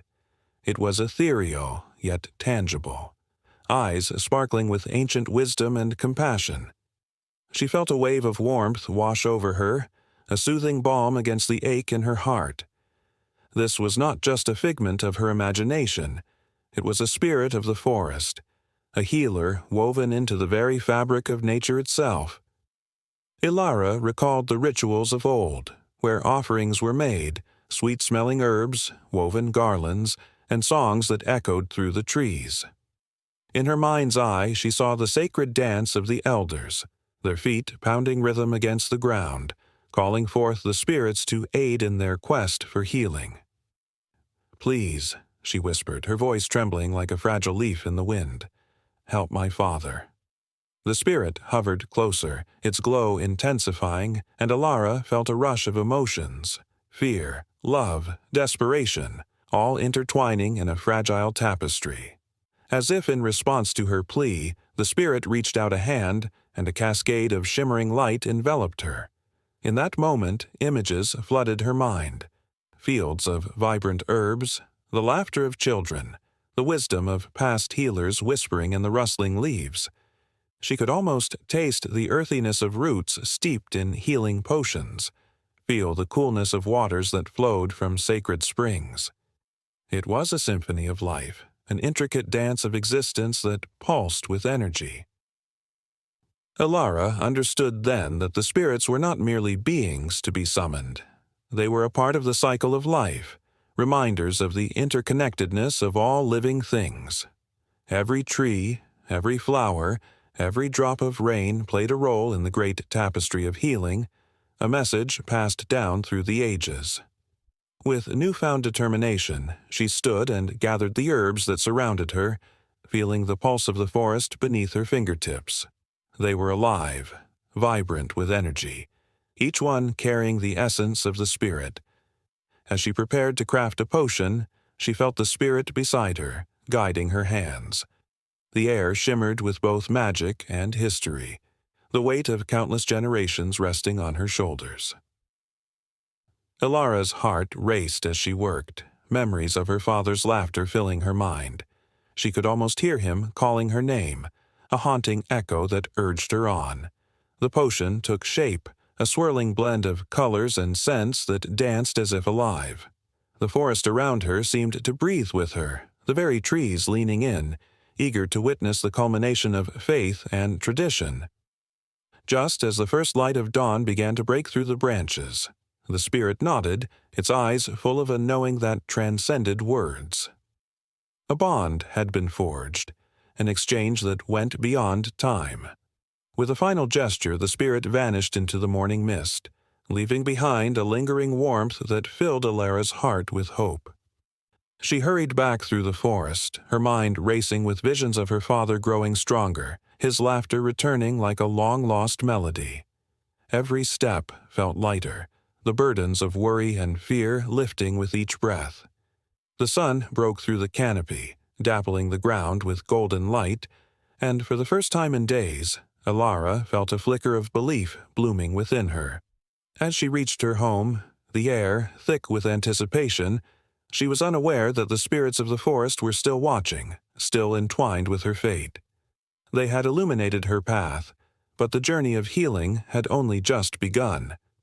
And with every heartbeat, the echoes of the past whispered promises of resilience, strength, and love. Timeless truths that would guide her as she faced the trials ahead. The spirit's presence remained, a gentle reminder that she was never alone, that the forest was alive, pulsating with the stories of healing that spanned centuries and would continue to do so long after her own tale was woven into the fabric of life. The sun dipped low in the sky, casting long shadows between the buildings as a light breeze carried the earthy scent of damp leaves. In the midst of concrete and steel, there existed a wildness, a whisper of nature's voice waiting to be heard.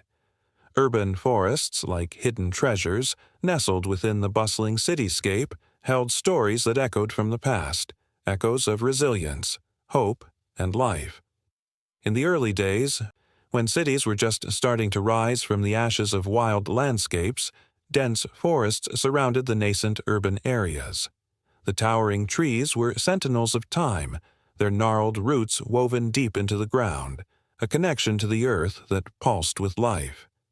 These trees weren't just silent observers, they were witnesses to the dreams and struggles of those who came to carve out their existence in the shadows of their majestic branches. The ancient oaks and whispering pines served as the backdrop for children's laughter, lovers' rendezvous, and the quiet moments of reflection that defined the human experience. As the years flowed on, cities expanded, swallowing the green spaces whole. Streets were paved and buildings rose, but the spirit of the forest fought back. In pockets of resilience, nature reclaimed its territory. Parks sprang up, and small patches of urban forest blossomed against the odds, reminding citizens of what was lost. They became the lungs of the city, breathing life into the concrete expanse and offering solace to weary souls. One could almost feel the pulse of history in these urban forests. Each tree had its story, a silent guardian of whispered secrets. A giant sycamore, with its broad trunk, was said to have been planted by a young couple who shared their first kiss beneath its sprawling branches. Years later, it stood tall as an enduring symbol of love and commitment, the leaves rustling as if sharing the couple's tale with the world. Nearby, a cluster of birch trees marked the spot where a community rallied against an encroaching highway, their determined spirits creating a sanctuary for all who sought refuge. In the heart of one urban forest, an old elm tree battled against the winds of time. Legends spoke of it as a meeting place for generations, where city dwellers gathered to share stories, exchanging laughter and tears. It bore the marks of carvings, initials etched by lovers and friends, a testament to the bonds formed under its watchful gaze. The air around it hummed with memories, and in its presence the burdens of the world seemed a little lighter, the troubles of the city a mere whisper. Night descended, and the urban forest transformed.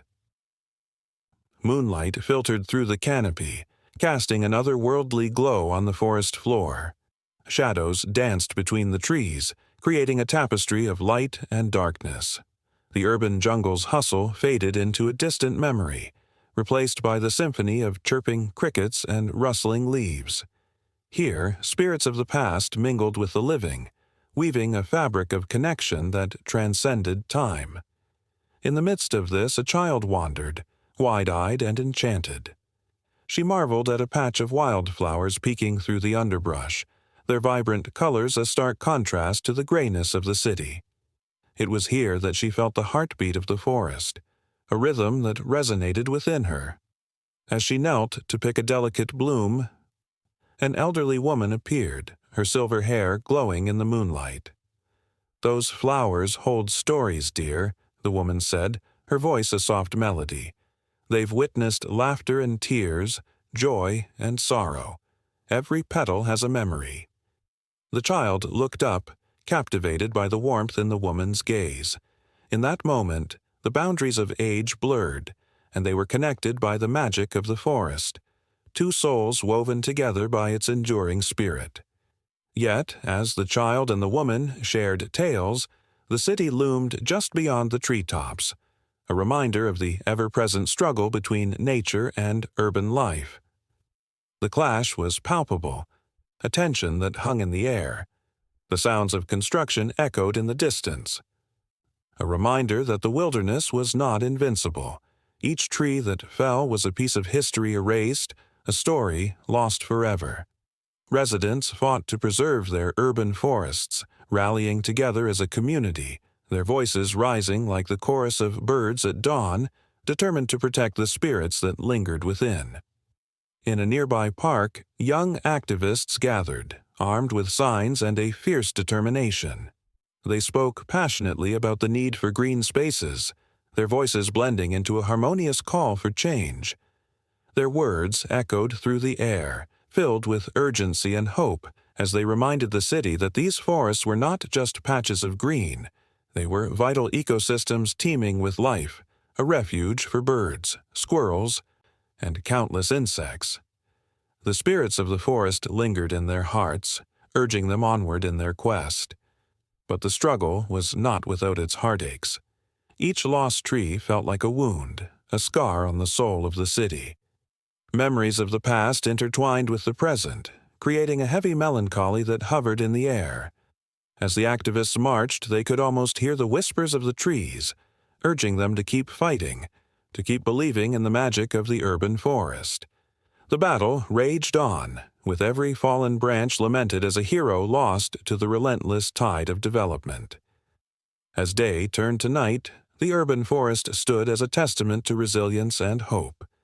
The spirits of the trees, long since faded, remained imprinted in the hearts of those who walked its paths, their stories living on in the echoes of laughter and the rustle of leaves.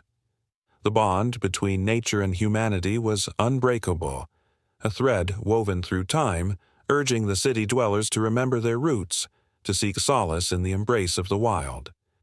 With each passing moment, the tension of the city and the tranquility of the forest danced delicately, a bittersweet reminder that life, like nature, ebbed and flowed. The urban forest was alive, a testament to the spirit of survival, a place where history, love, and resilience intertwined, drawing the weary souls back home, time and time again. The forest stood silent, its ancient trees whispering secrets that danced on the wind. Sunlight filtered through the leaves, casting dappled shadows on the forest floor, where the last remnants of fallen autumn leaves crunched softly beneath careful footsteps. It was here, in this very place, that the spirits of the woods lingered, specters of a time when folklore breathed life into the very air that rustled the branches. Once, generations had gathered around flickering fires, their faces illuminated by the warm glow of flames, sharing stories that echoed through time. Tales of mischievous forest sprites who played tricks on unsuspecting travelers, and wise old trees that guarded lost secrets. Children listened, wide-eyed, as their elders painted vivid pictures of beings that lived just beyond the veil of reality, urging the young to tread lightly, for the spirits were ever watchful. But time marched on, relentless and unforgiving. The stories faded like the evening mist, and the once vibrant echoes of laughter and curiosity grew quiet. The forest, with its tangled roots and soaring branches, became a backdrop rather than a character in the lives of those who dwelled nearby. Modernity crept in, and with it came the dulling of imagination, the belief that magic belonged only in the pages of books, not in the heart of the wild. Yet there remained those who remembered. Elders roamed the fringes of the woodlands, their hearts heavy with the weight of forgotten tales. They recalled the songs of the river spirits, the gentle guidance of the forest guardians.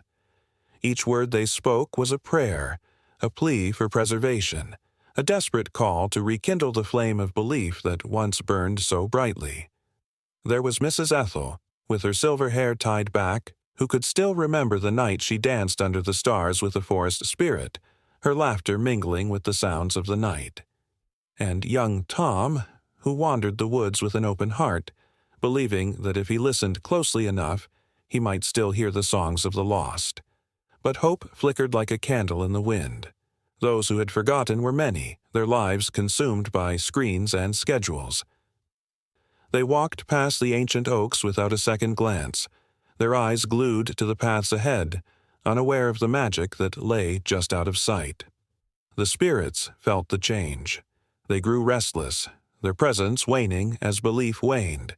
The trees sighed, their bark roughened with age, and the shadows lengthened, holding their breath, waiting for a sign that someone cared enough to remember. Then, one crisp autumn afternoon, as a chill crept into the air, something remarkable happened. A group of children, full of laughter and unblemished imagination, ventured into the depths of the forest, their eyes sparkling with wonder. They chased one another through the underbrush, their delighted screams echoing like the songs of old. It was in this moment that the spirits stirred, a pulse of ancient energy rushing through the woodlands. Life surged where it had lain dormant, like a river breaking free from winter's grasp. As the children played, they stumbled upon an old tree, its trunk twisted and gnarled, standing proud despite the years. They gathered around, touching the rough bark, and in that instant, the air shimmered. A soft breeze stirred, swirling around them, carrying with it whispers of forgotten stories. The children paused, their laughter fading into awe-filled silence, as if the forest itself had embraced them.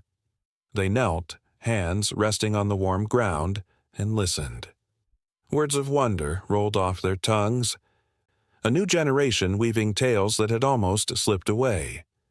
In the days that followed, the forest became a sanctuary for stories once again. The children returned, sharing their discoveries with their friends. They painted pictures of the spirits they encountered in their dreams, and the tales spread like wildflowers, blossoming in unexpected places. The town buzzed with excitement as the tales of the forest spirits found their way back into the hearts of the people. Elders smiled knowingly, their eyes glistening with unshed tears, recognizing the spark of belief rekindled in the young ones. But not everyone rejoiced.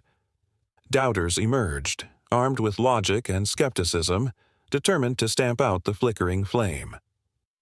They argued that the spirits were mere figments, remnants of a superstitious past that had no place in the modern world.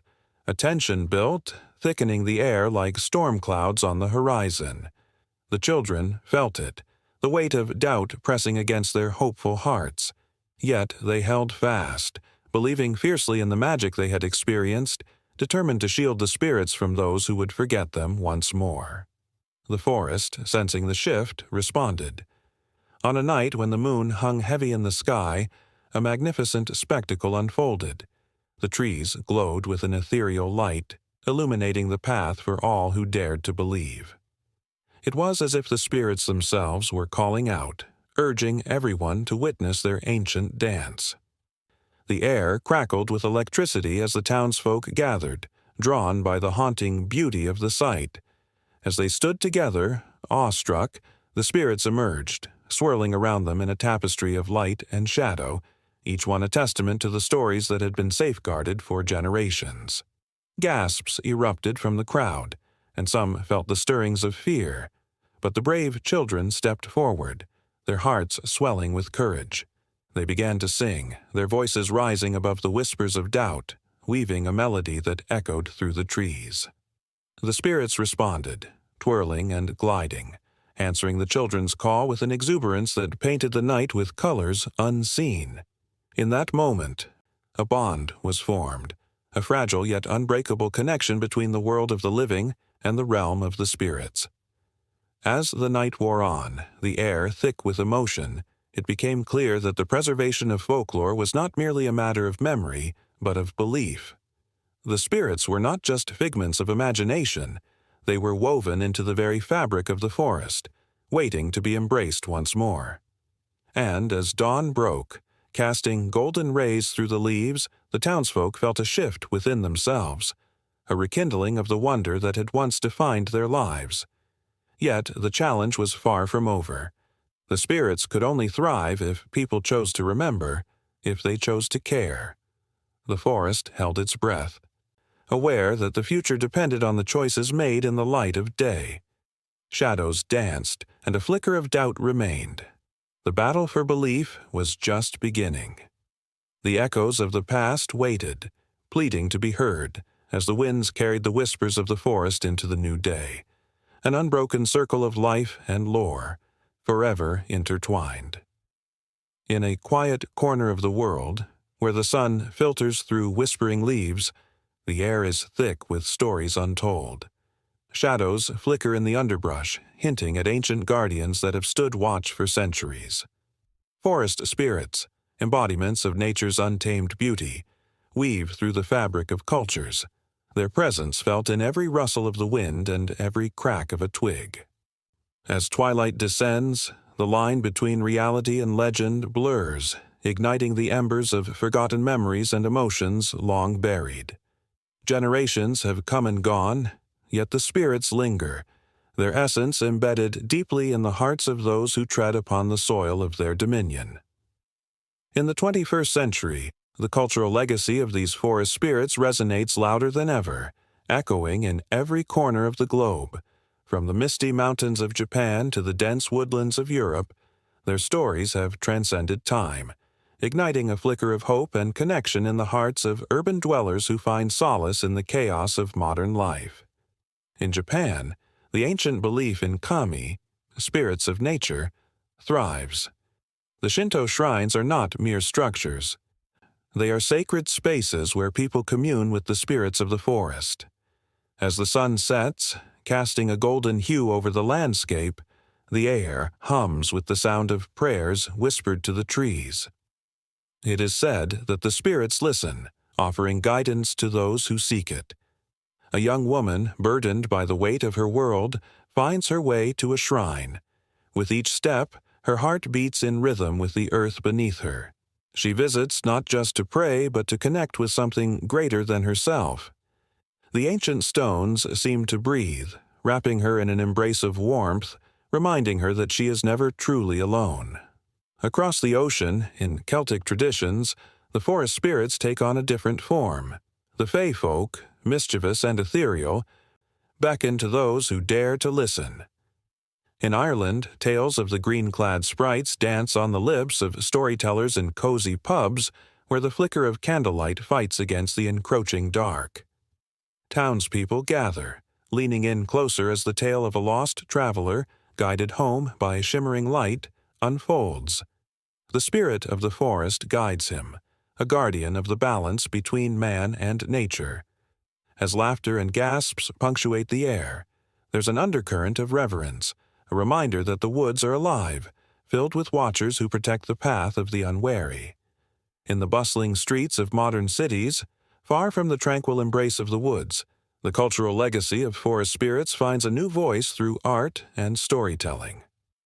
Artists paint vibrant murals, capturing the essence of these mystical beings in urban landscapes.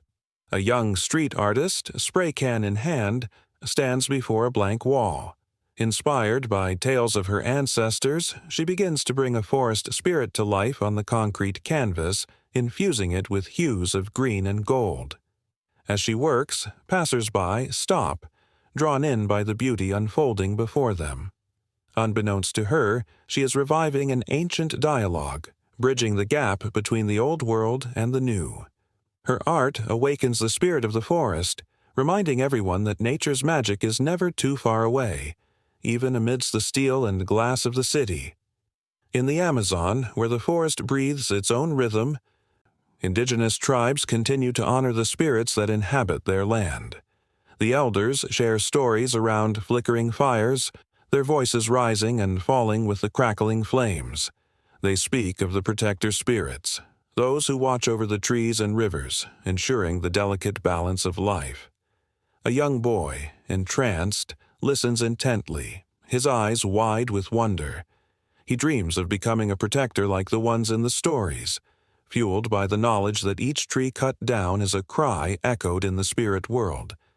His heart swells with purpose, the legacy of the forest spirits igniting a fire within him that cannot be extinguished. As the world grapples with climate change and environmental degradation, the cultural legacy of forest spirits becomes a rallying cry for a new generation. Activists draw inspiration from these ancient tales, using the wisdom of the past to fight for a sustainable future. They gather in protest, chanting for the rights of the trees, echoing the age-old cries of those who once revered the spirits of the woodland. The sense of unity is palpable, a collective heartbeat resonating with the pulse of the earth.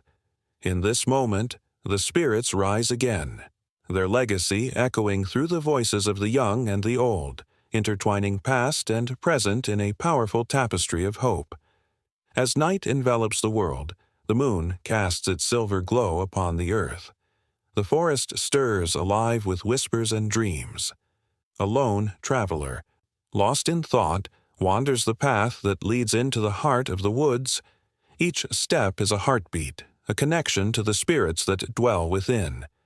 The chill in the air sends shivers down their spine, but it is not fear. It is a reminder of the magic that surrounds them.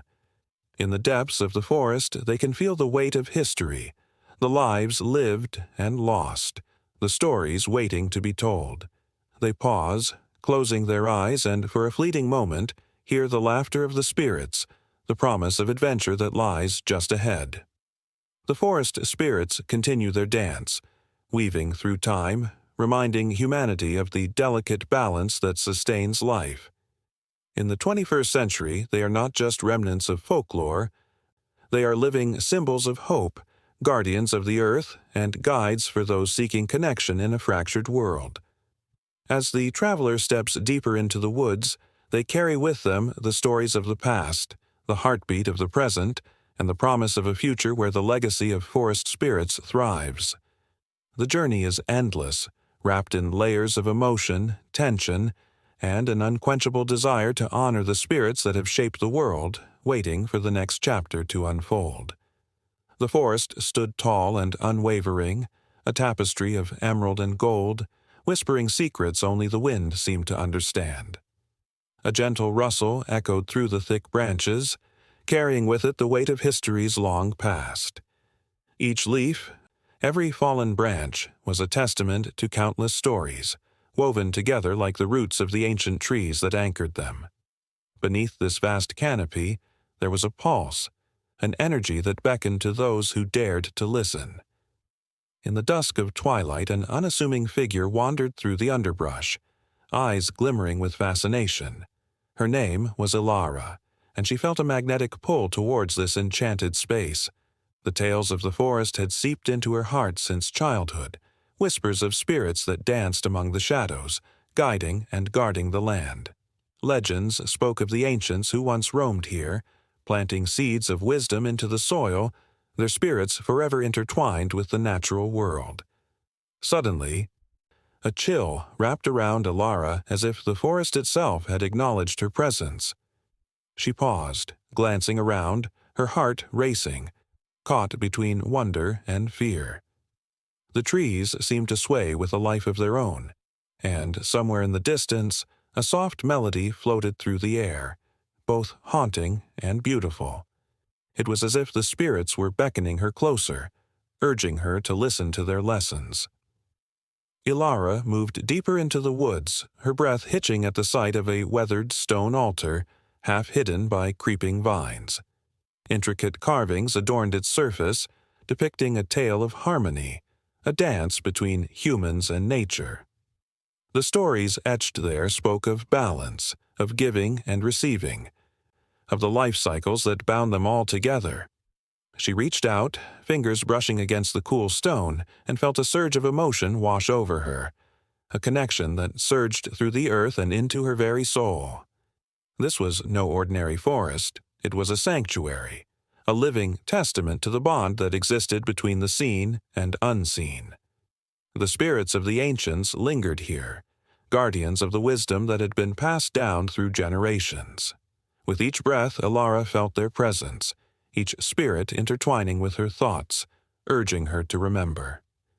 Images flashed before her eyes.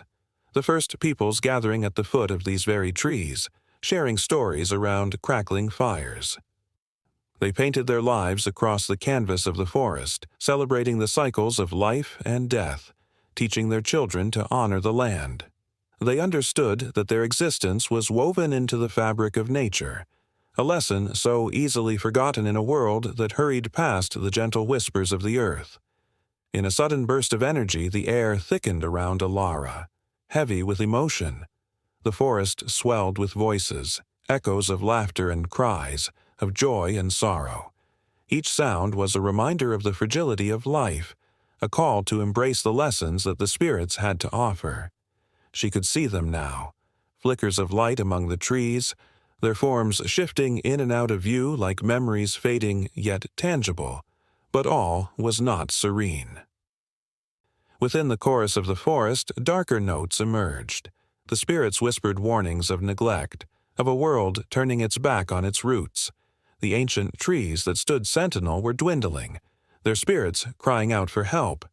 Once, the forest had been a place of refuge and growth, but now it faced the threat of destruction. The balance had been disrupted, and Alara felt a surge of urgency.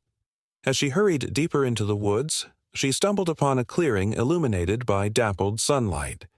Here, the ground was littered with remnants of the past, broken branches, fallen leaves, and memories of a once vibrant ecosystem. It was a stark contrast to the beauty she had known, a painful reminder of what could be lost. The spirits wailed in despair, their cries blending with the rustling leaves, creating a haunting symphony that reverberated through her very core. Alara knelt on the forest floor, her hands brushing against the earth. Tears welled up in her eyes as she felt the weight of the losses, the trees that had been felled, the animals that had vanished, the stories that had gone untold. She closed her eyes, allowing the sorrow to wash over her, mingling with the determination that began to rise from within. The spirits were fighting back, urging her to listen, to act, to be their voice in a world that had forgotten. In that moment, a brilliant light flickered before her, a spirit emerging from the shadows. It was a figure draped in flowing robes, ethereal and radiant. The spirit reached out, an invitation and a plea, eyes shimmering with a depth of understanding that transcended time. Alara could feel the weight of generations pressing upon her shoulders, the responsibility to carry forward their lessons, to reignite the connection between humanity and nature that had dimmed. "Remember," the spirit whispered, its voice a soft breeze through the leaves. "You are part of this story. You hold the power to change the course of the future." Alara's heart raced with the enormity of the task, yet a flicker of hope ignited within her. The forest was alive, and so too were its spirits. She could almost hear the heartbeat of the earth echoing in her ears, urging her to rise up, to rally others to join in this sacred fight. The lessons of the forest had been laid bare before her, a call to action that resonated deep within her soul. The wind picked up, swirling around her, carrying with it a sense of urgency that propelled her forward. The spirits danced in the air, their energies intertwining with hers, guiding her back through the maze of trees, back towards the world that lay beyond the woods. Alara understood now. She was not just a wanderer in the forest, but a vessel for the wisdom of spirits. The forest had awakened something within her, a fire that could not be extinguished. As she burst through the trees, the sun dipped below the horizon, painting the sky in hues of orange and purple. Alara glanced back one last time, a promise forming on her lips, a vow to carry the lessons of the forest into the world, to awaken others to the beauty and fragility that surrounded them. The spirits watched over her, their luminous presence now a part of her, urging her on. And the forest, with its stories and its lessons, continued to breathe, waiting for the next soul to wander through its embrace, ready to impart its timeless wisdom.